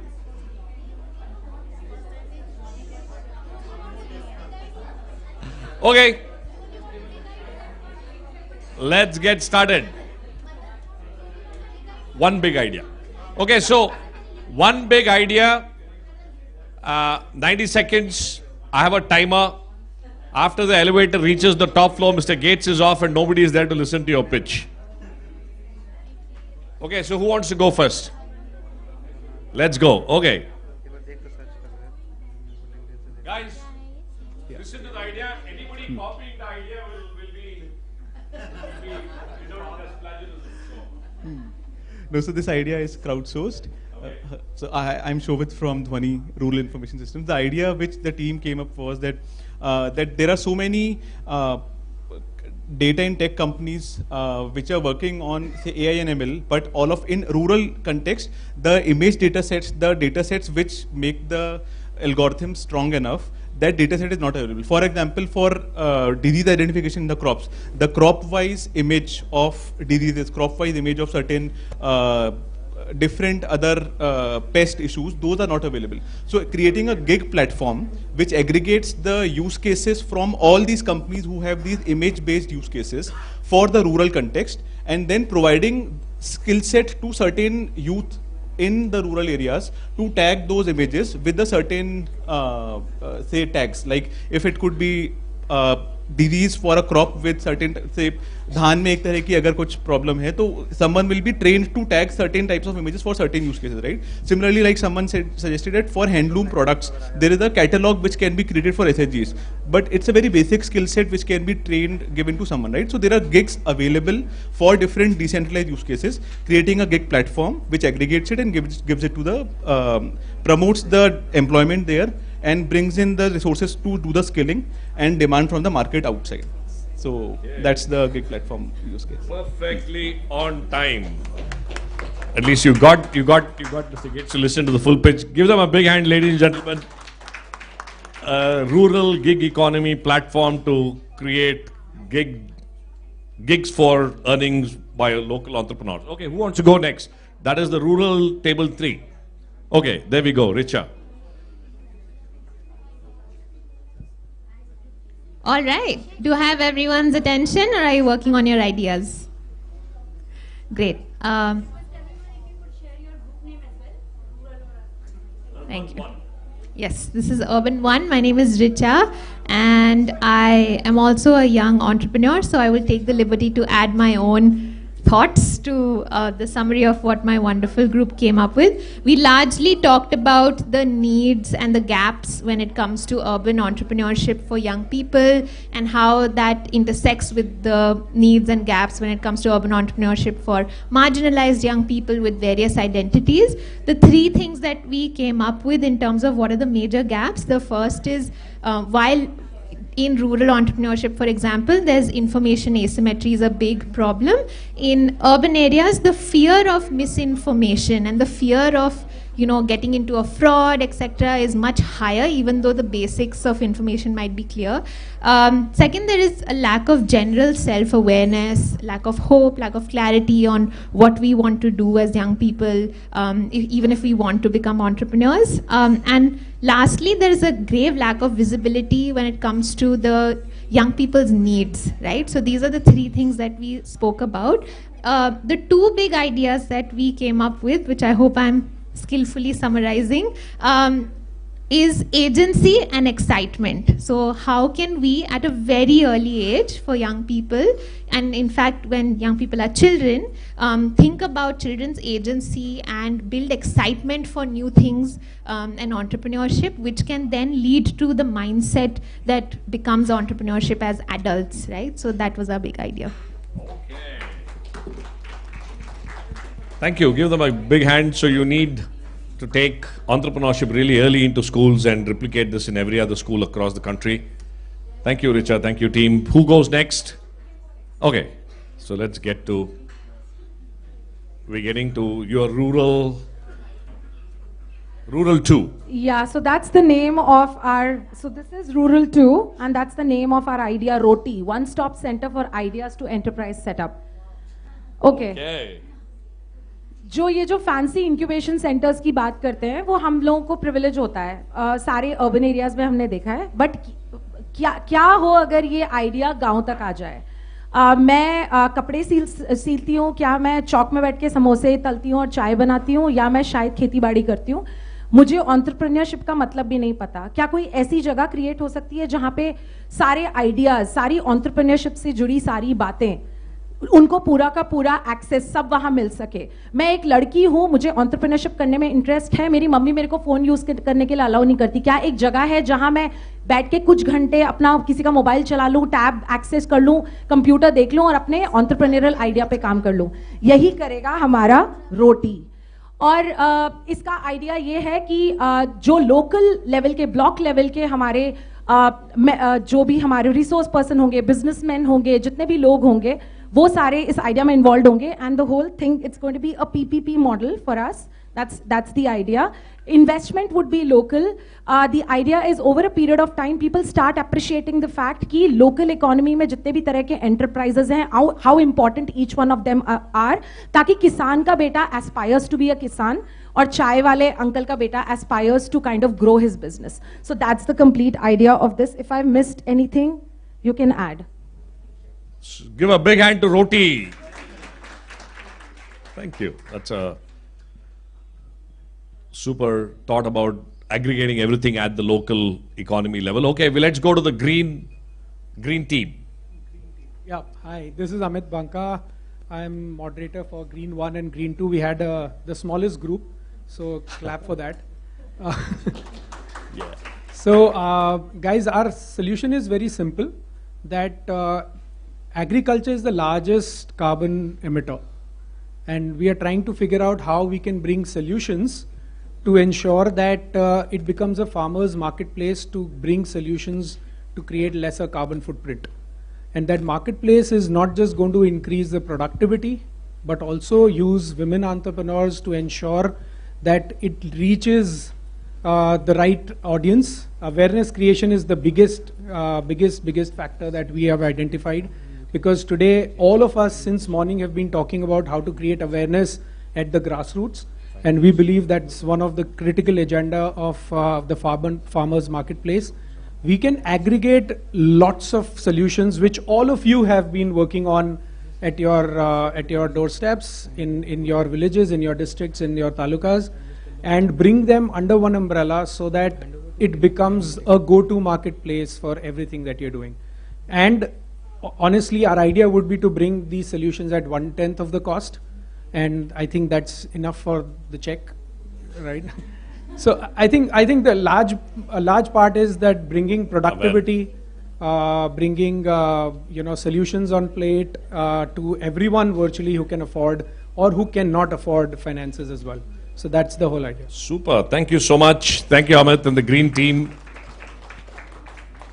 Small but powerful. Okay. Shall we get to that we have 2 more tables?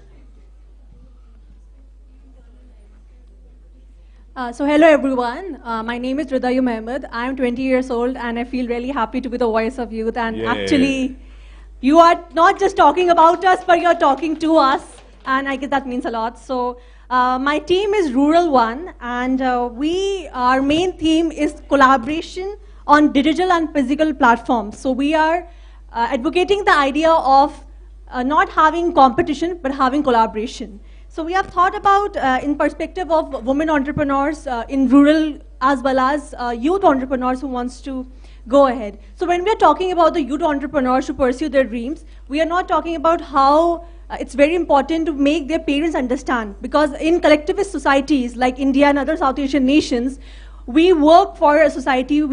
Since childhood we are told that we have to work for the group. And in that perspective, we are always given priority to other people and not just our individual self. And therefore, it's important to make other stakeholders understand the importance of entrepreneurship when the youth is trying to engage in entrepreneurship in their own level.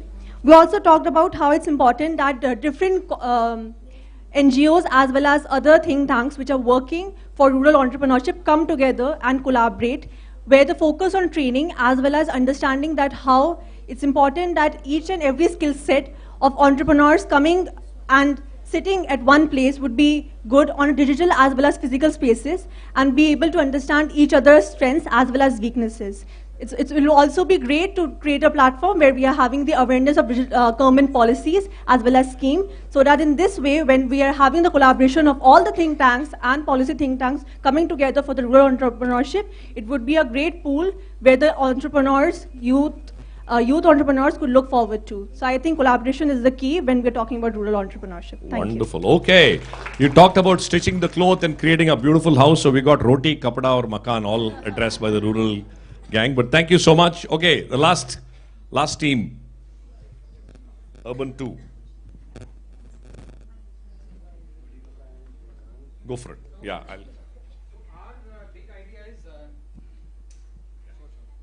So our big idea is Ghar Ghar Startup.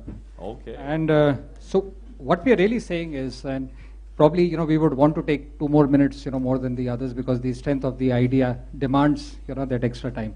So Mr. Gates has added a few more floors, but we will give you 120 seconds. Sure. So see, what we are trying to say is that if you look at this, the whole issue is about mindset issue. And that mindset issue really has to happen at a family level, at a college level, and at an organization level. And we were really trying to compare the analogy, with US. And that's, where at a family level, parents say, you're 18, go out, fetch on your own. At the college level, at all the B schools, everybody is really talking about what's the big idea. unlike India situation where everybody is talking about placement, which companies to get into. So what we are saying is, at a school level, 100% of the course, could be reduced to 70%, and 30% has to be skill-based. You go to a college level, at a college level, there has to be essentially about incubation center almost in every college. And what we are saying is, today if you look at, what really happened at Krishi Darshan, really igniting the hope for, agriculture people, or even simplified campaigns like Sunday Hoya, Monday Rose Khao Ande. The simplified version is that the government really has to create a Man Ki Baat, like a Ghar Ghar startup, which really provides information to all the women, etc., sitting, in their households to create something. From a how really this policy, thing has to work is that the government has to really empower every banking, branch, where people can go essentially to the branch. And we are not talking about, VC-led funded startup kind of a story. We are looking at small startups stories. And I was telling the group, small startups never really go bankrupt. It's a restaurant, which goes bankrupt. A hawker never goes bankrupt. So essentially, how do you really enable a Ghar Ghar startup story? Anything somebody wants to add? Super. Ghar Ghar entrepreneur. We got Roti Kapda Makan. I think we've got the whole spectrum covered. Thank you so much. No, I think this was, just to get the gray cells ticking. A lot of interesting concepts and ideas. What I would request is all the notes you made, the chart papers you filled up, I'll request Debanjana and to collect it from the tables. Our commitment from Yuva, Game and TRIF is to summarize all of these ideas, share the fascinating youth entrepreneurship research with all of you, and keep this conversation going. As I said, this is just the beginning. In fact, at Yuva and Game, we are planning a massive national climate entrepreneurship campaign called Climate Kranti, which we hope to launch in the next few weeks. So we will be using this as a brainstorming session for some of the concepts that we want to seed there. You will soon hear from us on how we can co-create Climate Kranti and green entrepreneurship together, both in urban and rural. And really look forward to working with this group to make Ghar Ghar entrepreneurship a reality very soon. Thank you so much. Thank you. Over to you for the next session. Thanks, Madan. And now that we are, we'll all have to turn this side now. Is everyone turning this side? Yeah? I think one table is still writing and discussing. So, so thank you everyone. We had, I think, a good discussion around the tables and some great ideas which Madan has committed to taking them forward. So we have a big task ahead.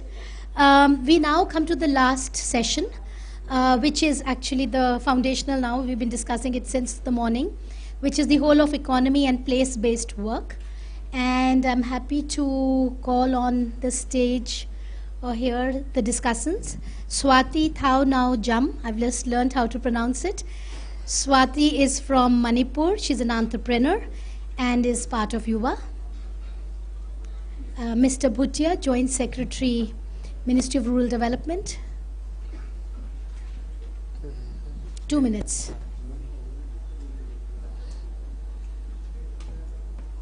Is Lakshmi, let me just, maybe we'll introduce again because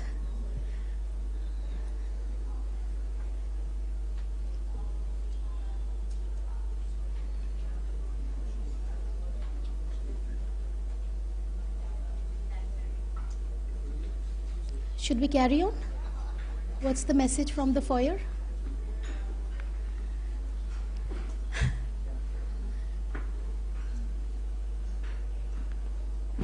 Should we bring everyone here and then maybe introduce all together? Lakshmi Venkatesan, not here? Oh, they're all out. So let's hang on. I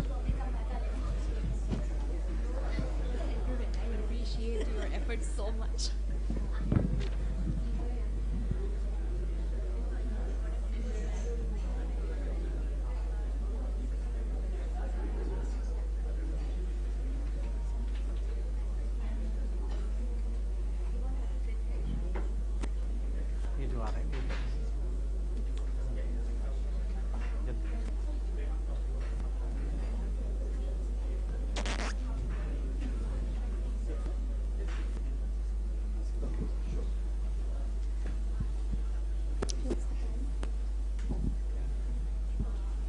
So good afternoon, welcome back to the last session for the conference today, the whole of economy and place-based works. This is something that we've been discussing since morning.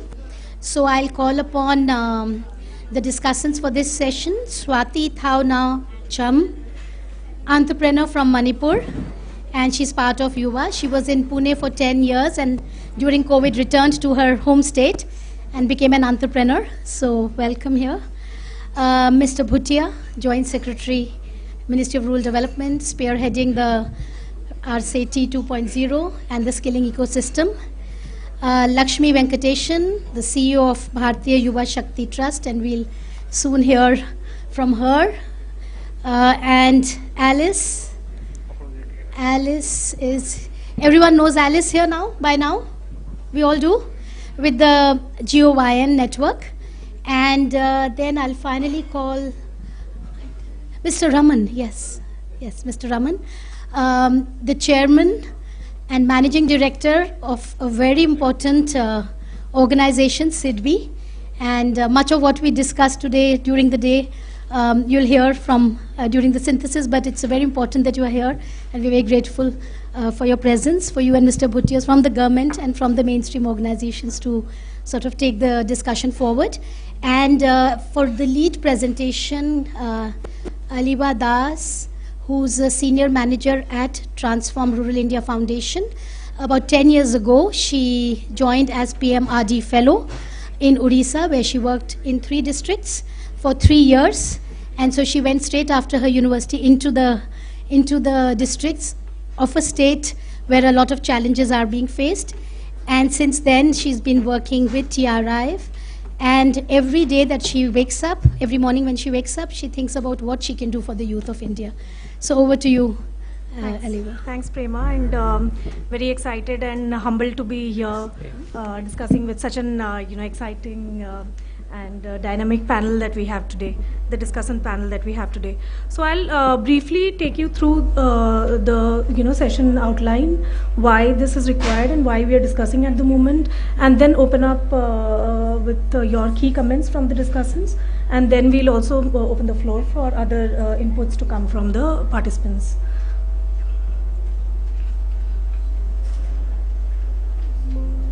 Sorry.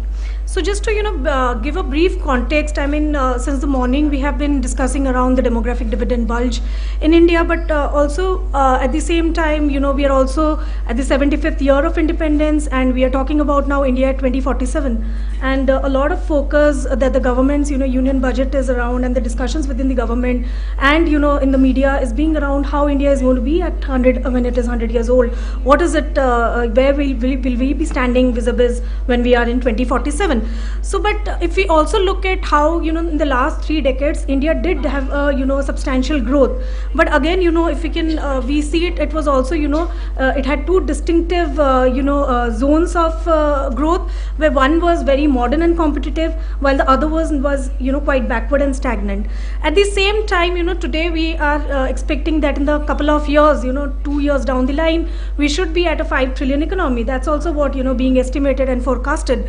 And despite all these innovative ecosystem and the geopolitical positioning that we have as a country, we still see that growth is not uniformly spreaded as it is expected to be spreaded, because India is a huge country and each geography has its own advantage.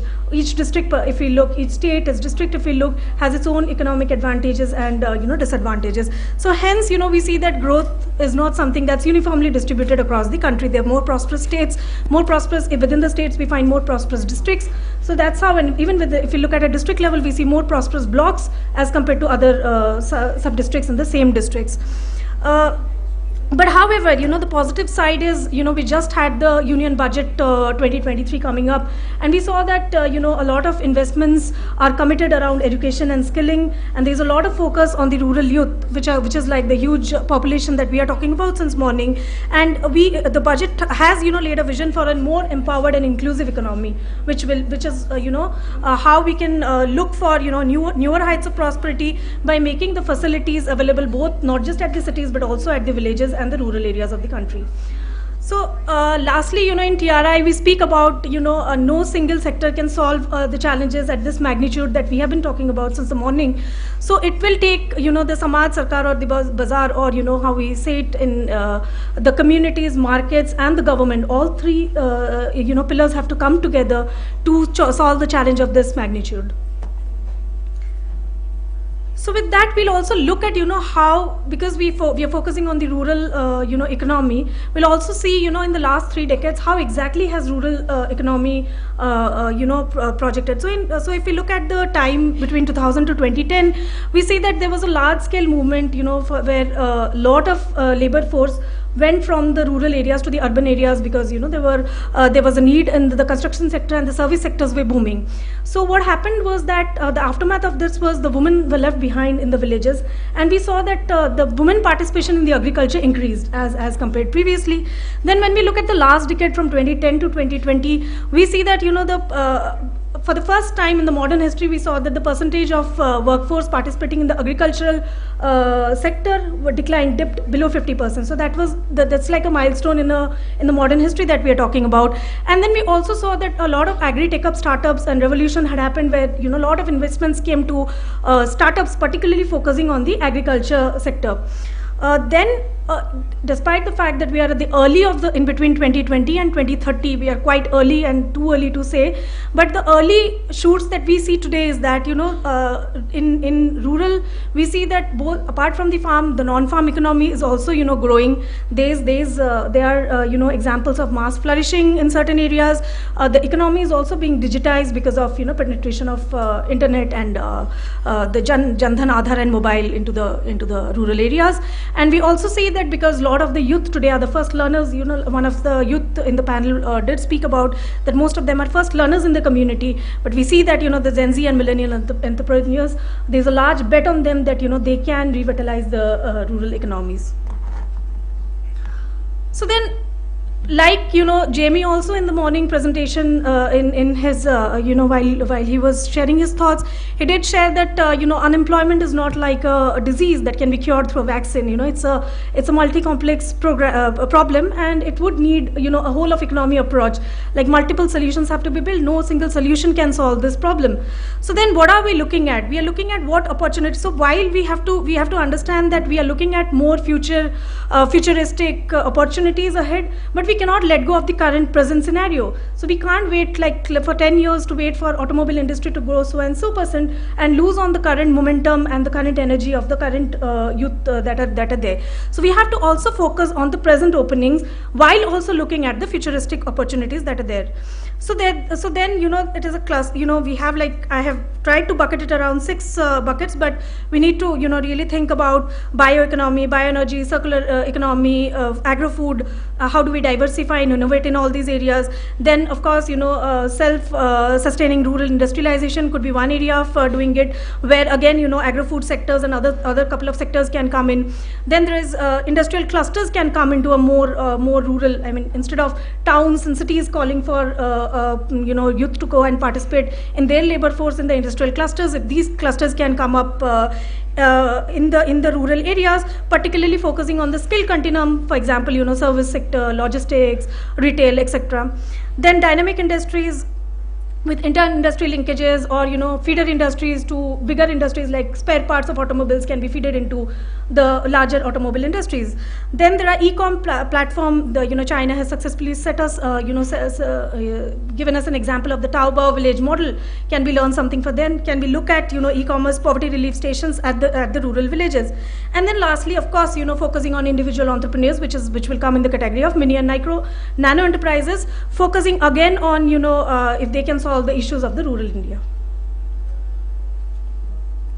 So then it also brings us, because it is this session is about place-based opportunities, and we discussed that a national policy or a state policy cannot really solve issues at the district level, or more standard policy won't help solving the problems for a country as diverse as ours, with a different economic advantage, different states offering different economic advantages over one another.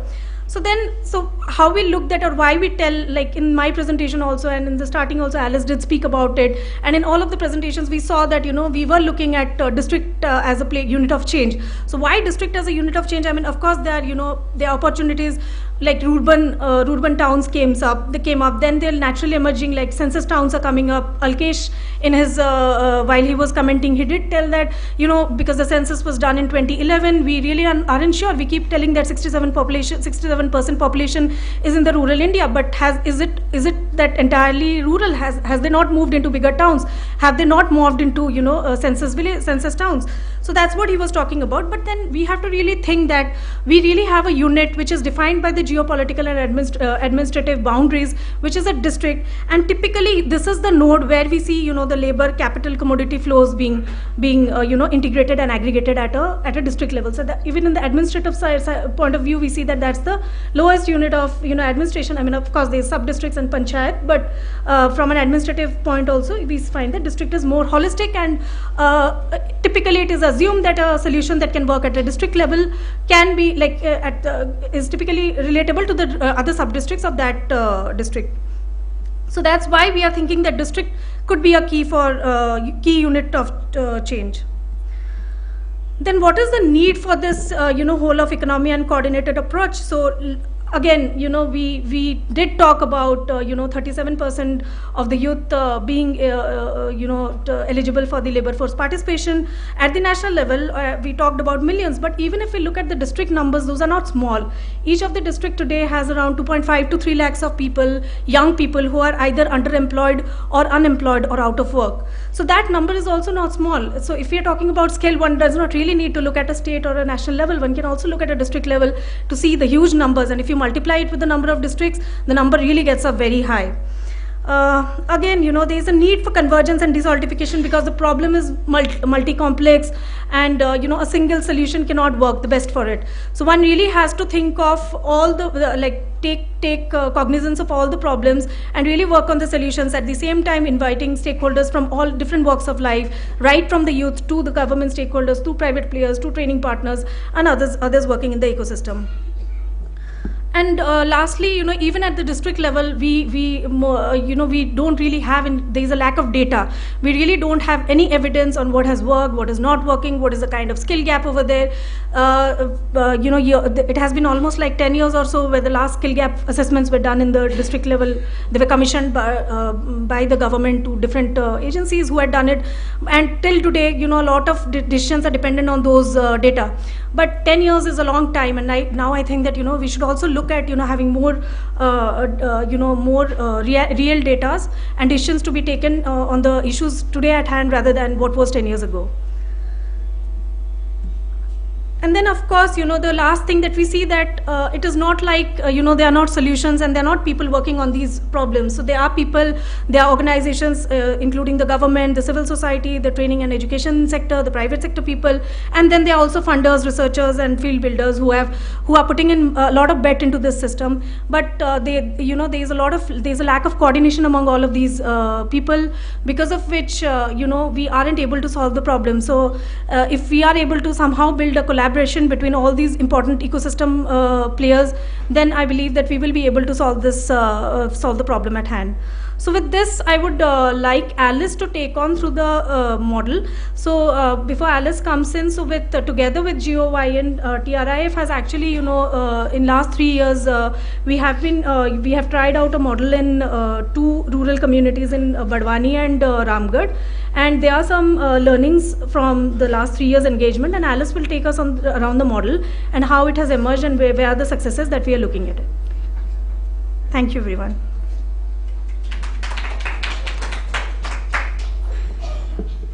Thank you for that. And a lot of times we'll say systems, convergence, so many big words, but what does it actually mean? So we thought we would just do a brief example of what has happened in Barwani and Ramgarh. So I will take you through this very briefly. So for some of you that have heard, we're writing a white paper, also documenting all the case studies of what's working, and we'd like to include that as much as we can after today's session. So the 4 key components I'd like to stress here is, number 1, what does multi-stakeholder and what does convergence mean at the district level?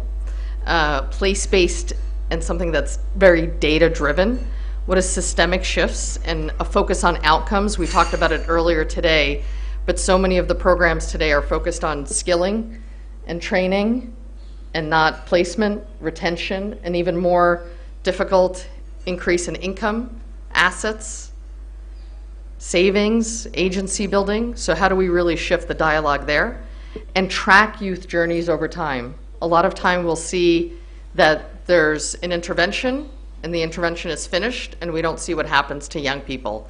And how do we think about young people's intervention as a journey over time that might take several years? And it's not only around entrepreneurship or skilling, they'll go in between. Sometimes they'll get a job, then they'll become an entrepreneur, then they'll go back.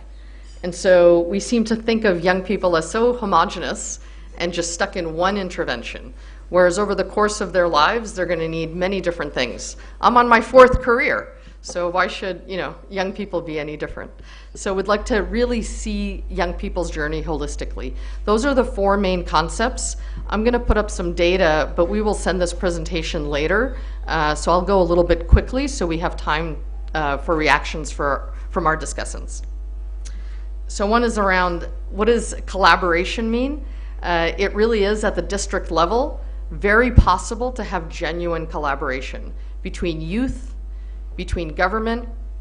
We engage with the district collectors all the time, the commissioners at the municipality level in our urban areas, all of the private sector actors, other civil society organizations, everyone's coming in. And at the state level, we engage with the government to really understand how they're thinking through what their district level strategies are. It's really focused on a scaled joint vision across all of these collaborative players. We also do a very detailed ecosystem mapping. Aliva just talked about this. And so is it possible to actually have the presentation down here so our participants can see? Oh, thank you. Thank you for that. So at the district level, to do this very detailed ecosystem mapping of how many young people are there at the district that are out of work, out of school, and underemployed. People were so surprised that we found that there's more than 2 lakh, 2.5 lakh, sometimes 3+ lakh young people out of work, out of school, and underemployed. What is their profile? What are their aspirations? But then what are the labor markets showing today and in the future? Where can we invest?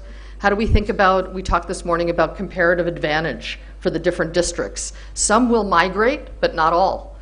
In studies that we've done, 90% actually don't want to migrate. They want to stay. And so how do we think about local economic activity? So we do a very detailed mapping, and we've done it for a couple of districts, but this should be done for all districts across the entire country. I'll come out and say that. Second, all of that really goes into very detailed data. This is, I think, snapshots of 5 slides from hundreds of slides of data and information that's very contextualized to the district level. And this is all open sourced. How to do that, how others can replicate this kind of information, and have everyone working together on getting this data and updating the data. And then really thinking through, what is that, not 1-year project or 2-year project, or much more of a 5-year, 10-year systemic shift? What's the transformation that will happen in that district across the whole range of activities? And then all of it, number 4, is absolutely critical to be connected to young people. And we have our expert in the room here, Joelle, that will say a few words as well around really connecting to young people. We always have young people at the table really understanding what is the data, suggesting strategy, being part of the implementation. It's really working jointly with the young people. And as I mentioned before, really tracking their journey and then outcomes over time.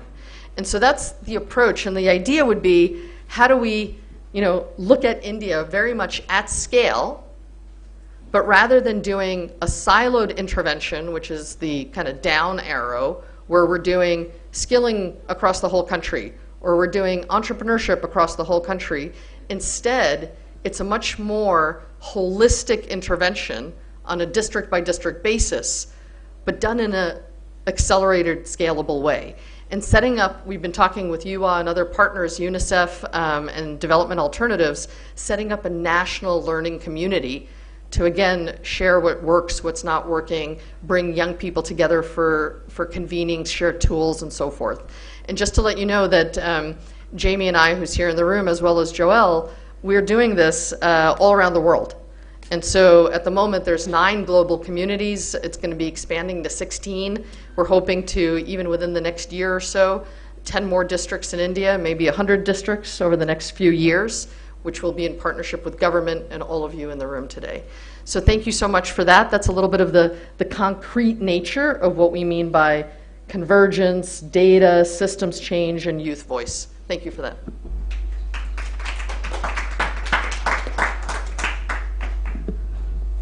Thank you, Alice. So now moving on to the discussants. I'll begin with Swati. So Swati, because you are an entrepreneur and you are from Manipur, which is quite a difficult area to come from, but how would you explain your journey? If you can also share your experience about how, because you're an entrepreneur, how did you get the information? Where did you get the support from? Where did you actually face a lot of troubles in, starting your own enterprise? Hello. Yeah, so thank you for the opportunity to share my experience. So I am a young entrepreneur, first generation entrepreneur in fact, from my government job oriented family, much to the dismay of my family. And so this is my second career already. But yeah, I intend to stick to it because I see the impact that can be created, and I think this has allowed me to assess myself as having some sort of value. So as far as my journey is concerned, I consider myself one of the lucky few.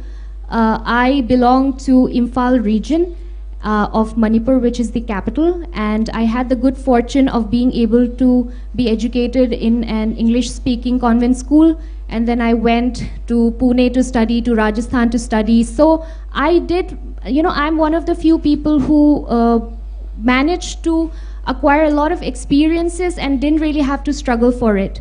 But with COVID, when I did come back, it really shifted a lot of things for me, because what I found as a young person is that because of the 7 years I spent studying and doing something didn't mean that I had to spend the rest 70 years of my life.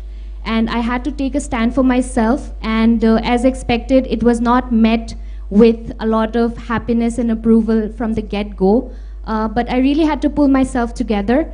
And so very personally saying, I suffered from anxiety disorder during Corona, and that really, at the point of that life and death situation, I realized that I have to take a stand for myself.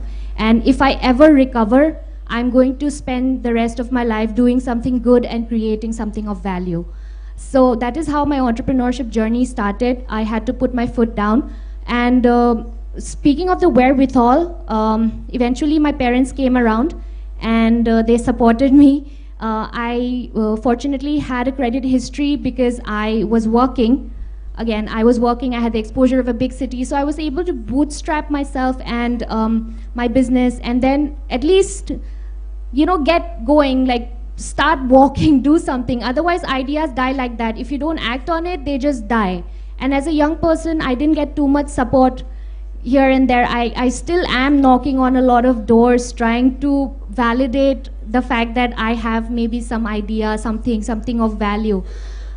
So the challenge, I would say, is that funding, resources, guidance, mentorship, even to the level of somebody saying that maybe you can do it.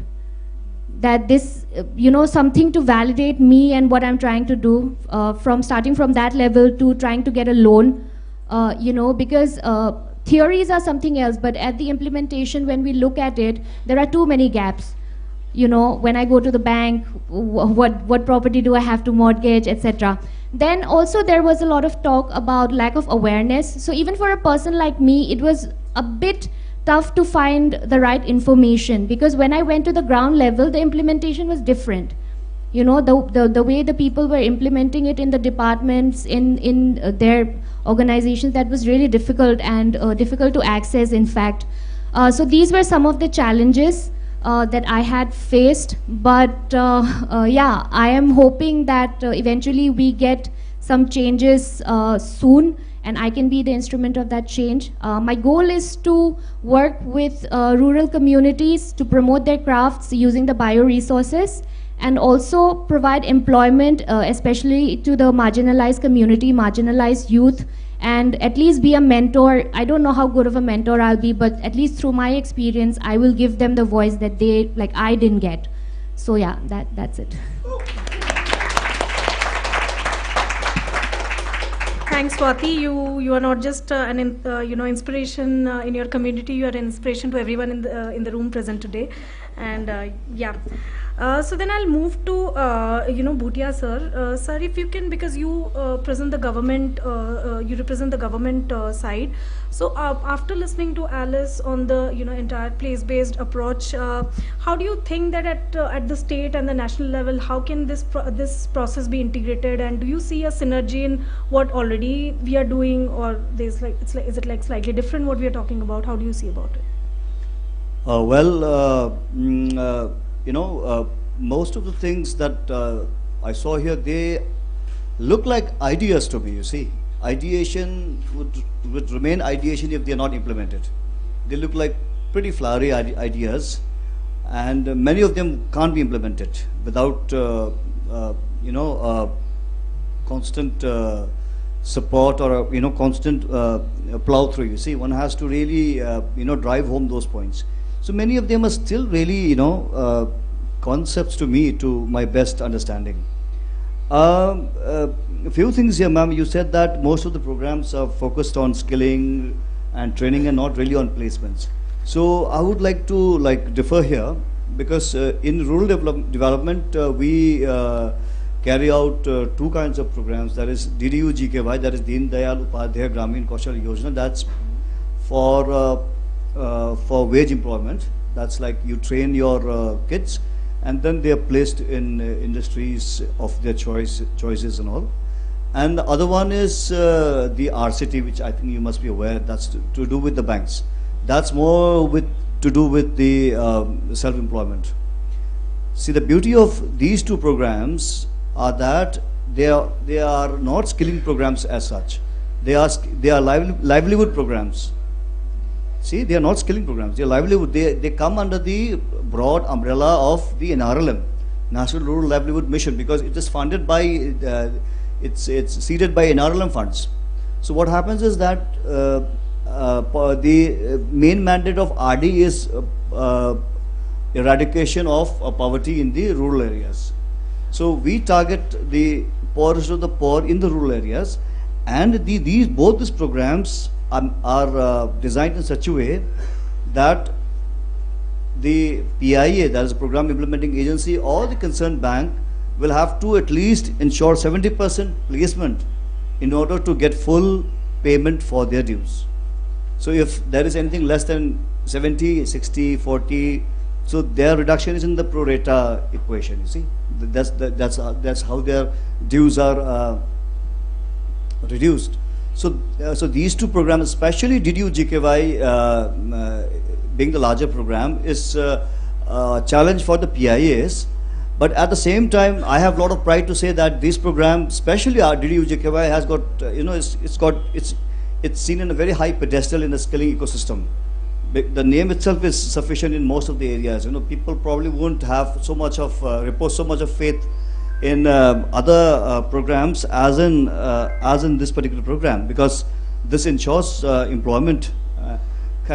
So this is what I wanted to say, that these programs are placement driven, and they're not just skilling and then we just don't. We're not saying that we are completely foolproof into delivering 100%. No, we're not. We are not. It's another government program, and it's got its own weak points. It's got its own chinks. So this is one thing. And yeah, I mean, what I say is that I wanted to hear more about the Ramgarh episode, ma'am just hinted on something, and because we are working, our city is working with bees in 10 odd districts to mobilize, to improve the credit linkages and all those paraphernalias for the betterment of the poor. But I have yet to hear a feedback of what has actually transpired on the ground. You see, Ramgarh and one more district. Badwani. Yes. I mean, if you could share some insights into what has gone there over the past couple of years, then that would be some insights for us. And of course, we would like to take in all these feedbacks, because again, both the programs, DDU-GKY and RCT, are in a state of flux, in the sense that both of them are now getting upgraded into the 2.0 version. And both of them are, it's a matter of coincidence that the programs are like a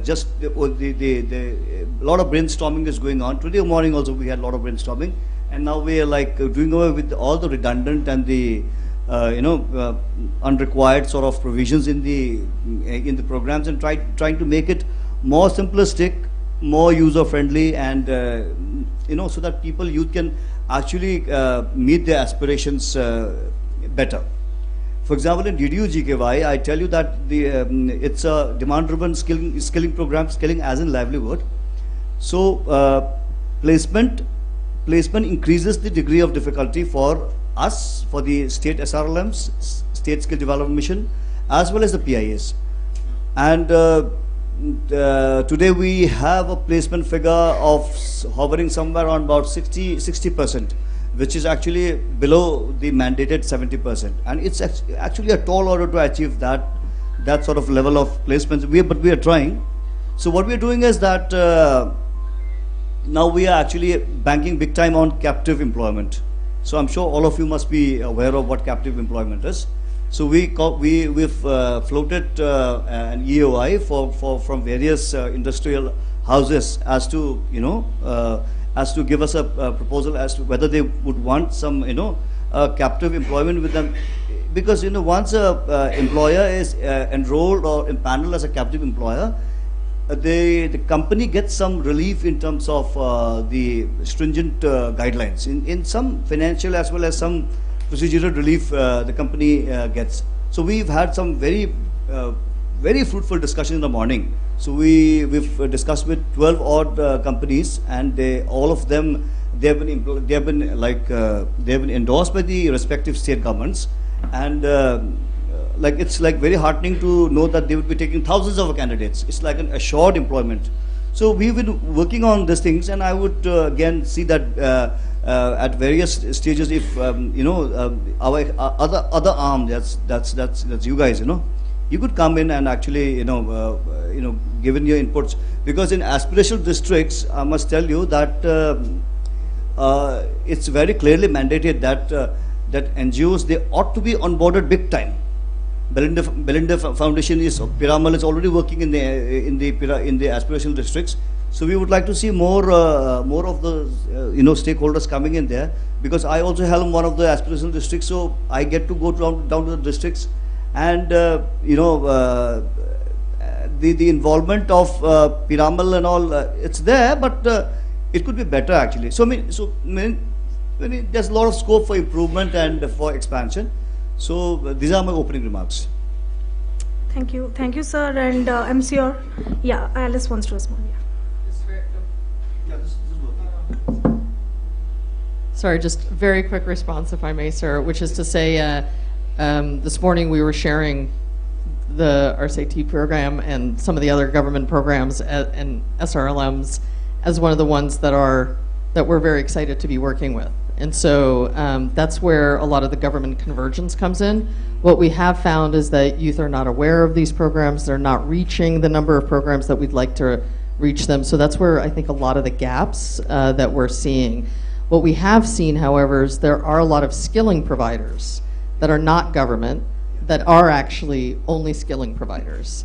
And a lot of young people end up using them, and then there's nothing. They aspire for a government job, less than 1% get a government job, and then many others go outside of their districts and then return a few months later. And so we just wanted to differentiate that, because this morning we were sharing about some of the programs that we're partnering with in terms of the convergence at the district level. So that's a little bit of the kind of, if I may, just to clarify. Yeah, sure.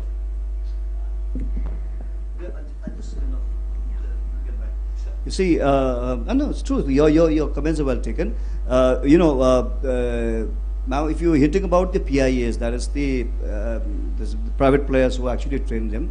There are some dubious ones actually, and the state government has been taking action against them. But there are some very good ones also, in fact. And it's actually a fact that the kids, they go out for placements, especially outside the states. They stay for a good 3 months or so, and then they come back. There are thousands of instances.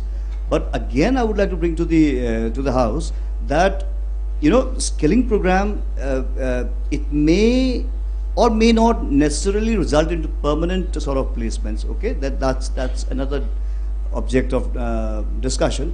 But we should also treat them as a pedestal for exposure, because once a kid is exposed to 3 months to 6 months or 9 months of rigorous training, he or she goes out and actually works and decides to come back. I've seen that their efforts never go in vain. They come back, end up doing something on their own, even if it is wage oriented, especially in DDU-GKY. There's so many cases. They go, so people from the hills, they come down, they work in the plains, and then once they earn about 3 or 4 months of salary, then they go back, they establish their own little kiosk or burger shop or what. There's so many cases like that. So I mean, none of the skilling candidates go waste, unless the kid himself or herself wants to get wasted. I think none. It's always a win-win. It's always a win-win. That's another panel. Yes. So now I'll come to Raman sir, sir, because one of the important organizations, SIDBI. So sir, how do you see, particularly because, in Ramgarh, for instance, while we had done a youth survey, our findings told that, close to 90% of the youth there didn't want to go outside for a job, and they needed something to do there. But also at the same time, we have been hearing since morning that various challenges to, for a rural youth, even Swati talked about her own challenges, own set of challenges. So how do you see that SIDBI can contribute, or you think that, in the ecosystem, how can, typically SIDBI or other, nationalized banks play a very important role in, reviving or helping, supporting young people to start their own ventures and enterprises? Yeah, so good afternoon to all of you. So a lot of information was put out. Thank you so much. I think you covered a very wide swathe of what's happening in the country, and I think maybe just the districts that you are working in also represent a microcosm of what the country is. Your presentation also brought out the various aspects of what the youth are hungering for, and I think it's really, I would take the discussion to that hunger of growth and income generation. So what we have seen, and I think I will probably take a couple of hours if I were to start talking about what SIDBI does. So I'm still learning. It's been 22 months into this role in SIDBI, and I'm still learning surprising facts of what SIDBI does in different parts of the country. So essentially it's about creating entrepreneurs. Now the hunger for growth is a primary requisite, it's a prerequisite, it's an integral component. Having got that idea of I can do this, you might be sitting wherever you are sitting. Of course, the levels of education matter a lot, because the likes of people in this room probably will end up starting a new venture more easily. It's a lot of access. It's social network access, as well as the access to finance and the access to schemes. I'm not now talking that it's government schemes. There are several subsidies in various government schemes which possibly people are completely unaware of. But that's not just the way to grow. So I'm really looking at the fact that the kind of support that SIDBI has done, and I speak from that experience entirely, many people have done great, scaling up of ideas entirely by themselves. Just the fact that there is a good product or service and there is a market which is right there in the hyper-local area, and they're making money. So at the end of it, it's really the need, the hunger for giving your children a better life, to make a pakka house for yourself, to be able to, bring home some savings and save for a rainy day, to be able to not go to the money lender to borrow money at completely usurious rates because somebody is ill or somebody needs to be hospitalized. So I think these are the driving factors. And I think a lot of what we all need to do in government and agencies like SIDBI is how to make those more easily available.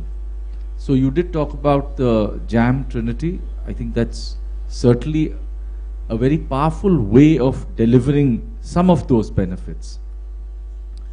We actually run a program which goes under the name Prayas. It's really an attempt and a complete drop in the ocean to try and bring cheaper funds to people who want loans of say up to 2 lakhs or 3 lakhs. It is entirely non-urban. So, the aim is to try and get this money across to people who otherwise may not have access. Now, banks do not lend to any of these enterprises because they don't have what is known as collateral.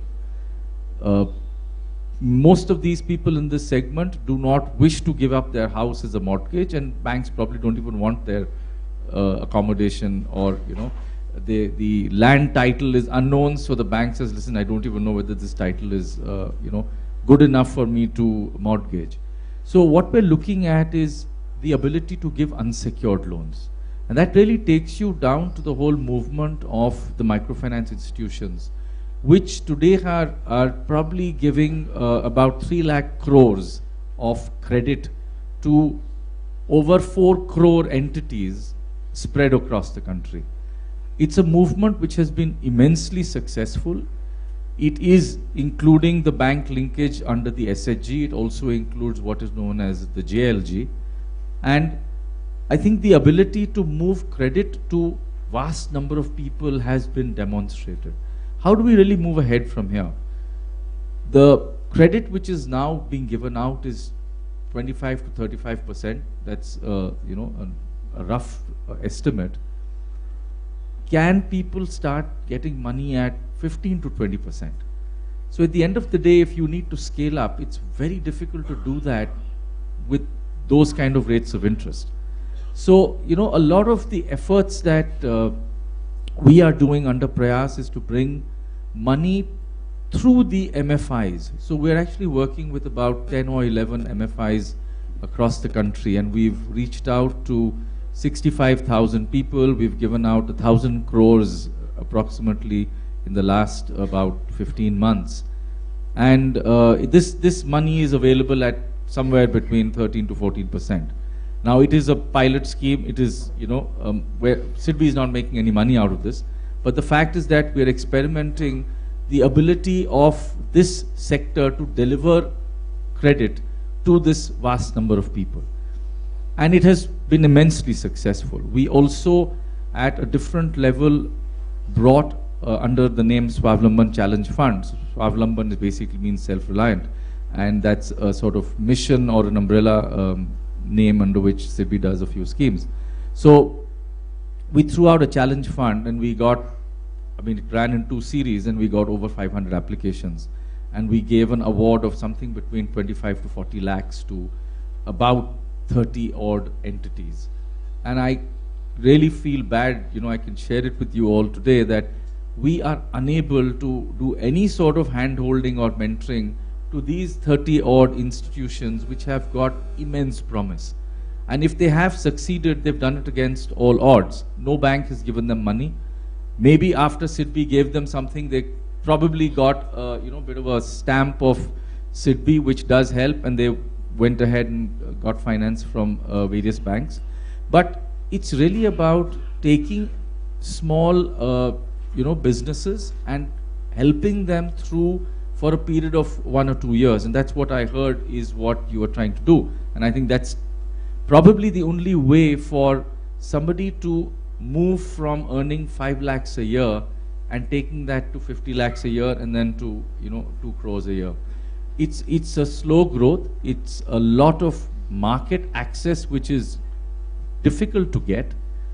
If you move beyond 10 kilometers from where you're operating, you end up requiring a marketing agent to actually go and do that job for you, and you cannot afford to leave your premises because otherwise production stops. So there are multiple problems that people face, and therefore we need to attack this. Frankly, we can only facilitate. At the end of it, there have to be many players in the ecosystem which have to come together and help the enterprise, and each person who comes in needs a return on their effort. So you're talking about multiple people getting something from the entire value chain. So it is really a creation of a value chain as much as you would have a value chain with an Hindustan Lever or an ITC. So we need to look at how to scale them up. Cheap credit becomes essential when you want to scale up. So I would say that the MFIs have done an excellent job, but whatever I have visited, these are very, very small enterprises, and for them to move ahead, many of the smart guys don't want to move ahead because they don't want to get into GST and income tax. So that's again a huge problem that small businesses face, because they can get harassed completely. So PM Swanidhi, which is a scheme which SIDBI ran on behalf of the Ministry of Housing and Urban Development, gave us huge lessons into what is needed. So, because it was directly overseen by the PM, we saw the district administration, in fact the urban local bodies, they ended up giving a registration to so many people.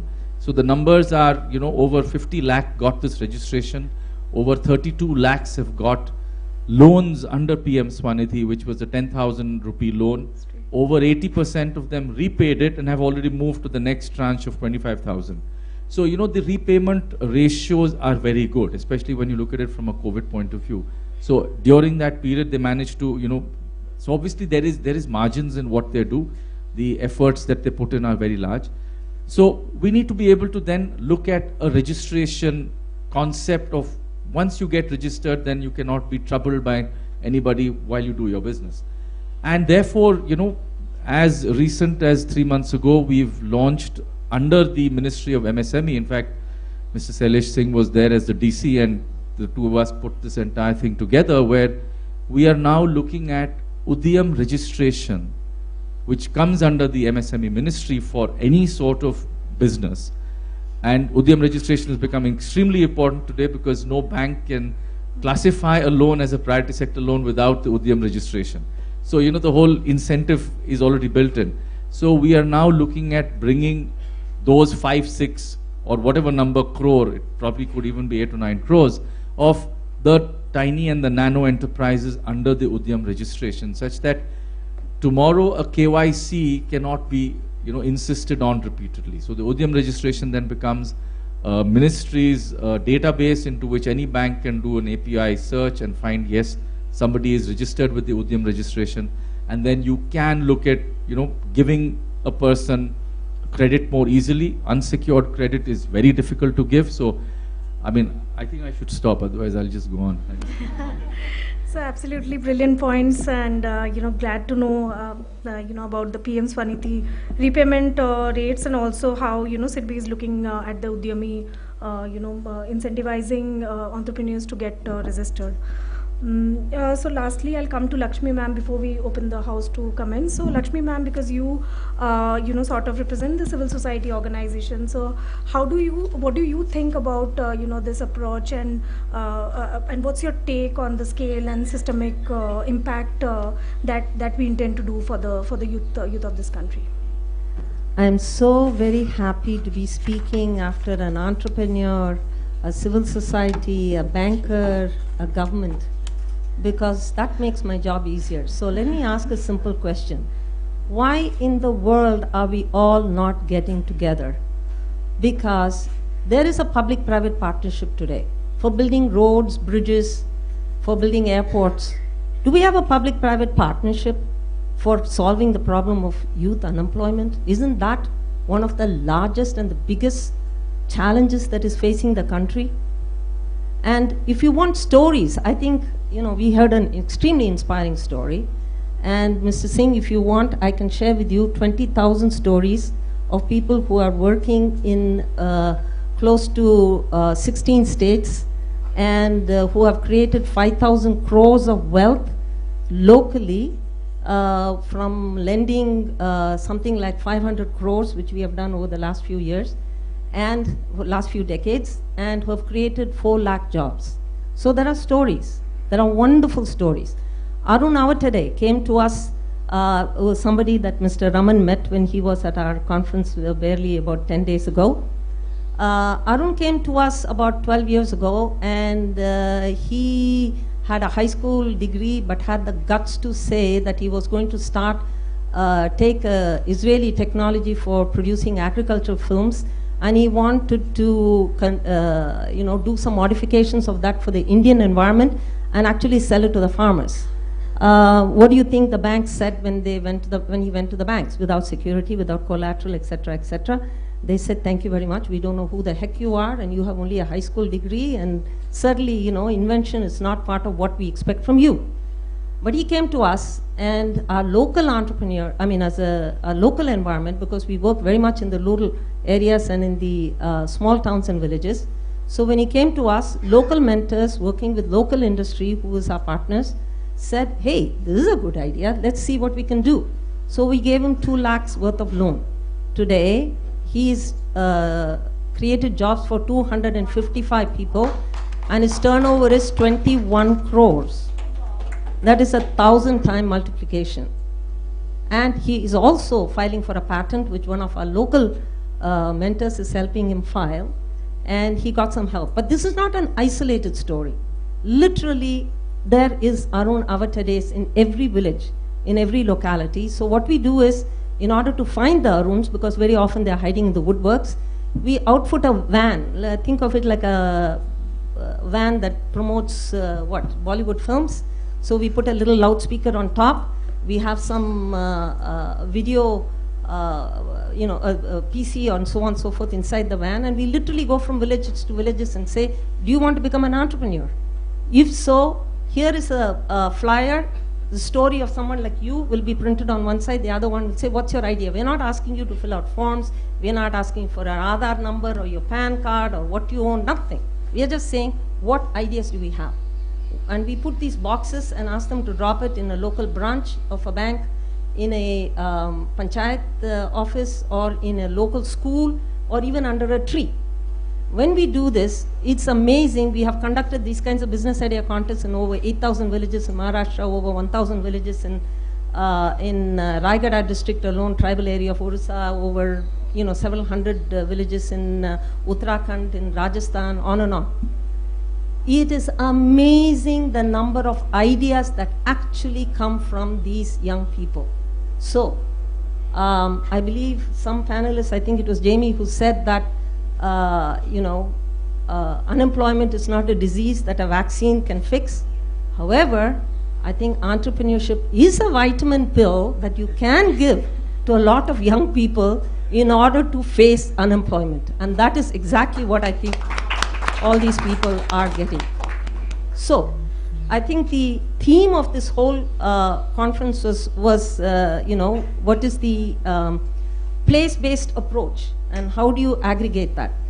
So, if you look for local entrepreneurs who have local ideas, who know how to serve the local markets using local resources and local labor, and you give them mentoring, which you mentioned and also Mr. Raman mentioned in a very important manner, engage the local industry to provide mentors. We have over 20,000 mentors around the country. And by the way, our model is something that has not only proven to be in India, but because of the Indian success story, which I had taken it from UK to do it. We are now in 45 countries across Asia, Latin America, and Africa. So there are country after country, region after region, location after location, which thinks that a combination of think local, act global, which is what many people talk about, is possible in unemployment, in facing unemployment through entrepreneurship. If we talk about what is, okay, now you have all these local stories. What happens to these local stories? Again, Mr. Raman was there and he saw with us over 2,000 people participating from 12 clusters around the country. Each of these locations we had over 150, 200 entrepreneurs, mentors, and they were all zoomed in into the national event, and they got to hear people like Mr. Raman, and they would love to hear from people like Mr. Singh and all of those people who are here. And they were able to learn about what is ESG, what is it going to do, because we think pandemic hit us. Whenever I had to make a comment about the budget, this is what I said. We had an emergency credit line system for the pandemic. We thought the pandemic is over, thank you very much, and we want to put it away. And I said, what about the pandemic called climate change? What is that going to do to the supply chain? What is that going to do to the local small businesses? We need an emergency credit line system over and over again in order to be able to meet all the challenges that these small units are going to be facing for quite some time to come. The disruption is not something that has happened, it's a one time, it's a continuous time. Let's take another one. And again, the budget, there were many good things about the budget. I had a lot of good things to say. But every time we come into a platform like this, the question, as many of the speakers and panelists have raised, how do you get this to the bottom line, to the ground level? For example, 9,000 crores was mentioned in the budget as another important measure for expanding the credit guarantee scheme, see the CGT MSC scheme. 9,000 crores, wow. It was 15,000 crores, another 9,000 crores, 22,000 crores. But do you know what the average size of a mudra loan is today? 27,000 rupees. Do you think you can start a business with 27,000 rupees? Is there anybody who can start a business which is sustainable and which can create jobs for 27,000 rupees? So, while we are always taking some very positive steps to address this, we should also look at it holistically. And holistically means unless you get 2 or 3 lakhs. We did a survey of our women entrepreneurs. We have a partnership with JP Morgan, and therefore one of the things that we did around the country was to create this survey. 85% of the women said that they find it difficult to get loans. However, 68% of all the mudra loans go to women. So you think there is a contradiction here. However, we say there is no contradiction. 27,000 is good for subsistence living. 27,000 rupees is, you can buy vegetables in the morning and sell it in the evening and have some kind of a trading, and I'm not looking down on that. But how in the world are you supposed to create jobs? How are you going to create the multiplier, either in wealth or in creation? Therefore, the question really is, we all have individual ideas, individual solutions, etc., etc. There are stories after stories, case studies after case studies that can be put together. I would love to see platforms like this really bring about a public-private partnership so that all of us collectively can finally get together, and if we can build roads and bridges, I am sure that a solution like that can solve the unemployment problem. Thank you. Thank you very much, ma'am. Because of paucity of time, we'll be taking some key 2 to 3 comments, observations, ideas to take forward the discussion from any table.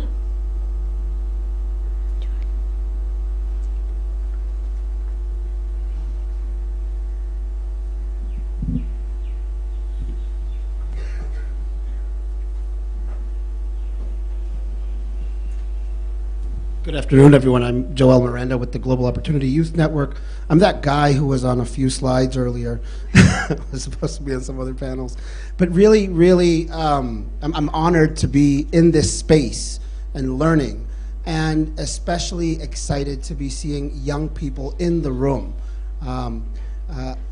Because what we've learned at the Global Opportunity Youth Network is that None of the solutions we're seeking are possible if we're not listening to young people, engaging them, learning their stories, learning their experiences, their vision for what is possible, and partnering with them to ideate, incubate, co-create, and implement the solutions that we need. And so that they are with us both not as something to be acted on, but as partners, right, in the co-creation of these solutions. We've learned that across the Opportunity Youth Network. I had a few just reflections as I was listening today, and it's that, it's not enough for young people to be in the room.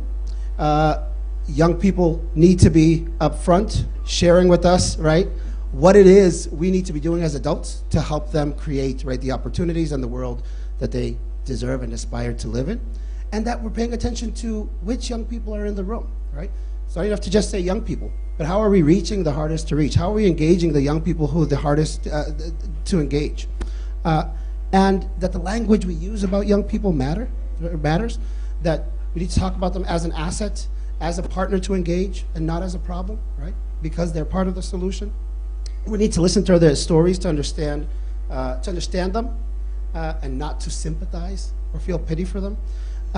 And as we're learning, as we're hearing their stories, sharing the data. So how do we take these PowerPoints, white papers, right, all of the many pages of literature that are here, and present it to young people in ways that they can digest, that they can then really carry with them, so that they complement their lived experiences. And so they're sharing, a story of opportunity, right, and sharing the data, right? This is possible because we're an abundant and the most precious resource that exists. So how do we protect this resource? I keep thinking about something you said, Swati. You said, I'm one of the lucky few, right? And so how do we make sure, and then I'm thinking about the fact that 2/3 of the Indian population is young people under the age of 35. And so how do we make sure that these rooms are 2/3 young people, right? And that doesn't mean that we make the room smaller. It means that we create the space for young people to want to be in these rooms. We create the space, the energy, right? The vibe, right? So that young people want to participate and want to bring their good thinking to these rooms. Because we spent a lot of time and money, the world, everywhere we've gone and engaged with young people and partners, we spent a lot of time and money preparing young people to enter the world, and not enough time, money, and energy preparing the world to receive, engage, and invest in young people. And so this is amazing. This is a space that young people are starting to show up and being comfortable sharing their stories. And now, how do we make it a space where young people are coming to create those solutions? And as adults, we keep thinking this is a problem. We've got 10 years to fix this problem. No, we don't, right? So at the Global Opportunity Youth Network, we say our tagline is, the future is young, but the truth is that future is here. That future is now, right? I've spent the last few days trying to learn some Hindi. So, when we talk about the future is young, then you tell me if this is right. Hai Bhavishya Yuva, is that right? The future is young? Well, it's Hai Bhavishya Ab Yaha. The future is now. So I just want to, I like to create energy so that young people feel that youthfulness. So let's think back to our 14, 15, 16, 17, 18 through 35 years. And what's the type of energy we'd like to see? So I'm gonna say, Hai Bhavishya Yuva, and I want you all to loudly say back, Hai Bhavishya Ab Yaha. Can we do that? All right. Hai Bhavishya Yuva. Come on, remember, Jamie likes energy. I mean, Hai Bhavishya Yuva. That's not enough. Hai Bhavishya Yuva. Young people, let's show them. Hai Bhavishya Yuva.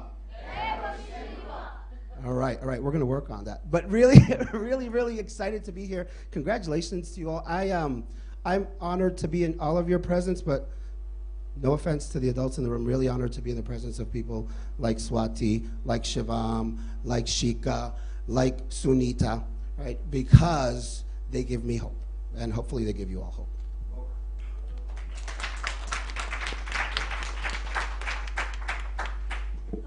Anyone else wants to add something?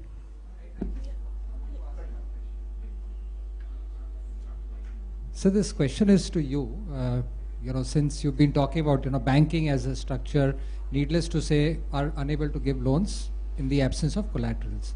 Now, how is it, what really is intriguing and surprising to everybody in the country is that there are these bunch of 4 or 5 individuals who come up on a topic like a Shark Tank, and millions of people queue up, because they feel that they can be heard and there is a possibility of, money coming in. What is missing in the government setup, which is able to establish a similar concept in small, in SIDBI banks, etc., where there are individuals who are able to assess the propositions, which ma'am was talking about, who are looking at 2 lakh, 3 lakh rupees in the, because these are not the people who are really looking for millions of dollars. They're looking at 2 or 5 lakh rupees. So what is the missing story? Why can't really government crack this proposition of, how do you really evaluate a business model and say, yeah, this is a great idea, this is what we can do. So, I think at the root of what you're saying is that as a society, we haven't accepted failure. So there will be failure in businesses. Now, a business failure is seen as a huge stigma. The very fact that the bankruptcy code was created, its founding philosophy was, let's allow for business failures. It hasn't come across anywhere in the press, and I don't even know whether anyone in this room has an understanding of that's what the IBC is saying. But it shows how poorly we have communicated the new law. The aim was to try and say that run a business, go to your lenders and tell them, listen, we need to restructure, we need to do something different, bring them on board and start something in a different way, or diversify, or do whatever. So we have a problem with failure, and from a banking side or from a lender side, the entire setup in India is dominated by the public sector banks, and there's a huge problem of accountability the minute an account goes wrong or becomes an NPA. So the risk averseness is huge within the system. I continue to say that the MFI model has actually taught us how to break away from, and what I'm saying for the public sector entities is reasonably reflected in private banks also, because they might not take it out against the employees so much, but you are probably just dismissed from your job and you have to find another job.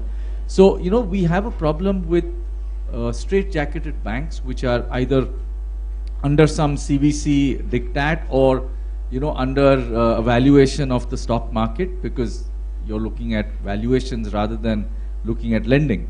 So, it's about working with smaller people and their businesses. The Shark Tank is, I think, just, in my own view, just very, very gimmicky.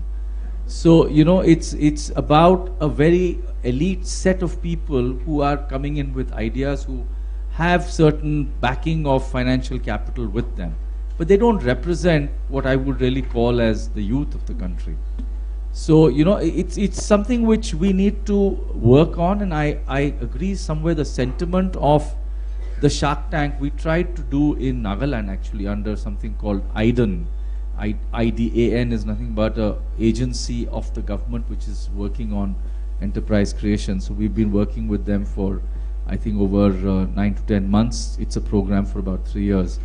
And one of the things is to bring a Shark Tank sort of concept amongst the youth in that area, so that a good idea gets pitched and we can end up giving money. So I think these things must be happening across India. It's not that what I'm saying is completely new and revolutionary, but we need to work with smaller businesses over a longer period of time, and that's why the MFIs have done this, working with the household. So of course they are at a level where MFIs end up giving up to 1 lakh of loans, which is reasonably small. We are now talking about loans between, say, that 1 lakh to 10 lakh. And that's where a lot of businesses would like to get it. So the CGT MSc, I think, is a great point. I mean, I should have talked about it because we run that scheme. What it essentially does, it encourages banks to give unsecured loans. So it is a huge, so today we have somewhere about 55 lakh beneficiaries over the last 25 years. The outstanding loans under guarantee today is about 1.5 lakh crores. Now with the infusion of new funds, that's going to double. So you're talking about 4.5 lakh crores of loans under guarantee, which will make banks find it that much more easy to give a loan. And it's an unsecured loan. And there are many other things that is also happening to help, unsecured loans. But so the GST system has come in, that's been a great help. But many of the people we are talking about might not be under the GST system. So there are lots of complications in it, but I think we need to, work on the ground more closely, and that's why holding hands over a longer period of time is needed. I'd like to just take 20 seconds to add to Mr. Raman's very valued exposition, and that is co-opting banks into your shark tanks is a good idea, because that's what we do. We run mini shark tanks all over in rural areas and blocks and villages, and we work with the public sector banks, and we just co-opt banks. So next mini shark tank, Mr. Raman, you're invited. And what we do is, essentially, when we work with these banks, because almost 90% of everybody we send to the bank get loans, because the banks now know that when they pass through this mini shark tank of mentors, the local mentors, which is the industry, who evaluate all of our, so it's not quite hundreds of people. At any one point, you can find 10 people pitching for one loan. And so the average is 10:1. But when they learn to pitch, the shark tank here, in this case, consisting of mentors drawn from different fields, as well as people from banks, they educate them so that by the time they go and face the bank, they're ready to know how to present it. So I think shark tanks are wonderful. They energize everybody. It actually works. And we find that by now then the banks only ask the question, oh, does this come from BYST? And therefore, have they passed through the mentoring system and the questioning and so on? If they have, then okay, there's a tick mark against it, and they do provide it. So it's actually a very, very exciting and useful idea. And young people love it, actually. No, actually, just to give a, one analogy we were discussing on the table earlier. See, everybody was averse to investing in mutual funds. But suddenly when the whole campaign, Mutual Fund Sahi Hai, came in, the risk-taking appetite really, went up. And today, most of the people are investing in mutual funds. And which is why, such kind of a government-led campaigns on, subjects of funding, etc. Because that's the need of, and I really, like the point, that you made, that 25,000-30,000 is just about, sustenance. It's that 2 to 10 lakh rupees, kind of a thing, which can really trigger this whole thing. But thank you, ma'am, for your inputs. But sorry to put a counter to, I don't think the mutual fund campaign, however great it is, it's actually 20 years of evolution of mutual funds in India.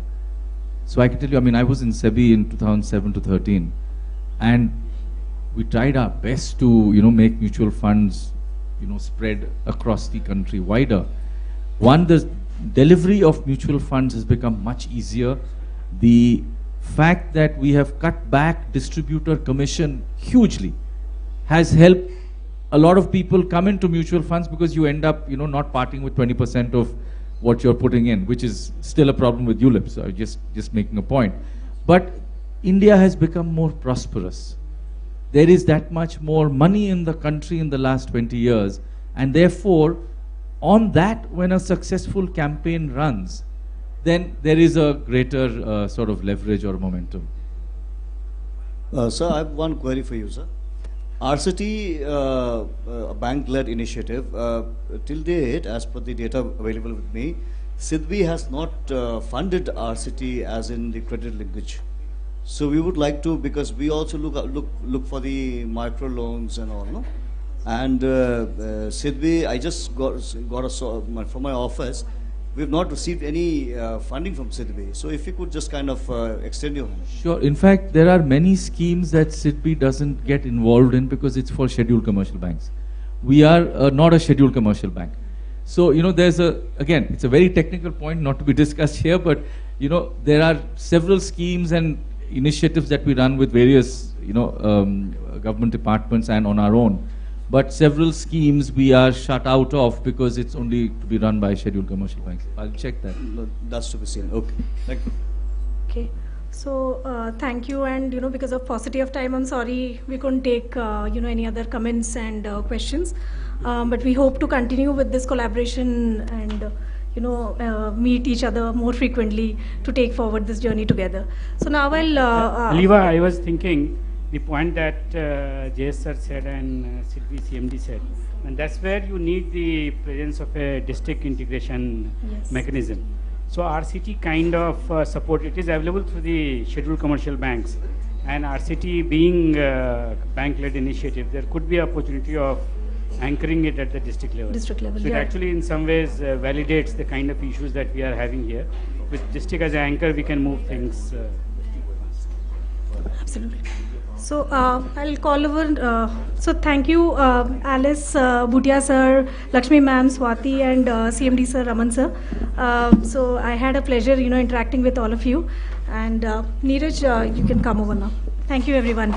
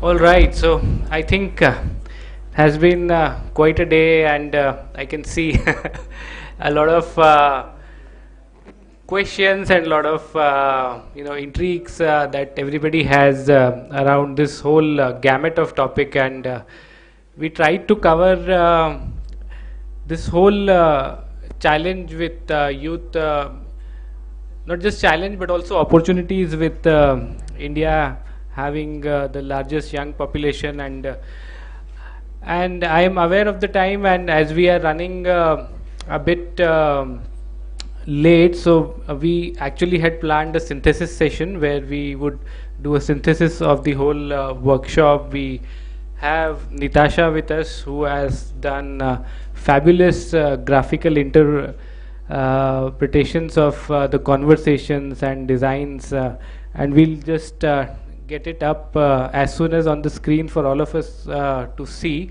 And we'll also try, because this will be uploaded on the microsite, so it will be available for all of us later as well to access this beautiful designs, graphic designs that she has tried to cover and really synthesize the crux of the discussions today.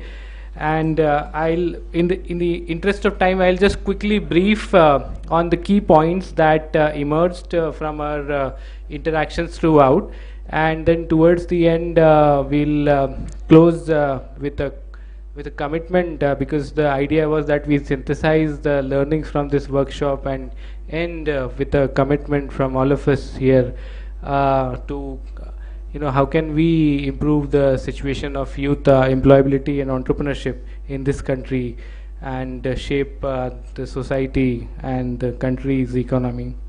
So I'll just quickly start one. Initially we started with the keynote conversations, and we had we heard about that 50% of the GDP, 50% of the Sustainable Development Goal, the SDGs, are with India, and it is onus of India to unpack the demographic dividend to be able to achieve those dividends, and to be able to achieve those goals, which will impact not just India but also the whole world on the SDGs front. And a large part of it is dependent on the participation of women in the labor force, where we are really lagging and need to find out solutions for quickly. And also on the some leapfrog and futuristic opportunities like digital and green economy. Then we heard also about the challenge with jobless growth, cost of formality that we have, and how can we look at the policies with a different lens so that we can, have more people participate in the economy, increase their contribution to the labor force, and enhance the overall size of the formal employment. And also we need to learn from global best practices like the German model Mr. Pardeshi ji talked about, and also taking into consideration to work with the elected representatives on creating long-term goals for the young people. So really look at involving young people as stakeholders in the decision making, and also working with the elected representatives to see what policy shifts are required to address this challenge of youth unemployment. Then we transferred to the very interesting future of work session, where we talked about how the youth aspiration and the feasibility is required to create local solutions for identifying the opportunities that are there, and also to create solutions around that. And we saw that the skills that are required 10 years down the line may not be immediately identifiable, or that can change very much, but the foundational skills that are very required, that are irrespective of the sector the young people goes to, the foundational skills are very required. How can we develop foundational skills? How can we develop systems for counseling, mentoring, and support systems for especially young people who are in rural areas, difficult to reach and marginalized sections.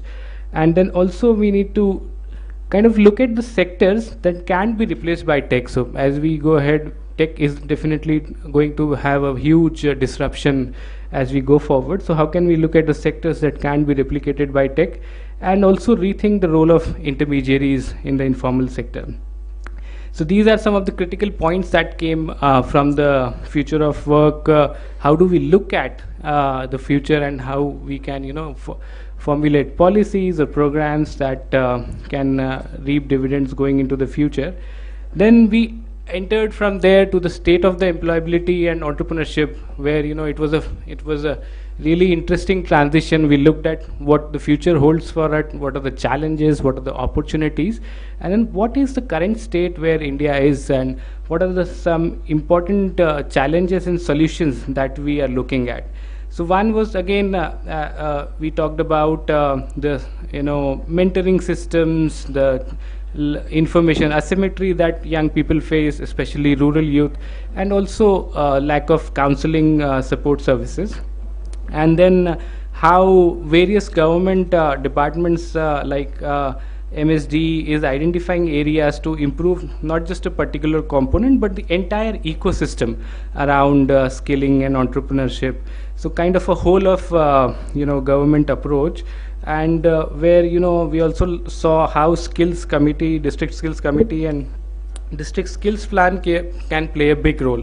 So again, it is at the district level that we need to kind of engage, because there are a lot of opportunities and variances that are available at a district level. And there was specially required for emphasis for how we can ensure that women enter the workforce and also be able to continue into the labor force. Either it is migration support, flexibility of working hours, childcare, etc. So it has to be specially looked into, because we now have a very low level of women in the workforce, and the onus lies on the government and the private sectors to ensure that we have more women entering workforce and continuing in the workforce. And then lastly, we also then learned from the entrepreneurship model. So we had a subgroup discussions around the state of the entrepreneurship, and various models around rural, urban, and green enterprises. So there were interesting models I was hearing, Har Ghar entrepreneurs. So lots of interesting ideas around that. And to lastly wrap it up with this session, in terms of now, what is an approach that we should have? If we are looking at 378 million young people, we are looking at large number of people not able to access these mentoring and counseling systems. So what kind of a support system, what kind of a approach we should have? So 2-3 things were clearly emerging. One was need for whole of a government approach. So as we saw, we had participation from Ministry of Rural Development, we had participation from Ministry of Skills Development and Entrepreneurship, Ministry of Youth Affairs unfortunately couldn't participate. They were also supposed to come to the workshop today. So we see these different ministries have also, now kind of understanding, and there is a realization that there is a need for a whole of government within ministries also and inter-ministries also. So that was one key point that was emerging. The second was need for public-private partnership, as was also highlighted. So not just on infrastructure, but how do we have more public, private and community partnership on solving this challenge of youth and employment, especially for rural youth. And then we critically saw that challenges and opportunities vary a lot from place to place. So it is very difficult to make a solution for this larger country with so many variations, so many systemic and so many societal issues and challenges varying from place to place. So there is a need for looking at solutions that can work for a particular place. So how can we have more place-based solutions approach and place-based systemic shifts in the communities? And towards the end, as it was emphasized and has been coming out throughout the session, that we have to have young people contribute towards designing the program, and it cannot be that we exclude young people from the most important discussions that we have around formulating programs, policy works around young people. So how can we bring about the youth voices into the program design? It is difficult to do that, but what can be some interesting ways? We heard from Joel what can be some of the interesting ways to get young people to bring their voices into the designing of the programs to solve their challenges. So with this, I'll stop. I hope I have been able to do justice. I had earlier half an hour for this, but had to reduce it to 10 minutes. So I tried to cover all the points, and I'll ensure that those graphics, those again catch the crux of all the discussions today very nicely. I saw those graphics. They really capture the essence of the discussions. So that is available on the microsite. You can scan through, and we also have emailed you. We'll be emailing you also the reports and deliberations coming out from the workshop. So with this, I would like to call on Madan just to have brief reflections from some of the participants, because we also want to get your perspective in terms of what are the key reflections that you had. So Madan, if you can quickly facilitate in getting reflections from people, from the partners, from the participating. Thank you, Neeraj. I know we're at the fag of the day, but we'll try and keep it short and crisp. I want each of us to take maybe 3 minutes. Okay, can you hear me? So I want each of us to take 3 minutes. You'll find a paper, pen somewhere on the table. This day was all about 3 things, right? One, youth, and how do we create more opportunities for youth, and how do we make sure that there is enough and more of support for youth to succeed. I believe that the world is cleaved into 2 parts.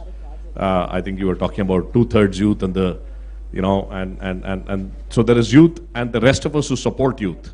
So I would call us as non-youths and youths, but all the non-youths supporting the youth, right?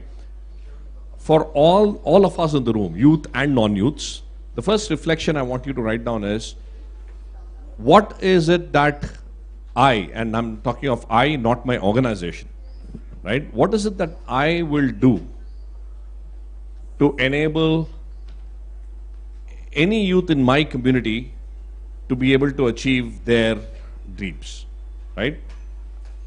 In that you can bring in your organization, your community, your family, whatever, right? I want us to take a I will do this kind of an approach. And what is it that reflections can be? Listen, I can organize a mentoring session, a career guide, whatever, right? So you figure out what is it that you can do individually, or you will do individually to enable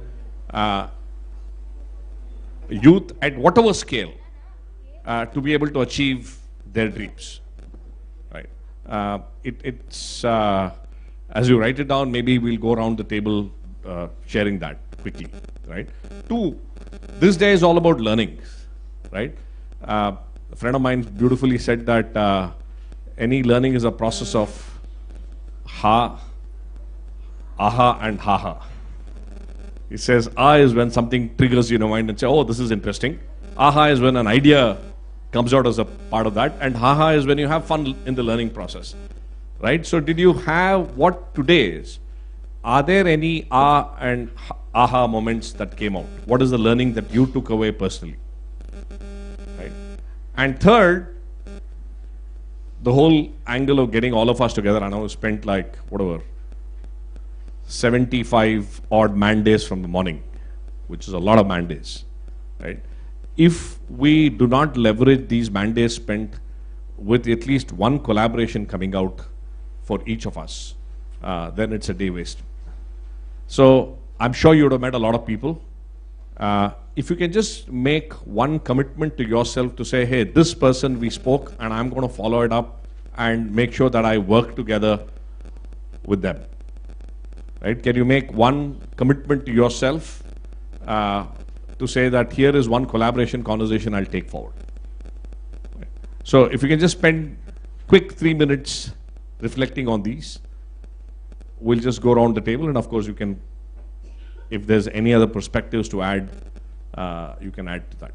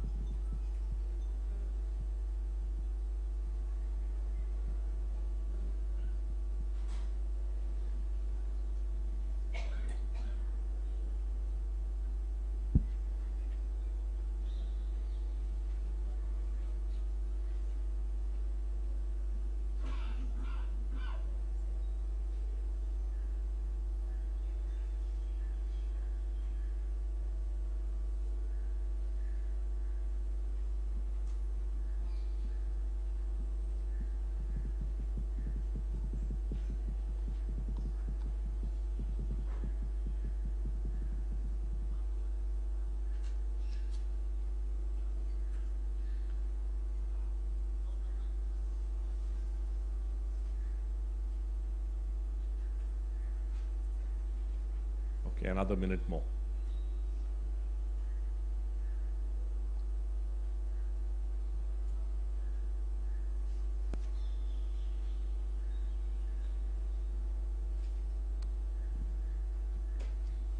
Anybody needs additional sheets, you can ask me.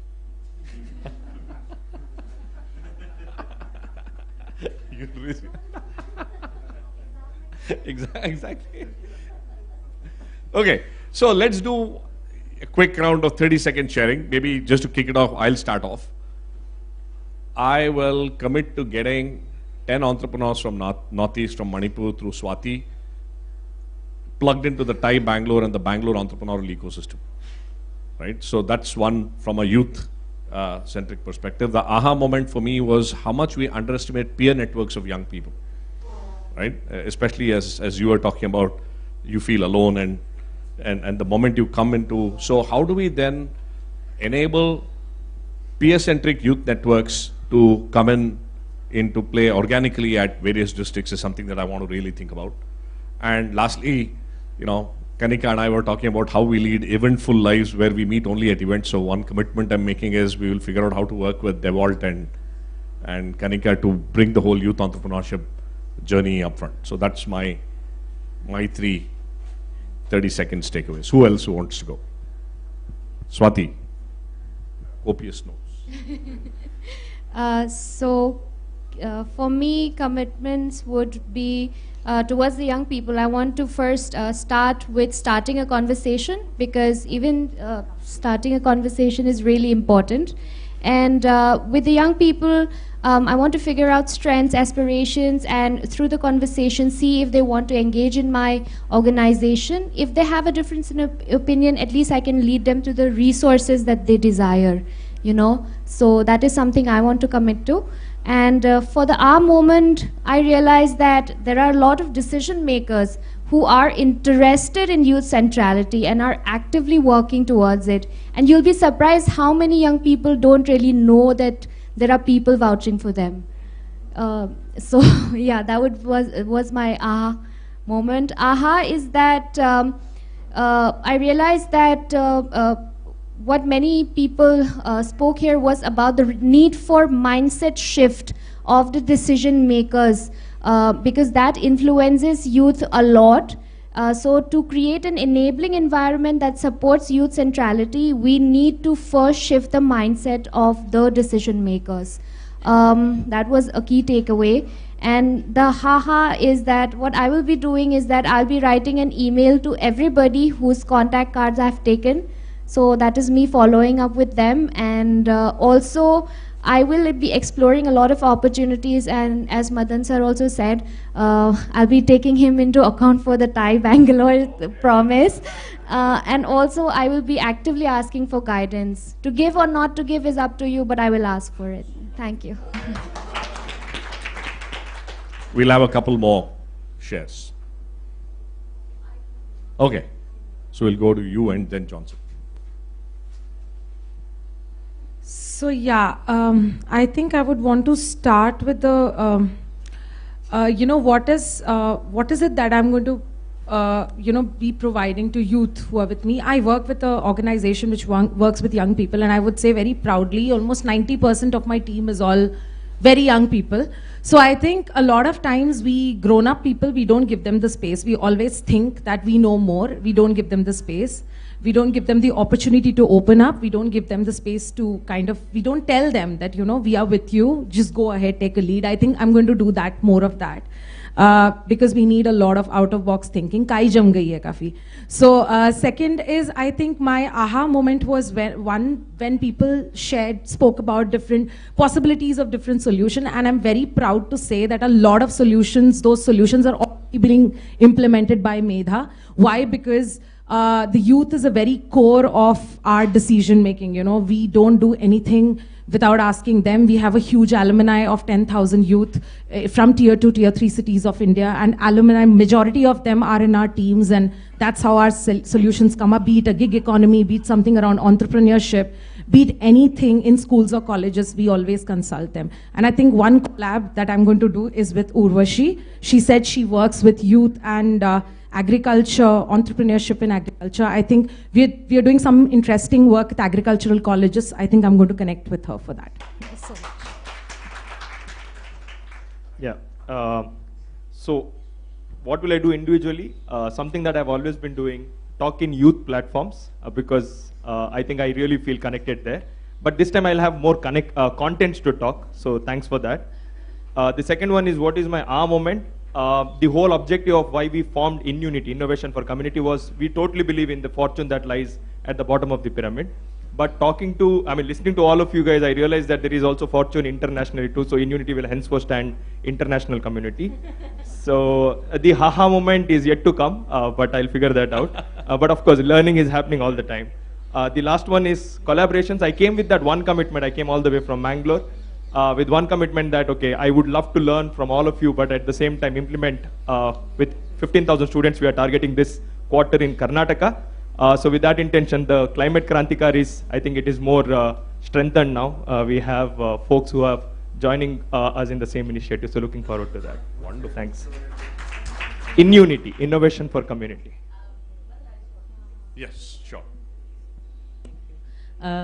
Great points, everyone. Thank you. I just want to say one thing, just one aha moment that was, for me, was seeing Shivam and other youth from Barwani and Ramgarh and Palamu come here and talk with the panel was my aha moment. True that. Yes.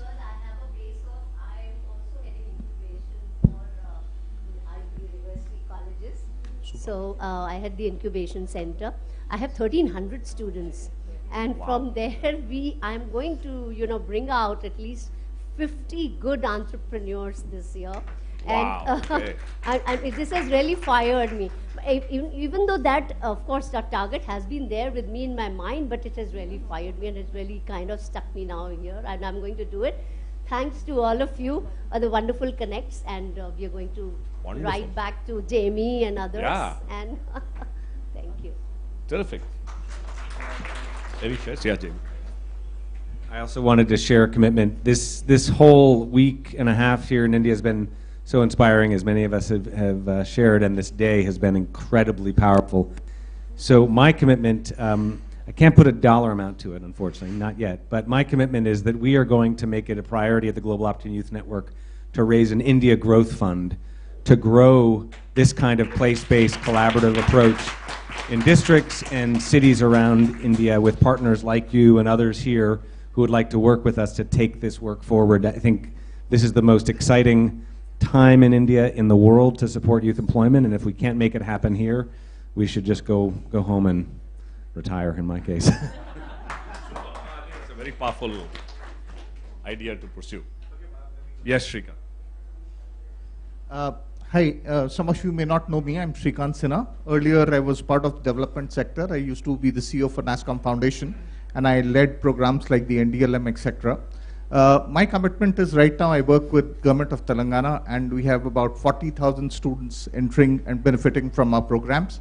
We are in partnership with Herald High running a program called as I4TS, Innovating for Telangana, which runs with a punchline which is Samajika Avishkandalu Sarlamaina Jivitanki, which essentially reads social innovation for simplifying lives. We are expecting to impact 20,000 youth, where we start with a mindset development program, then move it to an ideation, and then come up. So my commitment is we will be coming up with about 500 ideas out of this program itself.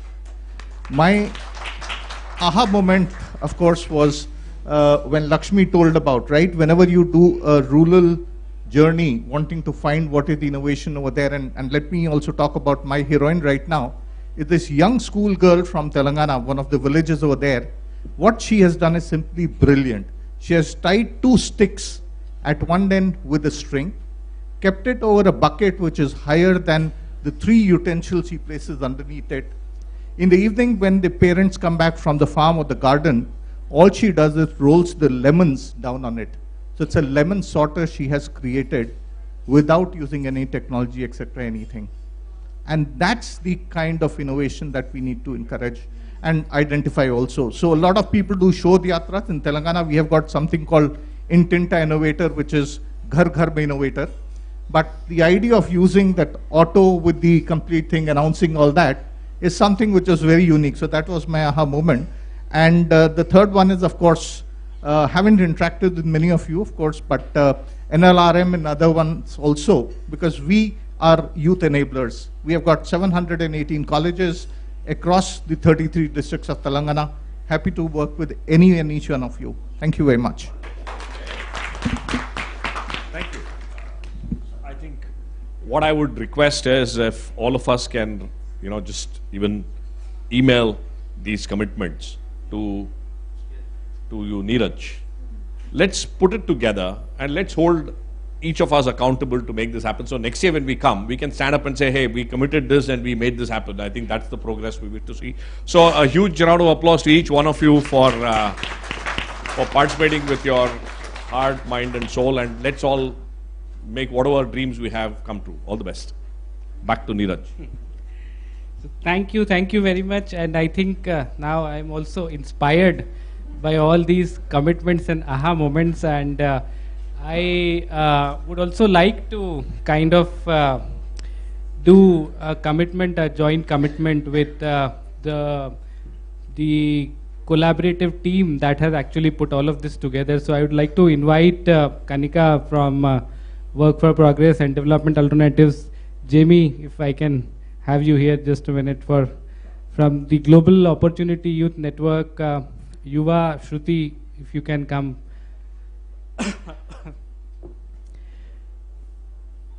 So first of all, a big round of applause for all of the partners to put this together. This was a lot of effort to come together and to plan this whole program, and we tried to make it not like a regular panel discussion, but also to be a very insightful and enriching workshop to have to distill learnings from the various programs and to also see how we can draw an action plan going forward. Yeah.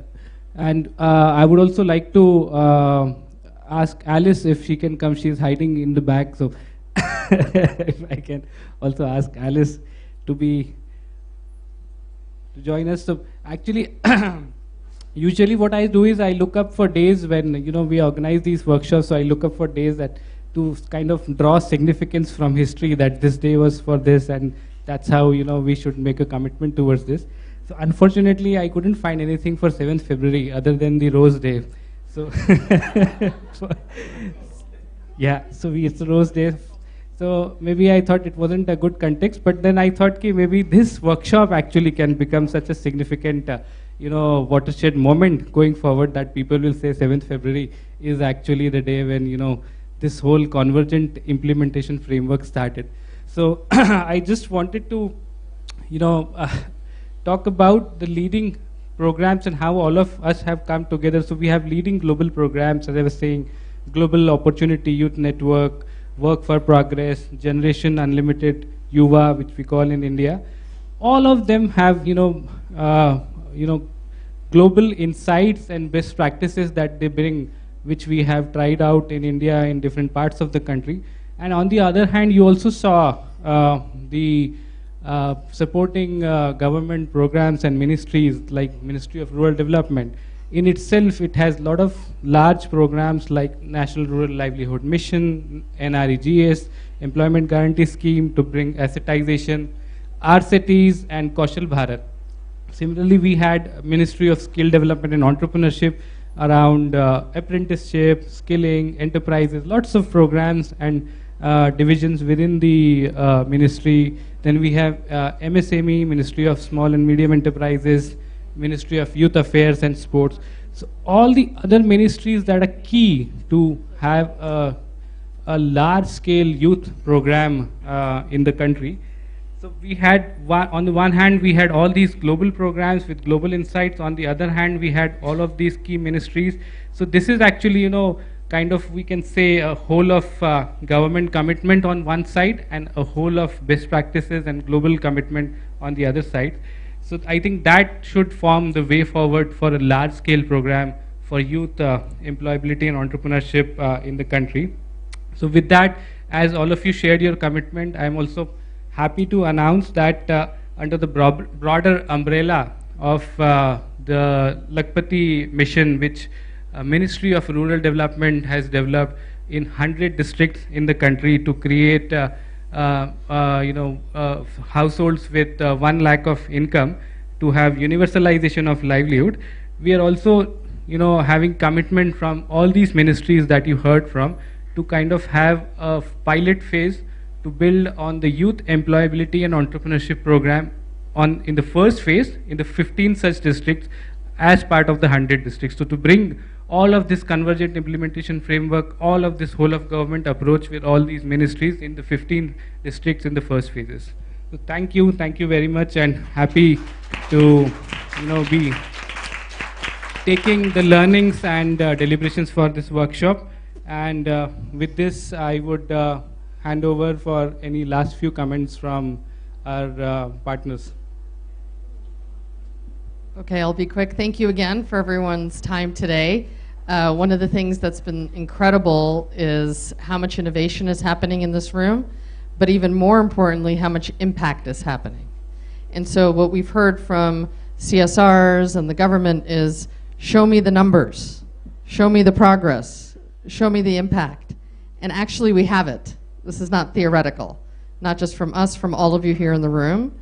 So one of the things that we'd like to do is to start an online platform, essentially, where we will be, first of all, writing a white paper with all the insights from today, referencing all of your great input, and secondly, on that site, to start sharing all of the progress and impact that's happening across the country. And so hopefully all of you will contribute your case studies, and this will really be helpful for funders, governments, and others. This vision cannot be accomplished by any one organization, maybe not even any 10 organizations, but hundreds, including the government across the country, both at the national and state, and of course district level. So thank you so much for all your energy. You're still here. I don't even know, it's very late. It's after 5. Amazing. Thank you guys so much, and we'll see you we're next month. Next month, we'll be doing another one of these, so get ready. No, just joking, but probably every quarter. So thank you again for your time and energy. Take care. Just really quickly, thank you so much to everyone for your energy, for sharing ideas. I mean, I'm just going back with so much wealth of knowledge right now. It's been truly inspiring, and especially, I think, special thanks to all the young people who have been bringing their voices over here. And to the partners, I mean, with your openness to learn about new ideas and come together, I mean, it's truly been wonderful. And a special thank you to TRF to actually get us all to come work together. So I think that's definitely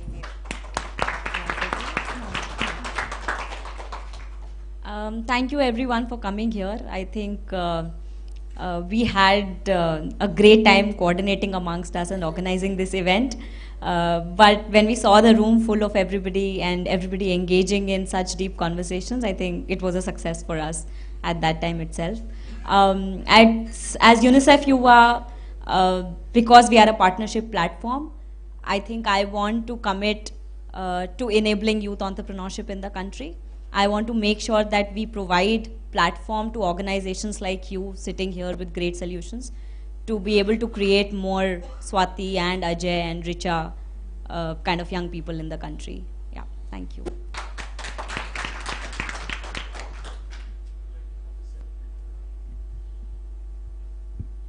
So I didn't mention much about the global aspect of the Global Opportunity Youth Network. So what I wanted to leave you with is that all of you in the room are joined with 8 other communities, soon to be 12 over the next year or so, potentially many more, just based on the India expansion, very soon, with young people, with critical stakeholders from government, business, and the nonprofit sector coming together regularly to share good practice, evidence, data. So it's an invitation for all of you. If you'd like to learn with us, please be in touch. We can connect you to some of our global resources. We have a global convening where we invite colleagues from around the world, and we partner with other international organizations like GenU and others who care deeply about this commitment to make sure that this generation is not a lost generation, but the generation that is going to take this globe forward. So thank you for having us, and thanks for a great conversation today. And thank you to TRI for putting this together and all the work that went on behind the scenes with everybody involved. Thanks a lot, and of course, as Jamie said, there was a large team that was behind the scenes that has made it possible. So I would like to, on behalf of, on behalf of the entire team, would like to, thank all of you for making this possible. So this was fantastic. Yeah, if they can, raise your hand, all the team members who were behind this fantastic workshop, please raise your hand.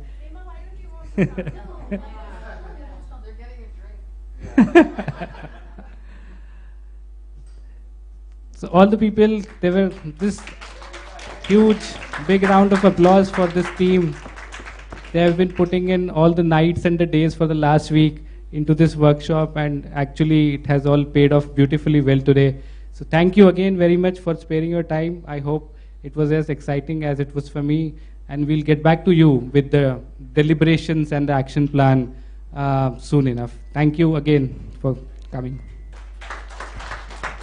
With this we close. We have teas and refreshment on the right side of mine and left side of you.